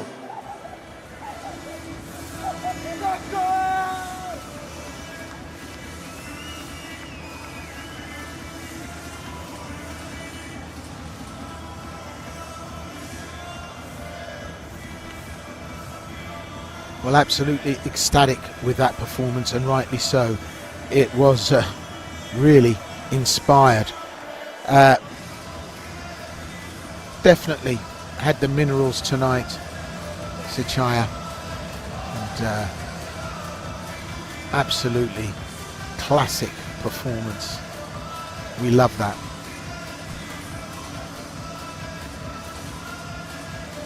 Well, that was a reckoning there that was drawn out, full of dramas, but tonight it's been sorted, and we're going to talk to Ivan and find out just how he feels about that win. The two brothers there supporting each other, ATT Zagreb with a champion in the house. Great performance from Poitiwo, but it was a stacked card against him, it really was. Great performance as always from him, solid, but he just got caught. That was so unpredictable, so unreadable. Poitiwo just ate patella sandwich. Tirke, čestitke od srca. Prvak si FNC-a do 66 kila sa jednim od najboljih, najatraktivnijih nokauta u povijesti organizacije. Pretpostavljam da si oduševljen. Čestitke, mladiću. Hvala Marko, hvala. Ljudi, jel se zabavljate, a? Šta je ovo, ljudi moji? Šta je ovo, odakle sam ovo izvukao, pojma nemam. Samo sam čuo luku iz kuta, leteće koljeno i to je bilo to. Hvala, kao prvo, hvala, stvarno hvala od srca svima što ste došli u ovolikom broju. Jer da nije vas, nema ni nas, vjerujte mi, nemamo koga zabavljati. Broj 1, hvala Forgiju, hvala mom drugom domu ATT-u koji je ovo napravio od mene. Ja sam u ATT došao bez ikakvog znanja jučer mi je izbacilo uspomenu na Facebooku, prije 3 godine sam odradio svoju prvu profi borbu. Znači za 3 godine sam došao do ovoga pojasa. Hvala Bogu na tome, kao broj 1. Hvala mojim najbližima, mojoj obitelji, mojoj curi, mojom bratu Tomiju i svima ostalima. Hvala mojim trenerima iz ATT-a i svim drugima koji su u ovoj organizaciji, da nekoga ne zaboravim. To je to, samo da vam kažem još jednom, hvala svima od srca. Jako sam zadovoljan što sam ovo uspio. Zaljuljao me u prvoj rundi, samo sam se našao na podu, jer momak stvarno tvrdo udara. Je da je promašio kategoriju i to 3 puta u ovoj organizaciji. Ja se nadam da će to čelnici malo razmotriti, da li da ide u višu kategoriju ili da ide iz organizacije, jer stvarno je neprofesionalno postupio 2 puta prema meni. Treću ovu borbu isto što imao na catch weight je dogovorio, ali nebitno da sad o tom ne duljim. Jednostavno hvala vam svima od srca. Stvarno sam ponosan na sebe i na svoj klub, na svoj ATT i to je to. Ivane, moraš biti ponosan, mi smo svi ponosni na tebe, ovo je bilo nevjerovatno. Dame i gospodo, nadamo ga se što prije vidjeti ponovno u kavezu, evo još jedno. Ja bi stvarno volio, čujem neki Minhen se spominje Forgi, ja bi stvarno volio, stvarno je puna Uslandera naših gore, ja bi ga volio gore prvi put braniti. Tako da ako ste u mogućnosti ispunite mi tu želju, ako ne, ja sam raspoložen kad god me zovnete. Kako bi te tada Forgi odbio nakon ovoga? Dame i gospodo, Ivan Tirke Sičaja, novi FNC prvak!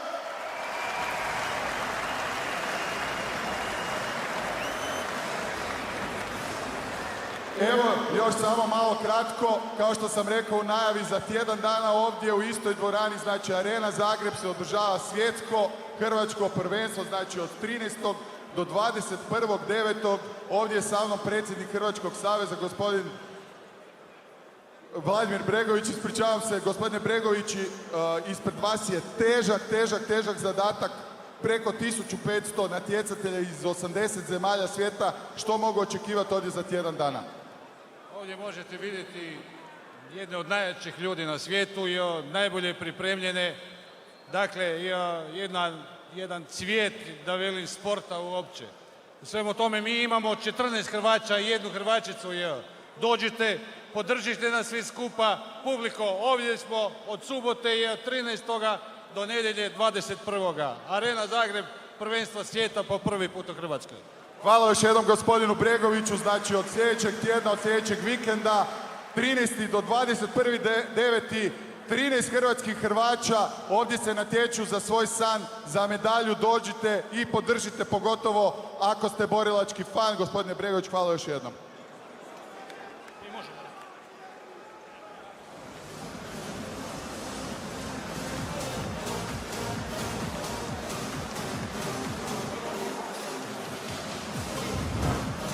Ovdje je Francisco Croata Barrio, dolazim iz Zagreba i predstavljam ATT. Pozdrav svima, moje ime je Vaso Psiho Bakočević, dolazim iz Crne Gore, grad Beograd. Trebao sam obraniti pojas, bio sam spreman, ali eto, takav je život. stvari tako i dogode. I evo, došao mi je Vaso i sad ćemo riješiti na šakama. U maj mjesec sam radio posljednji meč na FNC, bio je jako brz, pobjeda nakon, 30 sekundi, tehničkim nokautom, doktor je morao da zaustavi, doktor je morao da spasi. Mislim da će to morat i u subotu, nego ajde, Panči je izmuo ove balone da nas stave na ruke, pa možda ne bude toliko povreda. Ali ja se nadam da će biti što više. Evo, pobjedio sam ga već 2 puta u MMA. On se boji raditi MMA, pa evo, trebam doći na njegov teren da mu pokažem mi da u boksu sam bolji. Kad sad pričam sa Pančijem, ima mi nekako, daje mi utisak da ima paranoidnu šizofreniju. Da potpuno čovjek priča i vidi nešto što nije stvarno. Kaže, pobjedit ću te. Ja opet, Panči, ne radimo MMA, ne rvamo, nema partera, nema ničega. Znači, bijemo se na ruke. Može li to tvoj mozak da... Možeš li ti to da uklaviriš? Očigledno ne. Kako on misli da pobjedi, ja ne znam. Neka mu je Bog mili u pomoći, samo ću to reći. Ja neću mnogo lajat, vidjet ćete sve noćas. Ja sam bio u njegovom gradu, on se dolazi u moj gradu, pa ćemo vidjeti kako navija Zagreb. Ljudi, sve se dešava s razlogom, zapamtite, ovo je čista karma. Panči je mene udavio u sred Beograda, kurčio se godinama, a sad ću ja njega da nokautiram u sred Zagreba i niko od vas neće moći da uradi ništa povodom toga. Mrjau!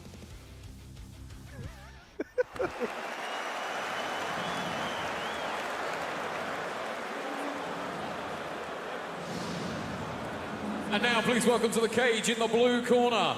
Age 36, he stands at 170 centimeters tall. His extreme boxing record of 1 fight and 1 win.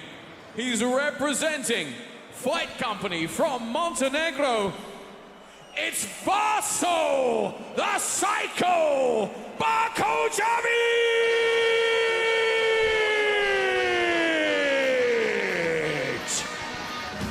Well, buckle up, FNC fight fans. We've got a little bit of spice on the card now.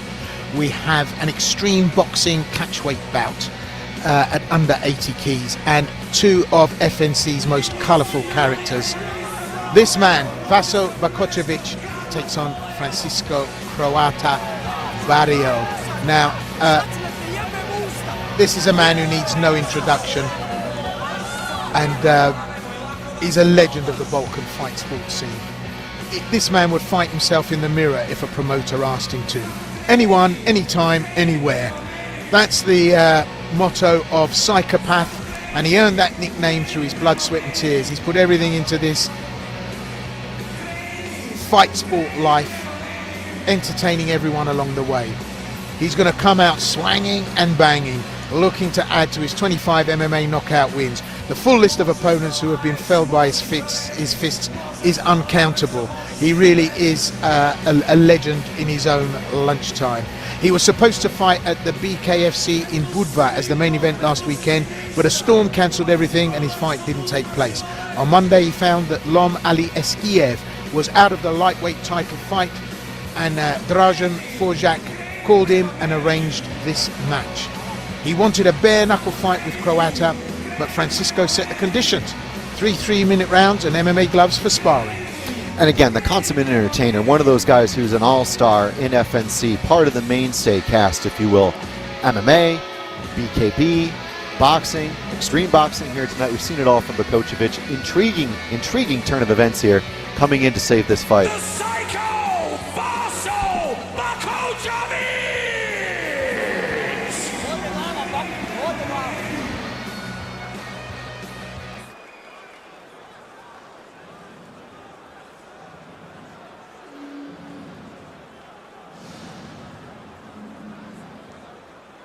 And please welcome to the red corner, age 36 and standing at 170 centimeters tall. Tonight he's making his extreme boxing debut. He's representing American top team Zagreb from Croatia. It's Francisco Croata Barrio!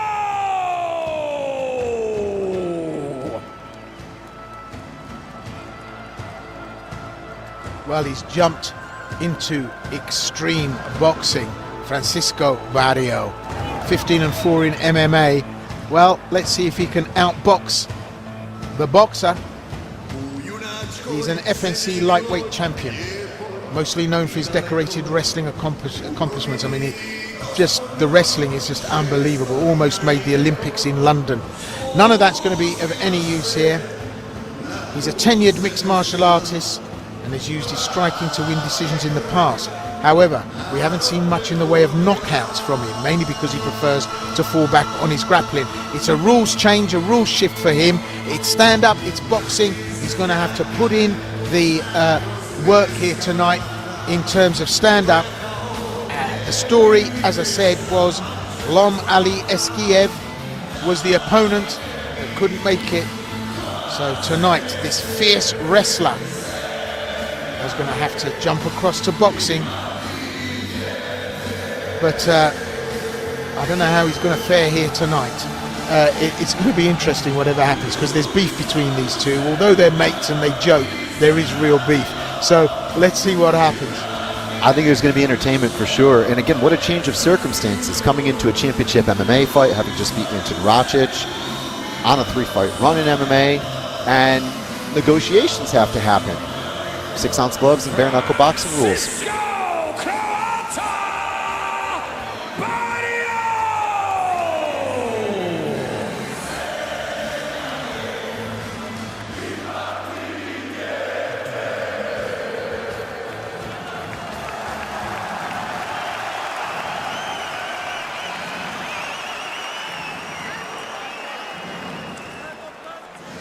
This Extreme Boxing Rules bout takes place at a catch weight of minus 18 kilograms. This bout will be contested over three-minute rounds. Your referee in charge when the action gets underway, Mr. Alexander Zodic. Fighters to the center, please, for your final instructions. Fighters, you know the rules. Hey, listen to my command all the time. When I said stop, you stop. Fight clean. Well, this is going to be entertaining, if nothing.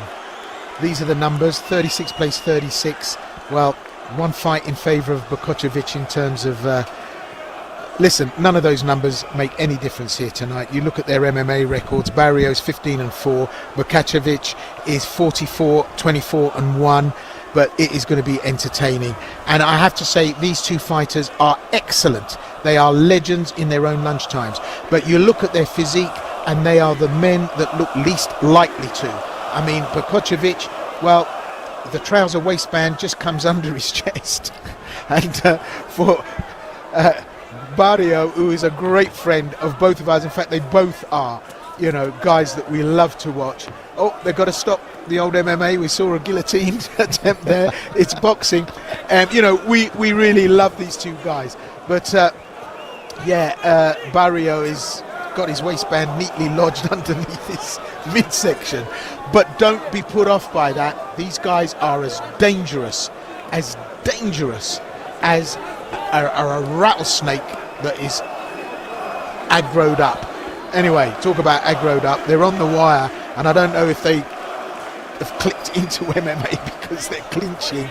They need space and they need to box. Chris, what do you make of it? A lot of big questions, I think. You know, Barrio does bring a nice boxing game, but does that translate against Bokocevic, who for sure has been pretty much only boxing for the last couple of years in FNC? Bokocevic, again, in shape, but a last-minute opponent swap. Missed his fight, was ready to walk for his fight last week, but it got weathered out. So there's just so many things at play, and I'm just curious who's going to show up, especially when there's history, especially given the 2023 fight, which, of course, Barrio won via submission. Yeah, but that was MMA, and you know, Bokocevic is a seasoned bare-knuckle fighter, and he's put some opponents on their back. I think for Barrio, has he got a KO punch? Has he got a boxing game? We're going to find out. It's entertaining, to say the least. I mean, you know, you're always going to default to what you know and do best, and Barrio is going to clinch, and he's going to take it up to the wire, and that's what he's doing, and Bokocevic is happy to ride it out. Entertaining, to say the least. And Barrio just can't make the switch, can he? He's confused. He's boxing and then he's grappling. But look, it is what it is. And Bokocevic is winding him up all the way. No guard, just marches straight in. And I've been looking forward to this for its entertainment value. And again, you know, Bokocevic, he fell short on the ground. And Barrio obviously is now in a position where he has to work the upright.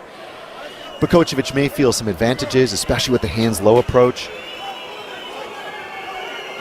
Intriguing. But again, you know, the 6-ounce gloves aren't in Bokocevic's favor, arguably. That's in Barrio's favor. Well, there's an expression, there are some things you can't unsee, and this could be one of them.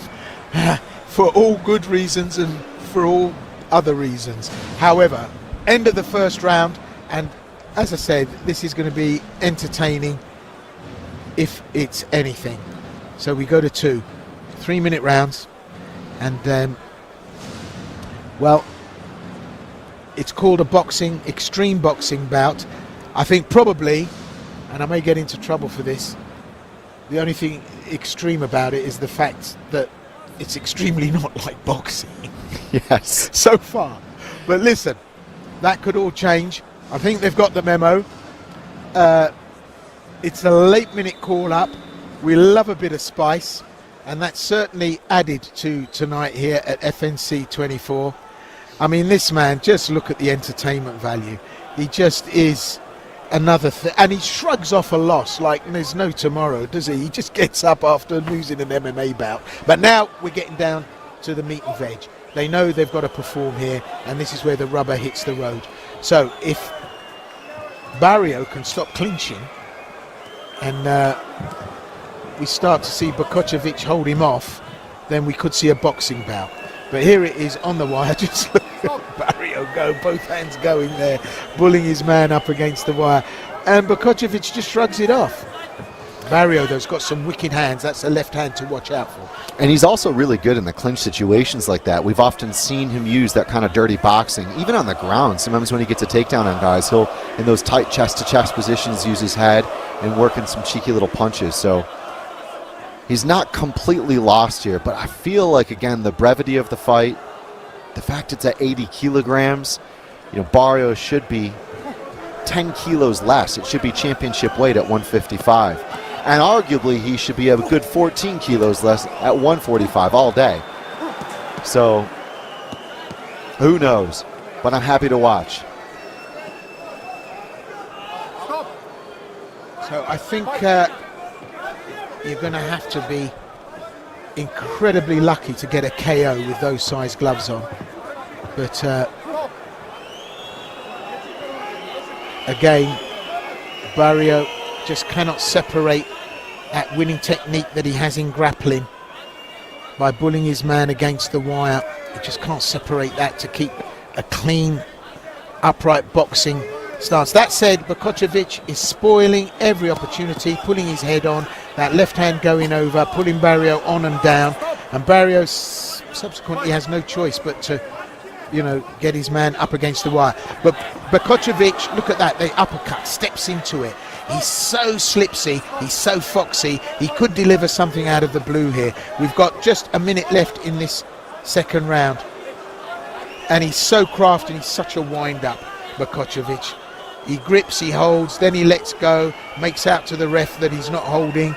But they are really gaming every boxing rule under the sun here. And a lot of it's not landing because of that clinch work. Barrio is able to negate quite a bit from Bokocevic, which is another spoiler, if you will, being thrown into the mix from both corners. Because like you said, Bokocevic just loves the theatrics and the pageantry. Even every moment where they step out into the center of the cage. Just look at the clowning from Bokocevic. And they both look at the clock there. But don't be fooled. Bokocevic is tricky and he can throw a shot, and it only takes, well, one to land right. One to land on that sweet spot. and it could be, well, could be Bakocevic-alicious if he can do it. Right, end of the second round. Bit of swelling over the right eye of Francisco Barrio, who did well to take on a boxing challenge like this. 100%, mad props as well. Given everything he was training for against Loma Esquia, a radically different opponent, a wrestler who certainly has some hands, but that camp would have looked very, very different if it would have been for something like this. I have no idea who's up. I might go Bakocevic. I'm pretty sure that unified rules of MMA and the striking domain are going to be used to score this. So it's a very custom contest, if you will, with, yeah, not a lot of prehistory to it. Yeah, I mean, I have to say that I think Barrio's been the aggressor so far. But hey, third and final round. Let's see how this plays out. Part of the banter was Bakocevic says that Barrio has got the worst boxing in FNC. Well, he's still there and he's still doing business. So now Bakocevic needs to up his game. And if you ask me, that's a good bit of grappling going on there. And you see, I'm seeing Barrio land shots in this clinch exchange. And he's powering away there. Look, they're all scoring upstairs, downstairs, and he's making it work. And blowing kisses to the audience isn't going to do it unless he can stop Barrio. And Barrio's got a chin. Yeah, that was great work there from Barrio for sure. And Bakocevic is flapping gums and pulling faces, but it's not going to be enough to steal the judge's eyes. He's so tricky, so unpredictable. He really is like a rattlesnake. And you got to love that because, you know, he's put away opponents so much bigger than him. Arguably, professionally, on paper, you know, more experienced and, you know, competent. But you can't take away the record, you can't take away his history, and you can't take away the entertainment value. You can't take away the speed as well. Able to cleanly shoot in there, cause problems for Barrio. But Barrio swings hard, swings big, and they score. Bakocevic taunts him, but Bakocevic needs to have a carry, because if he loses this, the last time they met was MMA and he lost by an armbar, and if Barrio beats him tonight at boxing, I think that's too cruel a blow to accept. A bitter pill for sure. I feel like Barrio is winning this round. But the last two, I think, have some question marks. Bakocevic landed some solid jabs, some really nice snap jabs, fencer's jabs, if you will. Some good overhand rights. This is good work from Barrio. Now he's keeping it clean.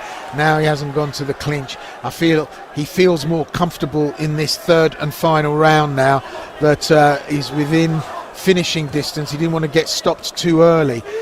So he's loosened up now, all to play for. Whatever it is, it's going to be close. Bakocevic didn't need to let it go this far or get this close if he had it within his power, which means that Barrio has put up a good enough job of spoiling the party. It's interesting, in this round, which has been of all three rounds, the one that Barrio has boxed, if you will, quote unquote, the most in, that's when he's doing the best.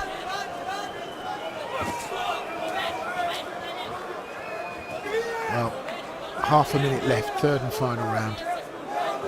I don't think we're going to see a showstopper. And the gloves look incongruent, don't they, to a pro MMA cage. Just talk us through that rule. Yeah, again, they wore 6-ounce gloves. They wore what traditionally are used as sparring gloves in MMA instead of 4-ounce. But that was the negotiation. It was going to be a stand-up fight, said Bakocevic. Okay, what are we going to use as far as equipment was then the negotiating point, of course, alongside rounds and times. Well, that's it. Look at that. Barrio puts his hand up. So does Bakocevic. The judges are going to have a hard time with this. Let's see how it plays out. Chris, I just, yeah, bewildered by that, but good effort from both. It was fun while it lasted, Sensei.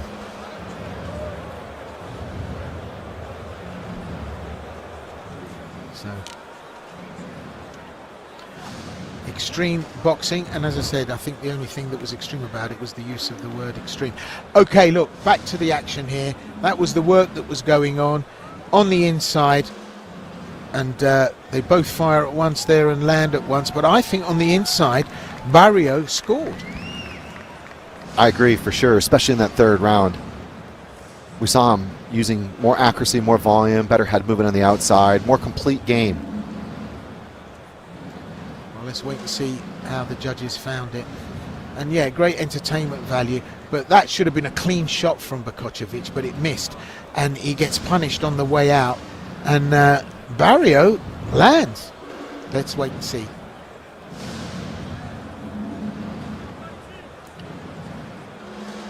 Bit of a heart clutcher at the moment.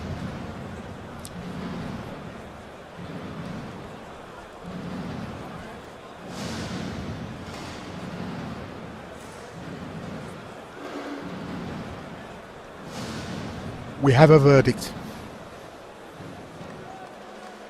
And so, ladies and gentlemen, at the end of those 3 completed rounds of action, we go to your judges' scorecards, where we have a unanimous decision. All 3 judges in agreement with your winner.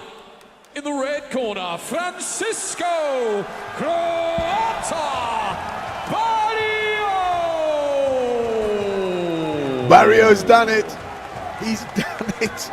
The last outing, it was an armbar win in MMA. Now he's won the extreme boxing. I mean, that's got to be a hard pill to swallow. And look at these two. They're grappling and monkeying around in the cage there. So, although it was, if you like, quote unquote, a bit of fun, it still doesn't take away the fact that Barrio has won. I mean, that's a hard pill for Bokocevic to swallow. It's nice to see that, though. It's nice to see the sportsmanship. We knew there was an axe to grind coming into this, but the hatchet, it seems, has been buried well. At the end of the day, you know, there was a rivalry and there was an opportunity to keep this fight, to keep Croata on the card. And Bokocevic stepped in. Props to both fighters.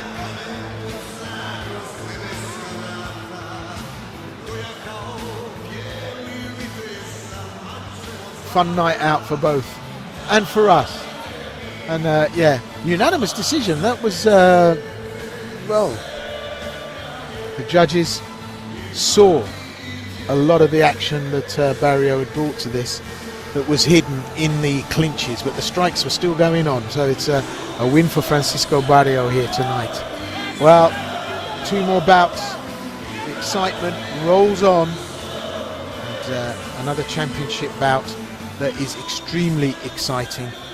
We've got our co-main event, and then we've got our main event, and well, they are absolutely thrilling.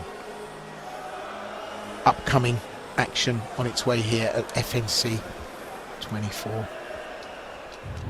Ja sam Andres Ramo, dolazim iz Kuba, predstavljam Trojan Free Fighter klub. Pozdrav, ja sam Mate Batinić, dolazim iz Cro Cup tima iz Zagreba.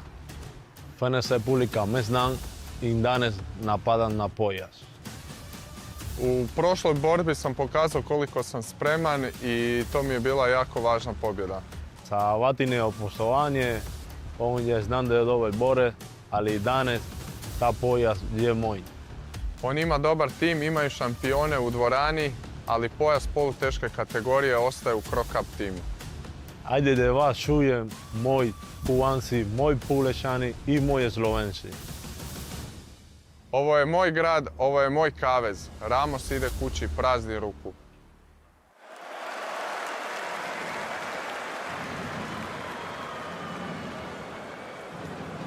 And now, please welcome to the cage in the blue corner. At 29 years of age, he stands at 187 centimeters tall. He brings an excellent professional record of 7 fights, 6 wins, and only the single defeat. He's representing Trojan Free Fighters from the beautiful country of Cuba. Here's Andres Ramos!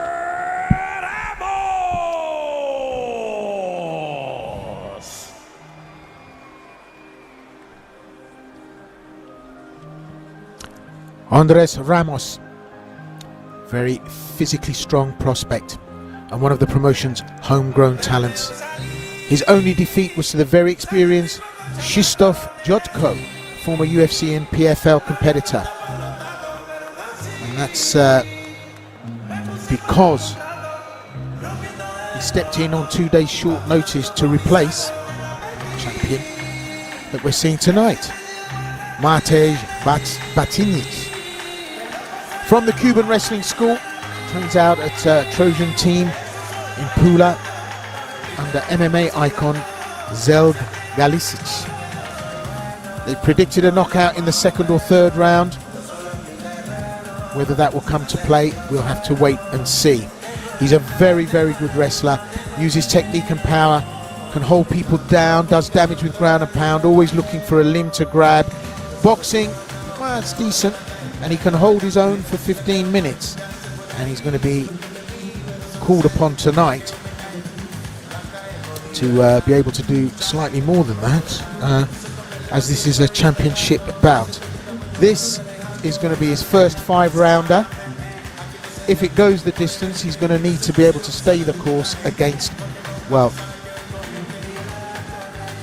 Batinic, who is a handful to say the least.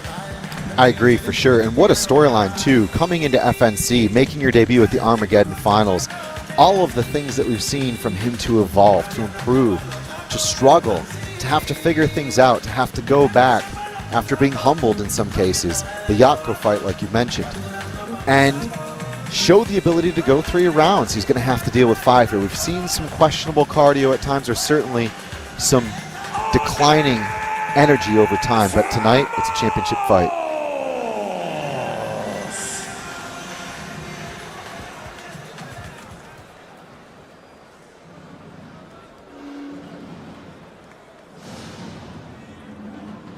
And now please welcome to the cage in the red corner. 30 years of age, he stands at 190 centimeters tall. He brings an excellent professional record of 25 fights, 20 wins, and only 5 defeats. He's representing Krokop Team from Croatia. It's the reigning and defending FNC light heavyweight champion, Mate Batinic!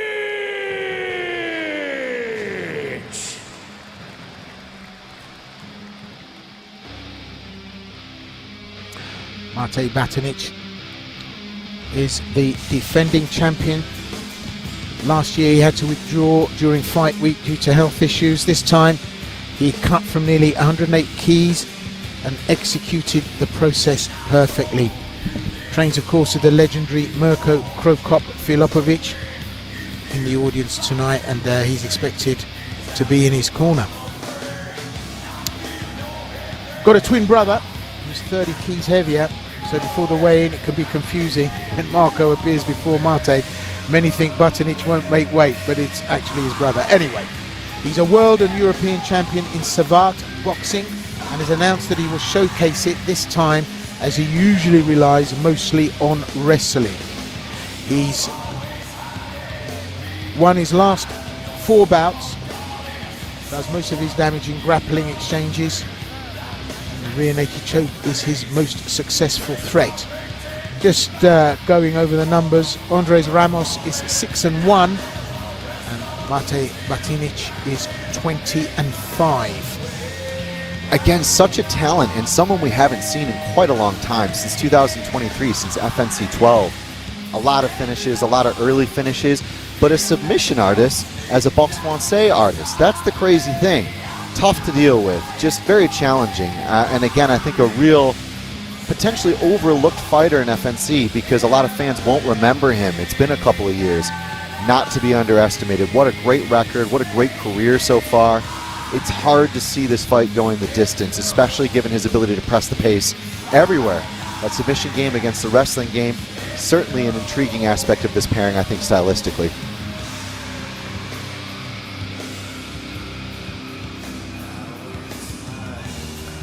So the light heavyweight strap on the line here. That's under 93 kilograms. Mate Batinic, the defending champion, takes on Andres Ramos.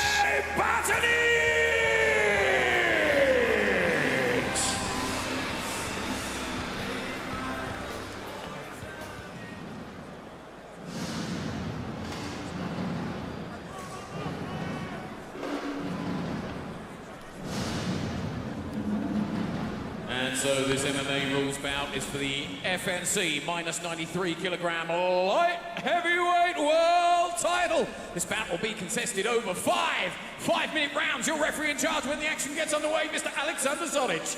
Fighters to the center, please, for your final instructions.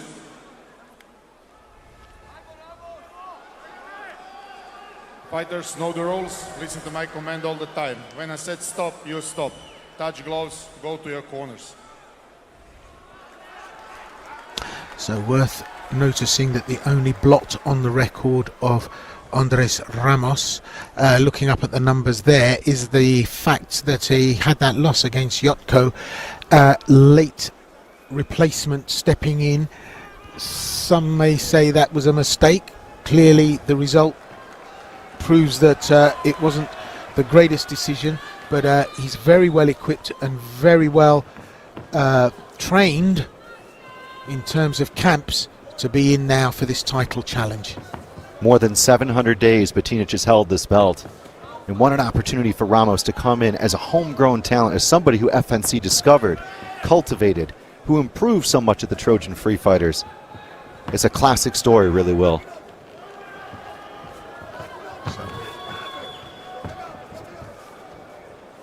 Ramos has great grappling skills. Really capably equipped to finish you on the ground, and you know, you've seen that displayed against some very top level opposition.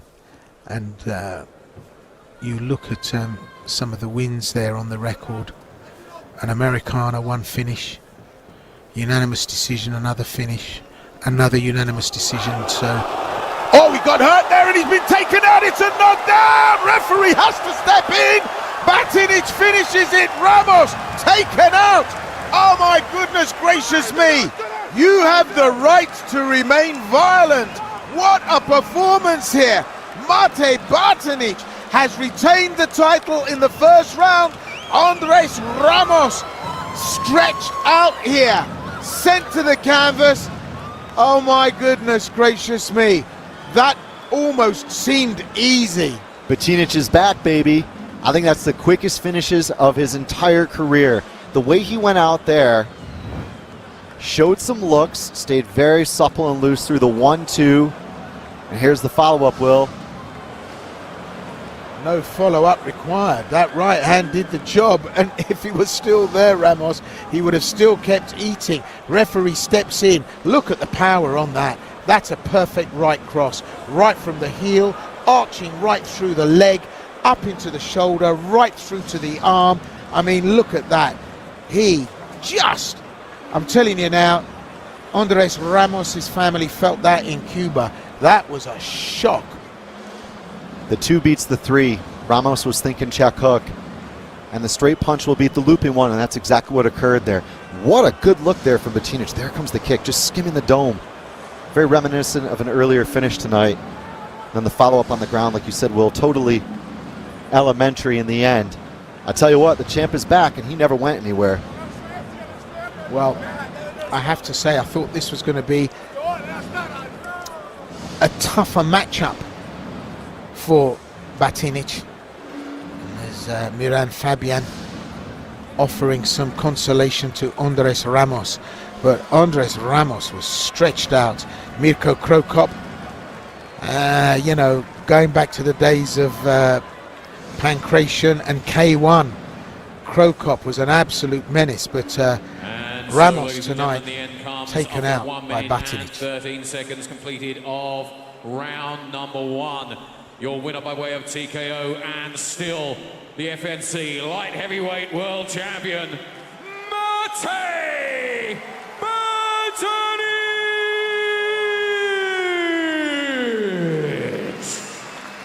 Good to see that Ramos had recovered, but wow, the lights were out. FNC prvaku oko pasa će staviti naša legenda Cro Cop Mirko Filipović.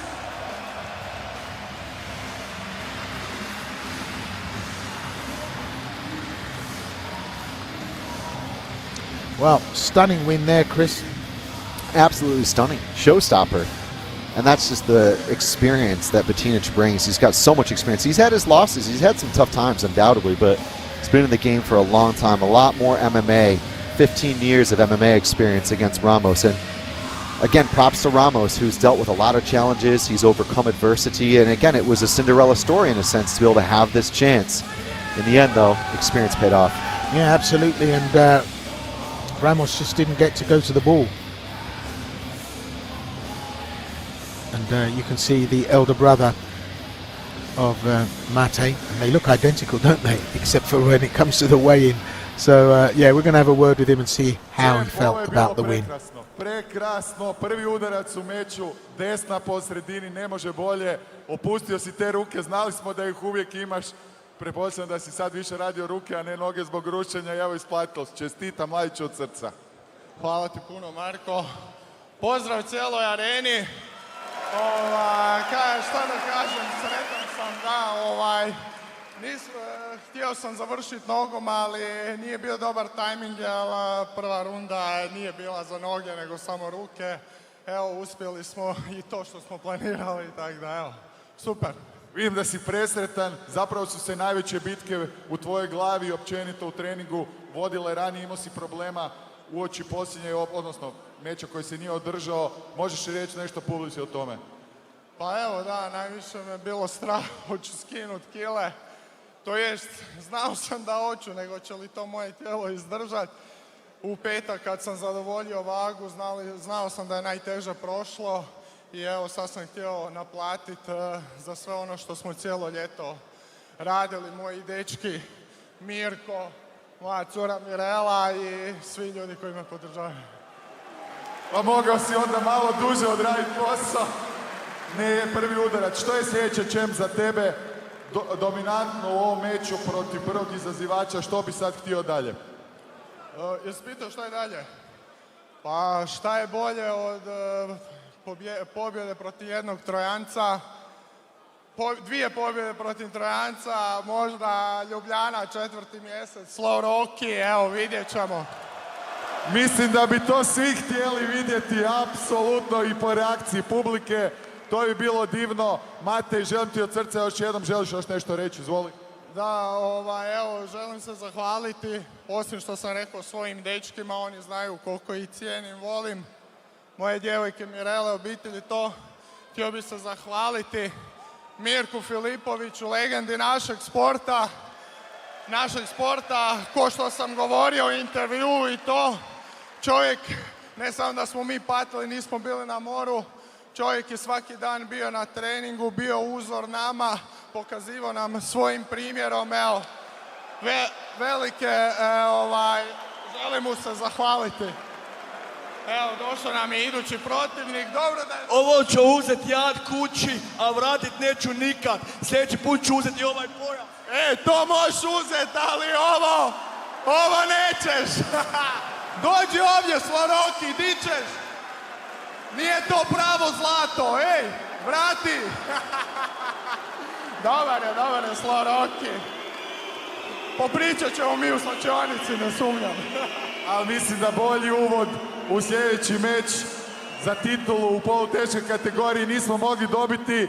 Dame i gospodo, pljesak još jednog za Čempa, Matej Batinić!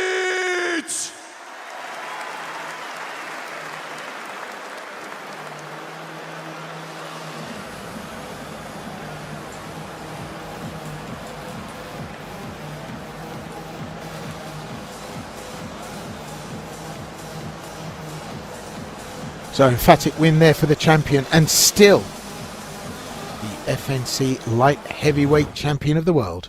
Ja sam Mario Žgela, dolazim iz Starih Mikanovca i predstavljam American Top Team. Poštovanje svima, moje ime je Aleksandar Ilić, nadimak u oktagonu mi je Joker, dolazim iz Beograda i predstavljat ću Ahile i Borilačku akademiju. Moja zadnja borba u FNC-u je bila sa Miranom Fabijanom, ima 1,5 godinu dana i već prošlo od toga. Izgubio sam nokautom, ali ovaj put ću pobijediti nokautom. Kao što znate, trebao sam se borim sa Miranom Fabijanom koji je bio predstavnik suprotničkog tabora u realitiju FON. Međutim, on je i dalje kod zubara na stolici, tako da je uskočio Mario Žgela i očekuje nas dobar meč i vatromet. Moj protivnik je Aleksandar Ilić. Prednost mu je brzina, dobar je i stand-up mu je dobar, noge su mu brze, kikovi, to je njegova najveća prednost. Što se tiče Mario Žgele, svi pričaju da će da promeni taktiku za ovaj meč, da će se pridržavati taktike. Ja do sad nisam vidio nikada da se on pridržavao taktike. Sada ćemo ući u kavez, a Ilić je bitno kautira. Očekujte nokaut večeri, a Ilić ide na spavanje. Kad bude dobio prvu Gedoru u glavu, taktika će biti da će da ide napred kao june, da bude agresivan i glup kao što jeste, a večeras ja odnosim pobedu tako što ću ga brutalno nokautirati. Aleksandar Ilić što je dao izjavu kad me pogodi Gedorom da tehnike više neće biti suprotno od toga, samo tehnika će biti ovaj put. Ako ga ja dohvatim, to će biti njegov kraj.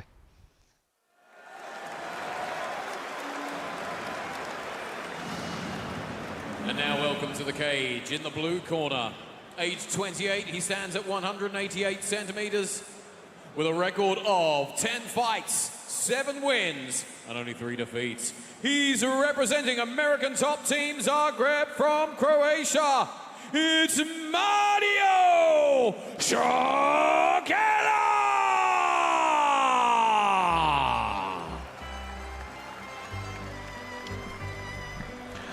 Well, a late step in for Mario Zelia. It was Miran Fabian that was supposed to fight in this as the Fight of Nations final and a clash of coaches. But for reasons best known to himself, he decided that he would step out. So he cut below 93 kilograms for the first time and looked pretty drained at the weigh-in, but he recovered. Zelia, not much of a technician, having worked in forestry. He brings extreme power though from that background. So he's got a lot of potential. Whose losses, when you look at them, were to very good opposition, such of course as Miran Fabian and Lukasz Sadolski. Croatian likes to be on the front foot and implement a kickboxing game. Never won via decision, always looking to finish. 5 wins have come via KO, and he carries a submission threat with the rear naked choke. So Zelia, although he's a man on a late ticket, is a man that will come to do business and offers a real threat against his opponent Alexander Ilić, who's got a checkered win-loss history, if I'm honest with you. But yeah, this co-main event, Zelia is our man who stepped in late. Nice record, 7-3-0. So let's see what he does tonight against top-level opposition. And I think he's got to be continually unorthodox. It kind of got him into trouble against, for example, Miran Fabian. But the danger can be exactly in those unorthodox tendencies. It's a bit of a tightrope walk, I think, this fight for sure. He's going to have to go out there on short notice in a fight he didn't have the time to train for and perform under pressure.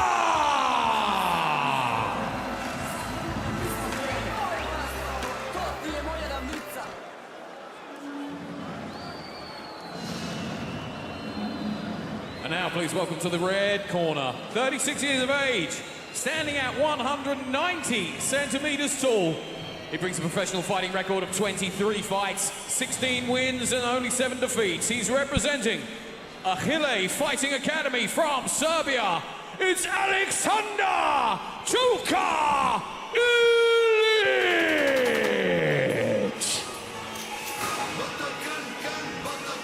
Ilić 16-7. One of the most fascinating characters in the Balkan scene. The Joker has a fan-friendly, exciting kickboxing style. The Serbian is willing to put on a show and takes risks doing it. 36 years of age, he's put together quite a highlight reel. Most famously, a head kick knockout over Damian Janikowski at KSW. 11 wins have come via KO. Great in the stand-up. Left high kick, question mark kick, that's the trademark. Lost to Alexander Shimenkyo 2 years ago. Had big problems with an arm injury. His hand healed incorrectly, so he had to go to several doctors until he found a solution. had big problems in his last match against Miran Fabian, had big heart problems in that match and almost died. Now he said that this is his first match in which he has 6 months of training without problems. And you know, Ilić again has got absolutely trademark tendencies on the feet, very sharp kickboxing. But what we saw in the Fabian fight, for example, which he lost, and to a degree in the Flavio Pina de Souza fight, was the evolution and implementation of his ground game. Shlemenko loss was hard for sure, like you mentioned, but overall, 3 of the last 5 and some tough opponents in that last 5. So he's certainly a household name. It's not the fight he wanted. It's not the fight he was training for, of course, going into the reality show and having all of the storytelling, if you will, across that series of episodes to build up to this fight. It hasn't come to fruition. So I think we will see that fight one day, but tonight he cannot underestimate the tricky and unorthodox Zella in front of him. A guy who's going to throw hands and possibly complicate the mix in the upright. So I'm curious to see what we see from Ilić. Maybe more ground game like we saw against Fabian, because it did work to an extent in that fight until they got tired. Well, he was the opposing coach in the Fight of Nations reality show and was slated to fight Miran Fabian tonight. Fabian has stepped out of the competition, so we're seeing Zella step in, but it's a step up as well, because Ilić, incredible striker, and looking to get back to winning ways, looks on incredibly form already. Just in the warm-up, we're seeing speed and conviction.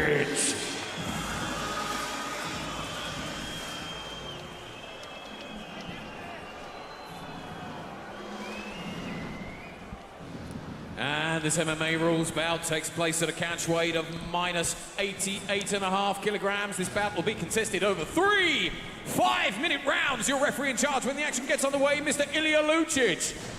Fighters to the center, please, for your final instructions. Our co-main event, catchweight, Alexander Ilić takes on Mario Zella. Touch gloves. Step back.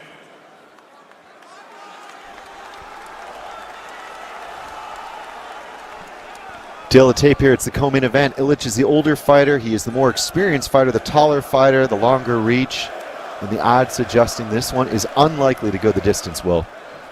Well, everything in favor of Ilić, and that rangy movement, the speed, southpaw stance might cause a problem for Mario Zella. And Zella just looking a little agricultural against Ilić here. But, you know, Ilić has had some checkered wins and losses. Problems. But just look at the power that's available. Oh, he's been knocked down! It's all over! It's a finish! It's a knockdown! Alexander Ilić, in almost as many seconds as it takes to say Alexander Ilić, he's done the job! Full fat style. What a finish! That's it! Jack be nimble, Jack be quick. Alexander Ilić has brought the licking stick. That was it. Boom! And Zvelia hit the room. Second knockout in a row here for Alexander Ilić. It was the left straight. It's always the rear tools. It's the southpaw kickboxing game. Zella was chasing him, Will. He was going after him, but Ilić read it like an open book and made him pay. Here's how he did it. Forces the movement of Zella with that kick, and then the left hand does the job. You just see, brings up the kick, and that leaves him open because it's a split between the defense, and it just leaves the door wide open. Ilić in great form. And, you know, the confusion that Zella experienced in trying to block what he thought was an attack from a trademark strike. You know, that kick could have gone all the way up to the head. He's known for it, Ilić, but he dropped his hands, and in doing so left the door open, and wow, that was a delivery made by Ilić. Awesome to see him as well load up on the kick and then read that the left straight was there. Crazy. Left kick to the body, to a left straight, then to a jab, and that's the knockout. Easy as pie tonight for Ilić, and it could have been a much more complicated fight, but like I said, it was always going to be a tightrope walk for Zella. Well, that was an easy day in the office, and powerful shot, and Miran Fabian having words with Ilic about them opposing each other. You know there's always going to be a little bit of bants going on, and that's certainly what we're seeing there. And well, I think he's congratulating him. Certainly on great form, Alexander Ilic here tonight as one of the coaches of the Fight of Nations reality show. He's just shown himself and established himself here as an absolute threat at the weight.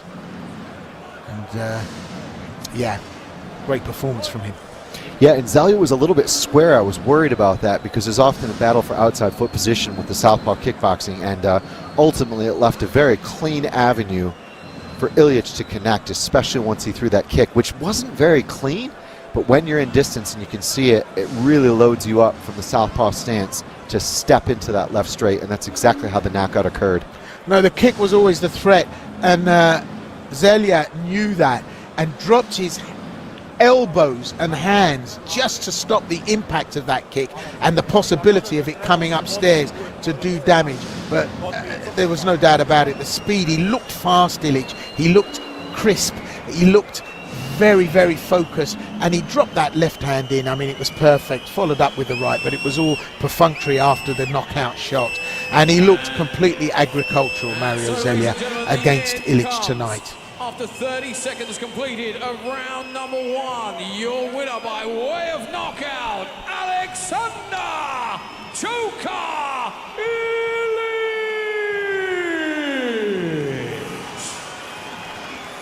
Pehar pobjedniku dati će članovi uprave Supersport kladionice pokrovitelja FNC-a Goran Đurić i Radim Haluza.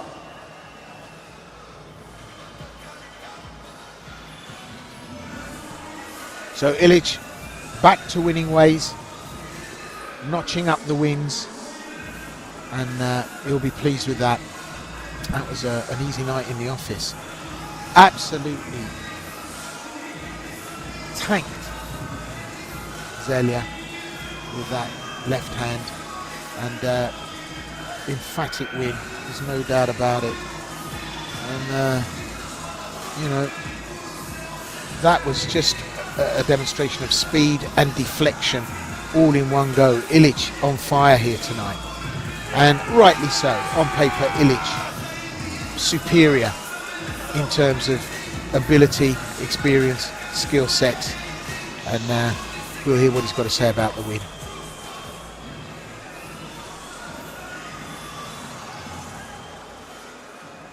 Alex, čestitke od srca, drugi put za redom, lagan posao, spektakularan finiš, pretpostavljam da ne možeš biti sretniji nego što jesi. Dobro večer Zagreb, kako ste lepi, kako ste mi lepi, ej! Ne znam što zviždite, zato što je ovo sport, svi smo ovdje zbog vas. Da li volite jednog ili drugog borca, ja sam ovdje došao, odradio svoj posao, pružio nokaut, da vi uživate i ostalo. Uvek, vidi.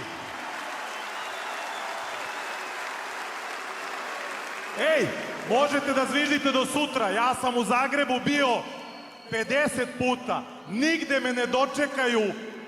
I u Beogradu nemam takav prijem kao što imam u Zagrebu. Ne mogu da platim ručak u restoranu, večeru, gde god me ljudi vide, pozdravljam. Moje mišljenje o Zagrebu se neće promeniti, a vi zviždite i dalje ako hoćete.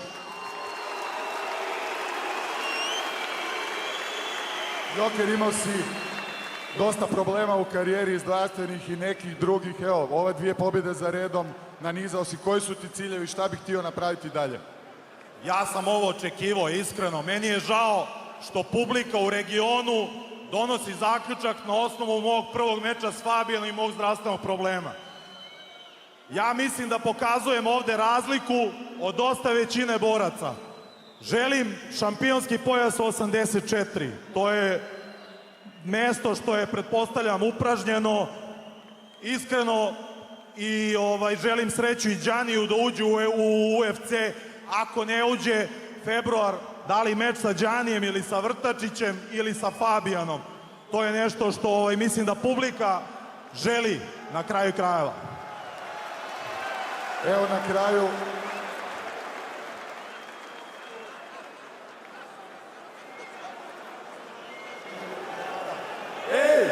Zagreb, jer idemo.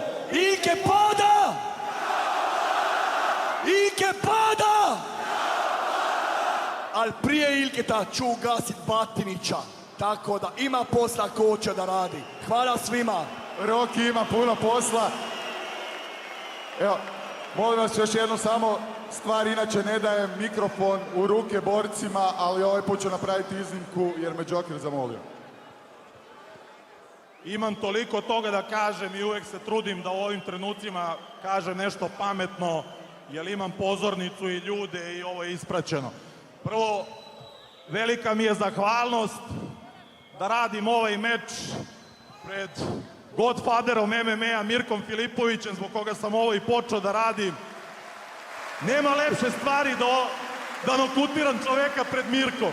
Mirko, hvala ti na svemu od srca, beskrajno, ne mogu da ti se zahvalim toliko. To je prva stvar. Druga stvar, postoji nešto mnogo bitnije od MMA-a, a to je naravno porodica, sreća, ljubav i naša deca. Moja ćerka Tara ovo gleda.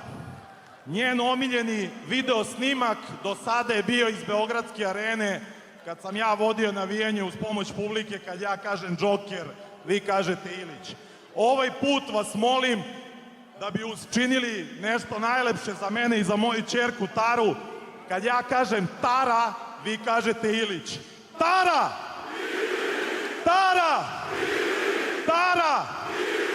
Hvala vam Zagrebe, od srca. Ulepšali ste veče meni i moje ćerki Tari. Hvala Petrak. Aleksandar Joker Ilić! Ali tu nismo gotovi, imamo jednu kratku najavu. Znate da FNC, kada mislite da ne može bolje, on nađe načina da napravi stvari boljim i zanimljivijim. Vrlo skoro imamo FNC 25 u Varaždinu, a ispred nas su dva borca koji će predvoditi priredbu. Naš Martin Batur koji se vraća nakon teške ozljede, neverovatan povratak iz Zadra. I protivnik kojeg smo gledali nedavno, Michal Kita, je od veterana europske scene. Evo nam i Narcisa Mujkića, čelnika FNC-a. Narcis, uzmi moj posao, molim te, sučeli kak spada.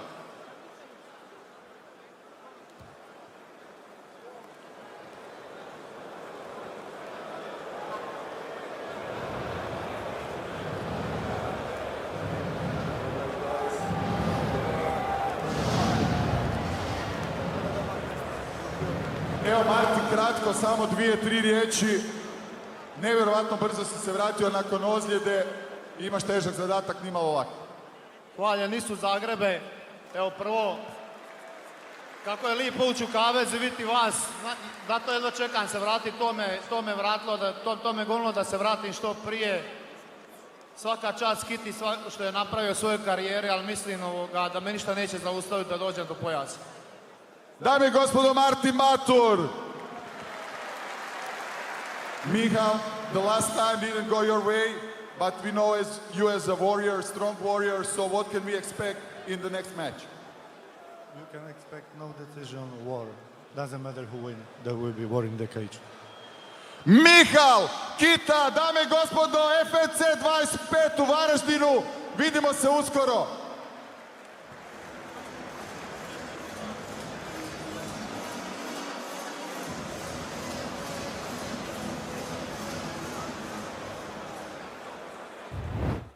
Ja sam Ivan Vitasović, prvak teške kategorije u FNC-u, dolazim iz Fažane i predstavljam Trojan Free Fighters Pula. Ja sam Darko Stošić i dolazim iz Srbije.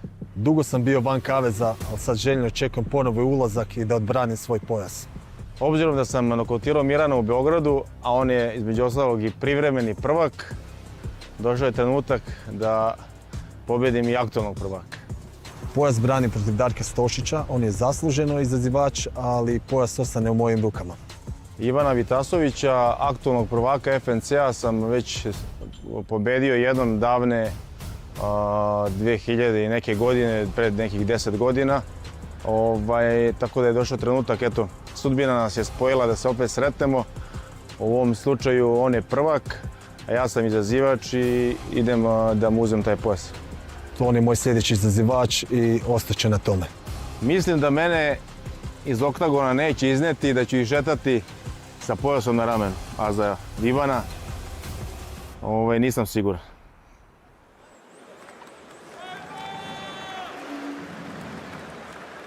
And so, ladies and gentlemen, this is it, our final fight, our main event of the evening. Let's do it one more time for the FNC Heavyweight title. And so, please welcome firstly to the blue corner, 33 years of age and standing at 183 centimeters tall. He brings a professional fighting record of 28 fights, 21 wins, and only 7 defeats. He's representing Red Star Belgrade from Serbia, the challenger, Darko the Hammer Stosic!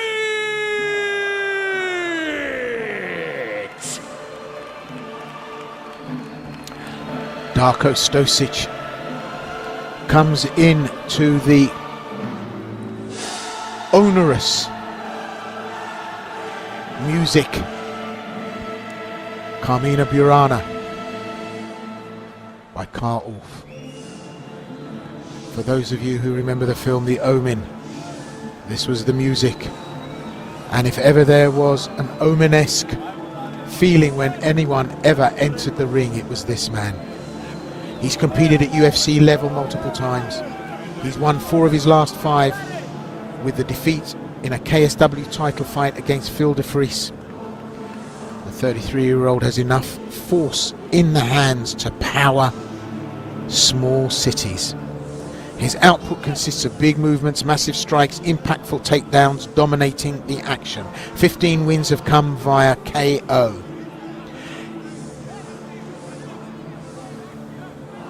He's had 2 losses against Phil de Vries in 2 KSW title fights. He's now seeking his 3rd chance here in FNC. He defeated Ivan 10 years ago, but he emphasizes that that fight doesn't matter because much has changed since then and they are different fighters now. He is actually a top-level judoka. He's known for his devastating KO power, earning him the nickname The Hammer. And he knocked out Miran Fabian in Belgrade, Ivan's sparring partner. He actually submitted him via key lock. That fight was 10 years ago, Will. This, though, is a big opportunity to regain that win and get a belt.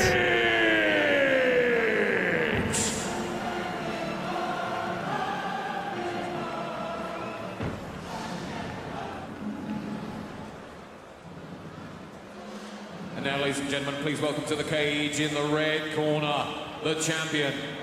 33 years of age and standing at 187 centimeters tall. He brings a professional fighting record of 20 fights, 13 wins, 6 losses and 1 draw. He's representing Trojan Free Fighters Jim Impula from Croatia, where he's the FNC heavyweight reigning and defending world champion, Ivan Vitasovic!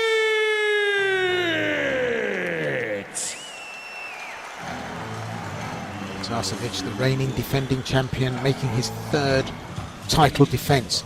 Last time out, he beat Filip Stavovi via unanimous decision at KSW. He's won 7 of his last 8 with the only blemish to Arik Josek, and there's no shame in that. The Croatian is yet to reach the final bell in FNC, winning all 4 bouts within the distance. He's a knockout artist, possesses massive power in his kickboxing game, unusually so when you look at him. He's also dangerous with his ground and pound in grappling exchanges. He's won 9 via KO. He's going to need all that against the opponent he has to face tonight, Darko Stosic. He was supposed to fight Ante Delia tonight, but Ante signed with a UFC, where tonight he fights Marcin Tybura. And, well, his team have worked out a strategy to beat Darko Stosic. Just Chris and I were bantering just before this. I think this is going to be an under 3rd round win for Darko Stosic. Chris, what do you say? I think it's going to be under 10 minutes, but I don't really know who's going to win because it just depends on who shows up. Like we spoke about, Vitasovic is one of those guys who's very durable, very experienced, has had some cold starts at times. I remember one time in losing in KSW, head coach Zeljko Lesic just said, look, we zigged and we should have zagged. There was just little things that went wrong at the start. So looks like the weight cut was great, looks in great shape, looks very prepared and focused, and is the favorite coming into this fight. So momentum potentially on his side here tonight, and it could be one to the good before the bell rings. Stosic is one of the best champions that's never been. Yes. And he needs a strap, and tonight is his chance. 2 times against what was seemingly overwhelming odds when he went up against Phil de Vries. Phil de Vries seemingly unassailable. The style and what's required to beat him is unique. But I think Stosic has got what it takes here tonight. But Vitasevic is tough, he's durable, he knows what he's doing, and he's a big unit.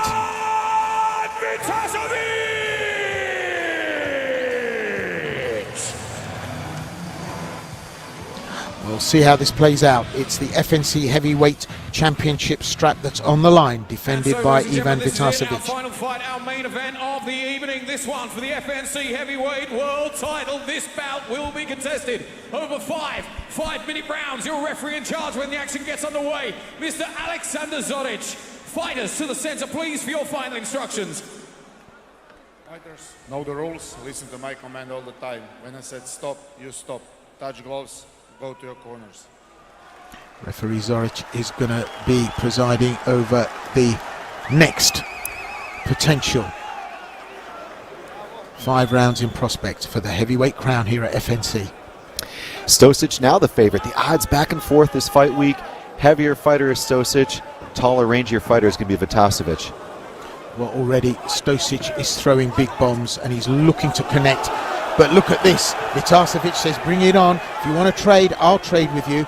And Vitasevic is one of those guys you need an absolute missile to stop this guy. He can just take so much. The clash he had with Ondrzejczak was just incredibly grueling. He is tough. He can take a shot, he can throw, and Stosic needs to land quick and land early. He's got the height disadvantage here. When I said that Vitasevic wasn't big for a heavyweight, he's tall, he's lean, he doesn't have the musculature that Stosic possesses. But Stosic threw big, threw wild, didn't land. Nice guard here from both fighters. It's going to be important to pay attention and also be prepared to go into the later rounds. I predict it doesn't last 10 minutes, but if I'm one of those two, I'm going to try to drag it out, force some complacency, try to get the better of the ego in there. Well, they've settled down a bit now, and the pace probably favours Stosic a little bit better than it does Vitasevic, but Vitasevic controlling the centre of the ring and trying to dominate things, keep Stosic on the outside. And as I say, Vitasevic, the record clean. Michał Ondrzejczak, Geronimo Dos Santos, Ollie Thompson, he beat by head kick.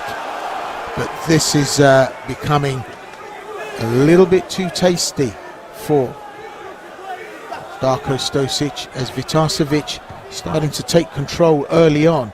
Stosic stalking the outside of the cage here. Just not able to get into this. Singular shots so far. Both fighters are taking some punches here, Will, and both are beckoning the other on. And that's a very clear sign of, you hit me. Well, that's the name of the game, and I'm sure that's an invitation that both of these guys are ready to take up. Stosic just looks a little bit stilted here, and he tends to do that. Just tends to turn off the aggression, just turns off the offensive. We see the odd counter, but he needs to land, and he needs to land big in order to put Vitasevic away. Vitasevic, as I said, has got the wins against Ollie Thompson, Jussi Halonen, won by ground and pound. So Victor Pesta, rear naked choke, he lost. So Vitasevic Got a little bit of a checkered pass there. But let's see what happens tonight. It's interesting that Stosic starts to relax just a little bit too much and take his eye off the ball. But the left eye of Stosic starting to look a little bit worse for wear. It's the upstairs downstairs looks from Vitasevic that I'm liking, and I want to see more of that to the tune of hitting and not getting hit. On the flip side, Stosic, I'd like to see some kicks. He's got a really wicked kicking game. We just don't see enough of it. I don't think Vitasevic is going to be super keen, at least it seems so far, keen to try and take him down. Well, they've both been up against reasonably similar opponents. Mihai Kita, Mihai Andrzejak, Stefan Wojciak for Stosic, Mateusz Scheffel, Miran Fabian, all KO'd by Stosic. So let's see if he can get into the groove here tonight and see if he's got a way of dealing with the champion. The champion looks strong at the moment. Quick reflexes. That right hand of Stosic, is there a problem there, Chris? Tough to say, but it's been a very steady fight so far from Vitasevic. Very steady output, very even output. No, the right hand of Stosic, he keeps ringing it out. Maybe there's an old nagging injury there. But Vitasevic looks good, looks strong, trying to keep Stosic stationary and trying to stop him from moving. Stosic on the march, moves to the right, trying to bring that right hand into play, but he's being picked off. The sniping of Vitasevic having a good effect. Right about the kicking, the kick comes in, slightly off target, and at the end of the first, it's not where I thought it would be. Agreed, very measured fighting, and maybe because Stosic does have an injury on the hand. On the flip side, Vitasevic really taking control, finding the extension and stepping into his jab, picking his punches, boxing with IQ. Good round, I think, probably in favor of Vitasevic. We'll see what the replay shows us. And in those exchanges, the punches were thrown blind, knee strike from Vitasevic. And Stosic on the receiving end of a lot of the action there, had his moments, but Vitasevic is tough. He can soak that kind of stuff up, well, for a good, decent amount of time. Not forever, but, you know, he needs to get on it. You could see him actually dip his head and use the crown of his head to defend and deflect that punch. Maybe that was possibly something that caused Stosic some harm. 2 of a scheduled 5 in this championship matchup. The heavyweight title strap on offer here. It's been defended by Vitasevic for 3 times. But tonight, Stosic needs a win, needs a strap. Stosic doing a really nice job of getting back in the headlights. There's the kick. I have a feeling his corner would have said finish with kicks. So interesting that he's an experienced judoka, Stosic, yet we very rarely see him shoot and go to the ground. Loves to stand, loves to trade, loves to throw the big punches. But Vitasevic is picking him off, and, you know, you need to have a care because Vitasevic has got power. Oh, that was a slip, it was a mistake. He's back up, Vitasevic, and maybe Stosic a little bit slow off the mark there to capitalize on it. Agreed. There was definitely a golden opportunity there. The right cross did land. Vitasevic slipped, but Stosic didn't follow through. Back in the upright. It's the champ that's taking control here and forcing Stosic to respond. Stosic needs to get on the inside in the pocket and cause some damage, and he's looking for one-shot wonders here. It's not going to work because all the time Vitasevic is scoring. I think Vitasevic probably took the first round, and I think he's on his way to taking the second one in terms of strikes. It's just not all about one punch for Stosic. Yet if he does deliver that, it is a showstopper, and in this case a Vitasevic stopper. No doubt about it. And Vitasevic has just got to chunk all these exchanges. Deal with one, get out. Deal with one, get a couple of punches off, get out clean. It's a good night in the office so far for the champ, I have to say. Very focused, he's on target and he's doing good work. Gum shield being replaced. Vitasevic steps back. championship work at level. And I don't know how many times Stosic can miss with that overhand right.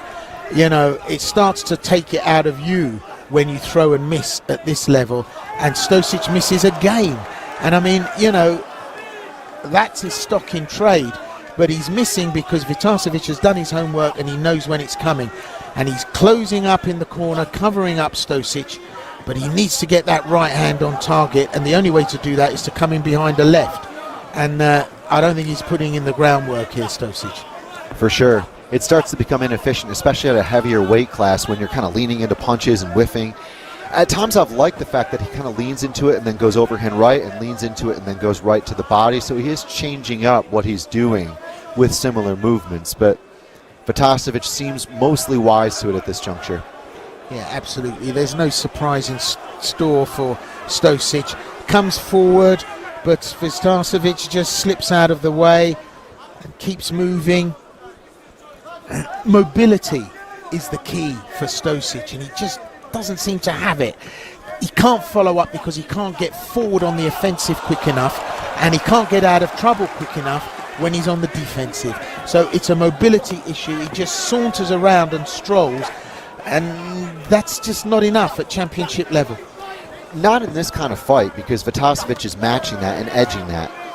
But Stosic is still landing some punches here. You know, he's definitely still very dangerous. Yeah, when he's in the pocket, it all works. But if somebody just works him at distance and range, well, that's where the problem lies. And this is what's happening with Vitasevic. He's working that left jab, keeping Stosic at range. Look, the left. We've seen 5 lefts, and then the right. You know, Stosic is throwing the right. It's exactly that. Several compared to one, and the output's going to be an important thing. I'm very surprised that we've seen such a measured and disciplined pace from both fighters, really. For Stosic, he needs almost a Tyson-esque approach here. He's got to fly in behind a shot and then land. There's obviously something very sacrificial about giving the weight and height away, but Stosic is starting to get discombobulated by the champion. There's a problem with the right ear, and he's offset, off put, not comfortable here, and he's being taken apart by the champion. Nice right straight there, though, from Stosic. But again, Vitasevic is reading most of this. His eyes are open in the pocket. His reactions are on point. Yeah, it's a nice shot. It's one shot to every 10 of Vitasevic's, and unless it's a showstopper, then it's not going to work. And it's creatively constipated, Stosic. You know, there's nothing that's flowing naturally in terms of his creativity. You can see the frustration. They're going to clean him up. He's just got to close the distance and be able to do that, and that's the strategy he's got to work on. There's no doubt about it. Hitting a heavy bag in the gym, Stosic is scary, but a moving target. Yep, different ball game.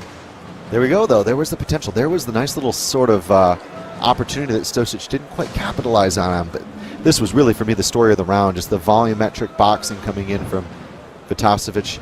There was a good flurry from Stosic there at the end of the round. Yeah, but for every 4 shots thrown, 2-3 of them are not on target.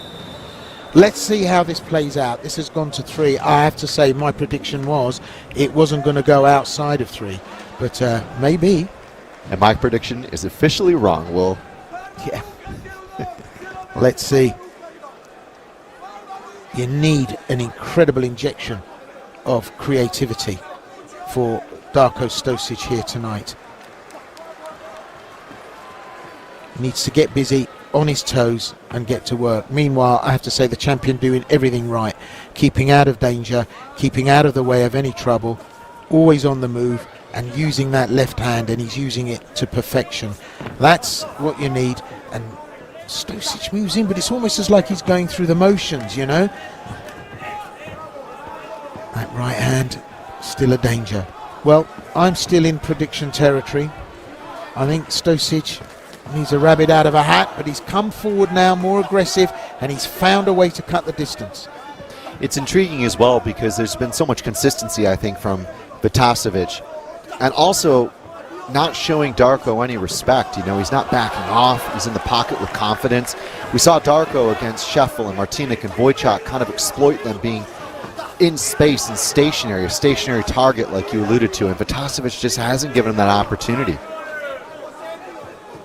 It's turning out to be a bit of a Rocky Horror show for Darko Stosic. He's just not found a way of dealing with what are not particularly quick hands from Vitasevic, but it's working so well for him. I mean, it's classic boxing.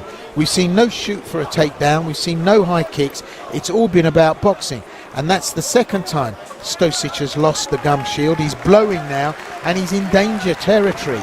You know, he's done a fantastic job when he's been in the ring against Phil de Vries, but then he runs out of steam. Obviously, the early KO that caused him a problem was the early problem. But tonight, there's a little bit of joined-up fighting. And Vitasevic just needs more of this. It's going to work every time. We've now got almost 12 minutes of round time, where the proof is quite clearly every time Vitasevic, like you said, 2 to 3, maybe 5 to 6 at most in his combinations, and it's either unanswered or minimally answered by Stosic.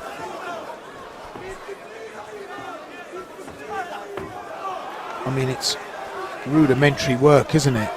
Left, right, it's just that left hand is doing all the work for Vitasevic, and Stosic just hasn't woken up to that. You can't just rely on one big shot. And he's hurt now, and he's troubled Stosic, and that's kind of psychologically what's not good for him.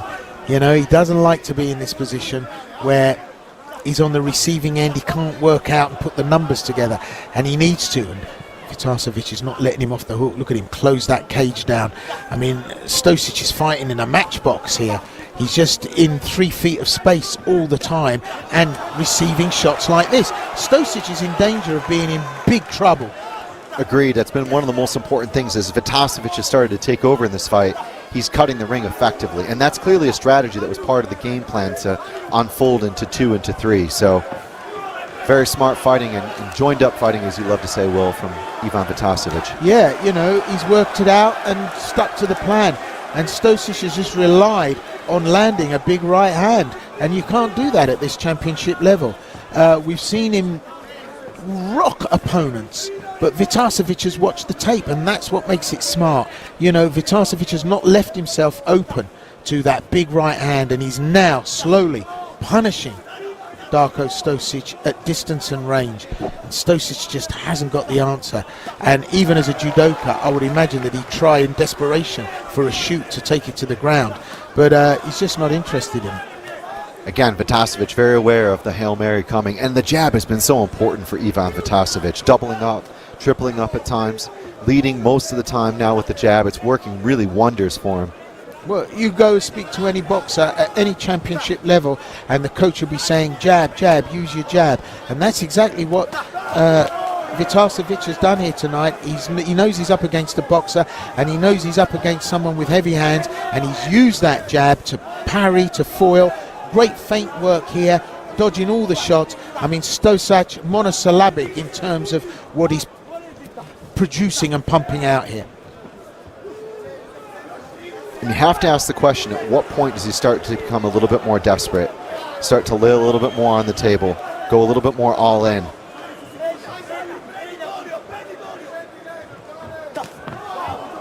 I think this is troubling times for Darko Stosic.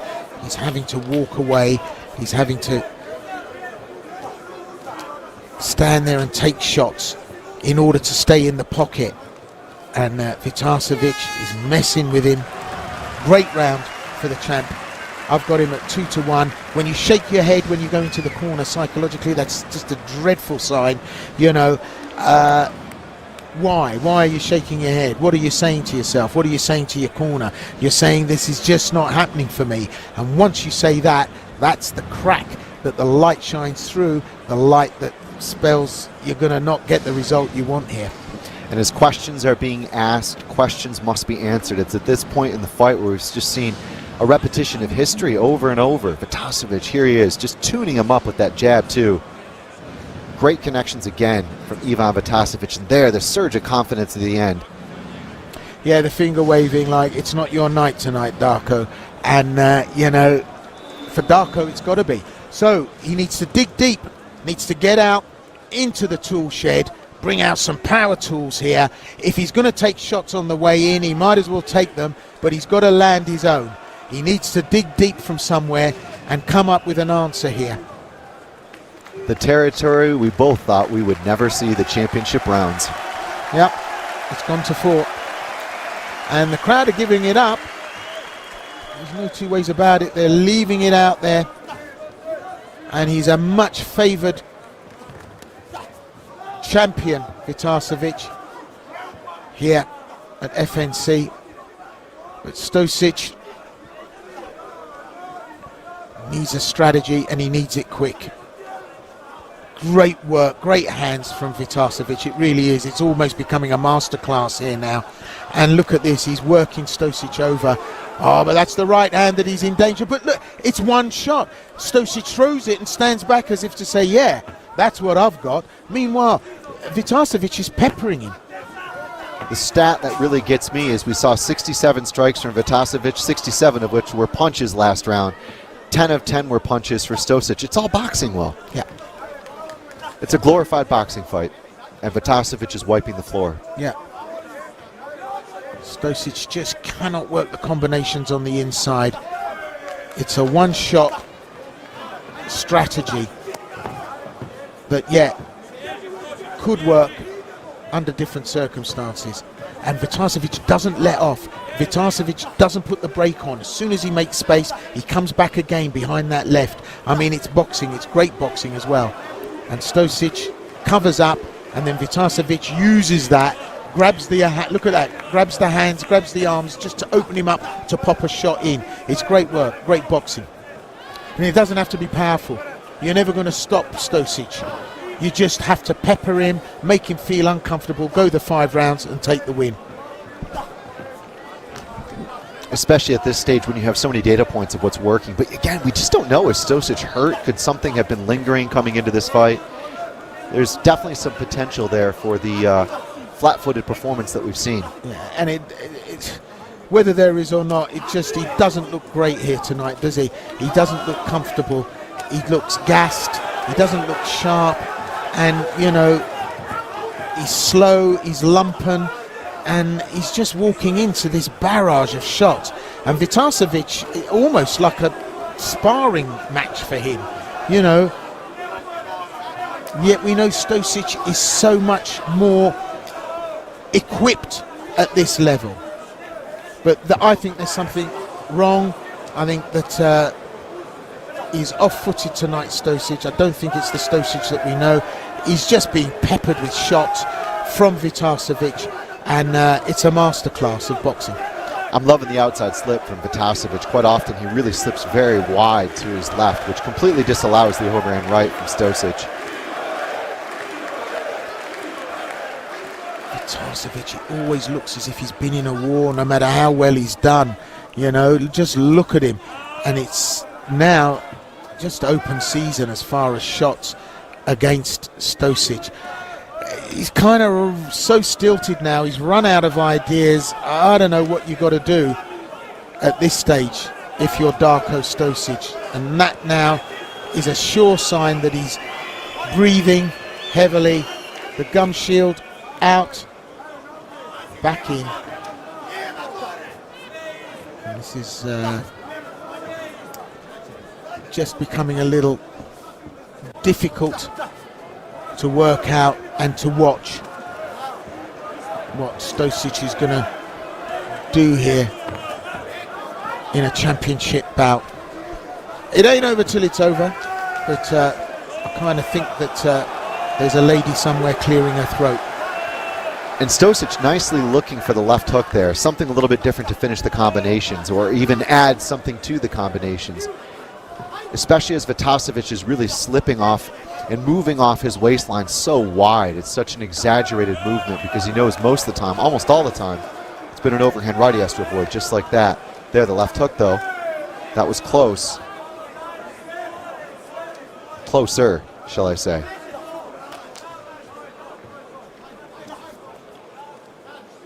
And Vitasevic here just really feeling so much more comfortable, I think, as the rounds have gone on. Really from the end of the second into the third, that was really the transition point for me, Will, where he started to run away with this fight. And run away is the operative word. He's just stuck to the very simple rule book. Left, right. No attempt at a takedown. Stands off. And now he's just making Stosic look lumpen. Well, when you come to fight a champion, you've got to beat the champion. And unless Stosic pulls a rabbit out of a hat and absolutely decks him, catches him square on, this has been a masterclass from Vitasevic. And I've got to say, for me, Vitasevic has even improved since his last outing. Hey, listen, nobody said it was going to be easy. Fifth and final round. We never thought it would get into this deep water, but you know, it just goes to show you the level that Arek Josek is working at, because Arek Josek put Vitasevic away.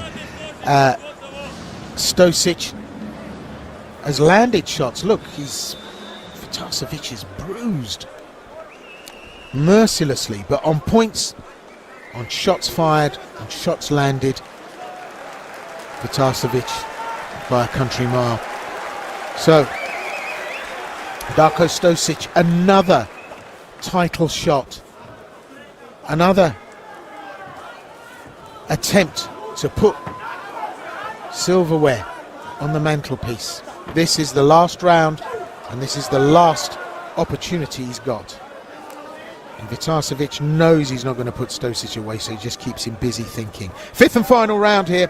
Darko Stosic in his championship bid against the defending title holder, Ivan Vitasevic. Vitasevic has defended 3 times. This is the 4th defense.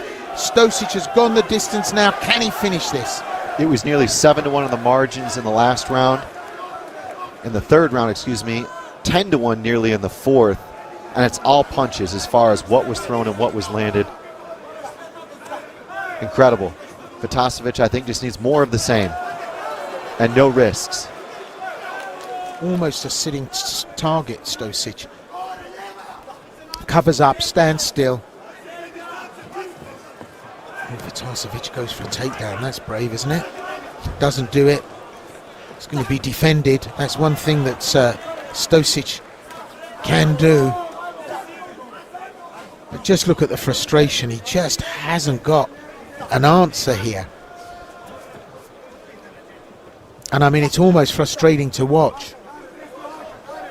You can see Vitasevic nicely backing off there. You could see Stosic was teeing up a heavy swing at bat, if you will. And I'm also okay with this. You know, at this point, like you said, well, it has been a 4-round, now nearly 5-round masterclass from Vitasevic. So time up, slow him down, run the clock. You're up in the fight. You're way up. Yeah, for sure. Yeah, for sure. This is where you start to slow things down now, not expose yourself, run the clock down, and it's smart. There's no two ways about it. And Stosic has just kind of been sucker punched into all of this. Opened strong, didn't get the result he wanted from the big shots. I mean, that big right hand connected. The amount of power Stosic has got, that should have rocked Vitasevic and allowed the opening that's so vital for Stosic to get on the inside. 2.5 minutes left. It's just a game of literally run that 2.5 minutes and just keep possession. Keep possession. Run the shot clock. Do anything you can. And it's a championship fight. You know, there's a lot at stake here. Well, you can hear the desperation from the corners. And Vitasevic looking for a takedown. And I think that's maybe part of a strategy. And ringside, there's a little bit of liveliness, frustration from the corners. But let's not detract from what's going on inside. desperate for a takedown here, but is it? It's not. It's just slowing things down, working off the wire. He knows Stosic is not a threat now. And so, Vitasevic grinding away. And Stosic can't even move that left foot to stop the stomp. It's a nice job there in 50-50 for Stosic to hike Vitasevic's grips up a little bit and eliminate the opportunity of actually compromising bottom position. But at the end of the day, like you said, Vitasevic can just kind of cruise here. The finish line in sight. Vitasevic just using that stomp to make life uncomfortable for Stosic. And again starts to work on the other foot and just locks his man down. And Stosic just hasn't got the key to the locks here. And he throws his man to the ground as if to say, there you go. But at this point in the fight, he needs something much, much more. It was a nice shuck there off the fence, but again, you know, there are some micro battles where Stosic has been competitive, but the macro, if you will, the real grand strategy of the fight, Vitasevic has just had his way all the time. Absolutely, and I mean, he's been in the driving seat the whole way through. Stosic now, by numbers, just has got to see the end of this out. Well, lands a big shot there, but we're 9 seconds on the clock. It looks like Vitasevic is going to cruise this. He backpedals, and too much, too little, too late from Darko Stosic. That's the buzzer. Stosic knows it, and Vitasevic, what a smart hand. What a smart play in terms of strategy and performance. I mean, you know, he turned up. All in a night's work. It was a blue-collar performance, a very similar performance to what we saw against Philippe Stivove, for example. Just competent boxing, the right decision-making, keeping things very safe, and foiling any of the big attempts from the hammer. You know, he avoided the worst of all of that. So I'm sure they'll be happy with that performance, and they're going to go back and improve on it. Absolutely, and he looks a complete spent force there. But, you know, you're up against a dangerous opponent with Darko Stosic, and tonight he just missed it. Wasn't his night. So, as you've seen in the face-off, the next FNC is the 29th of November. We'll see you there. Action and thrills all the way. What a night we've had tonight, Chris. A heck of a night. I'm looking forward to Kita and Batinic.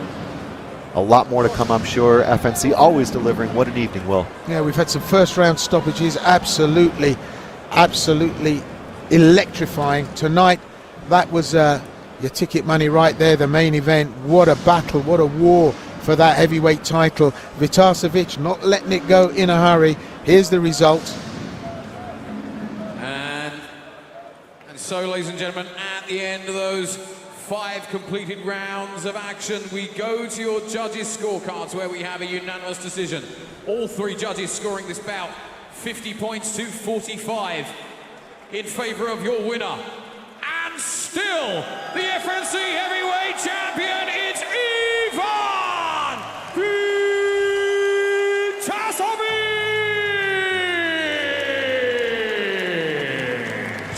Pojas FNC prvaku dao je najbolji teškaš ikada u UFC-u, heavyweight gold Stipe Miocic!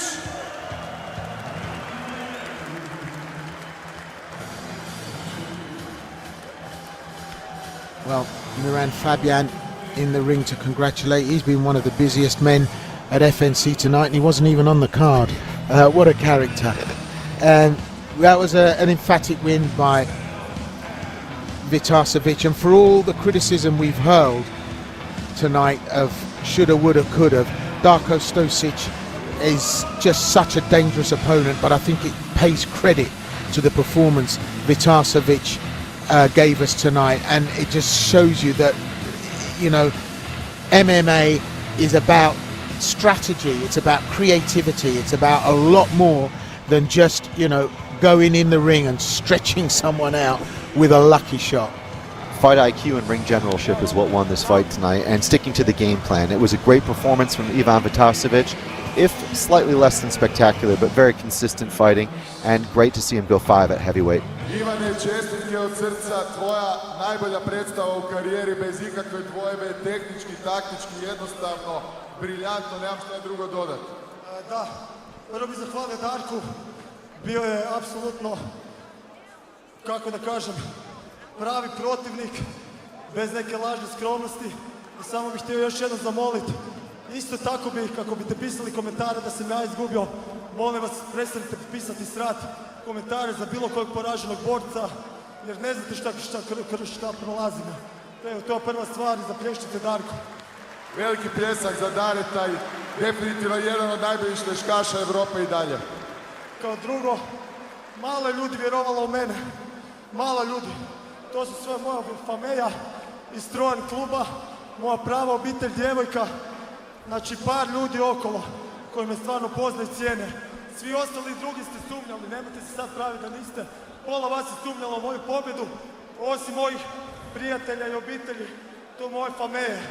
Znači prvo bih htio zahvaliti njima. Ovi ljudi u mome kutu, to je cijela moja obitelj. Znači oni su vjerovali da ću ja pobijediti. 3 mjeseca nisu izlazili iz dvorane i htio bih zahvaliti svakom od njih. Evo.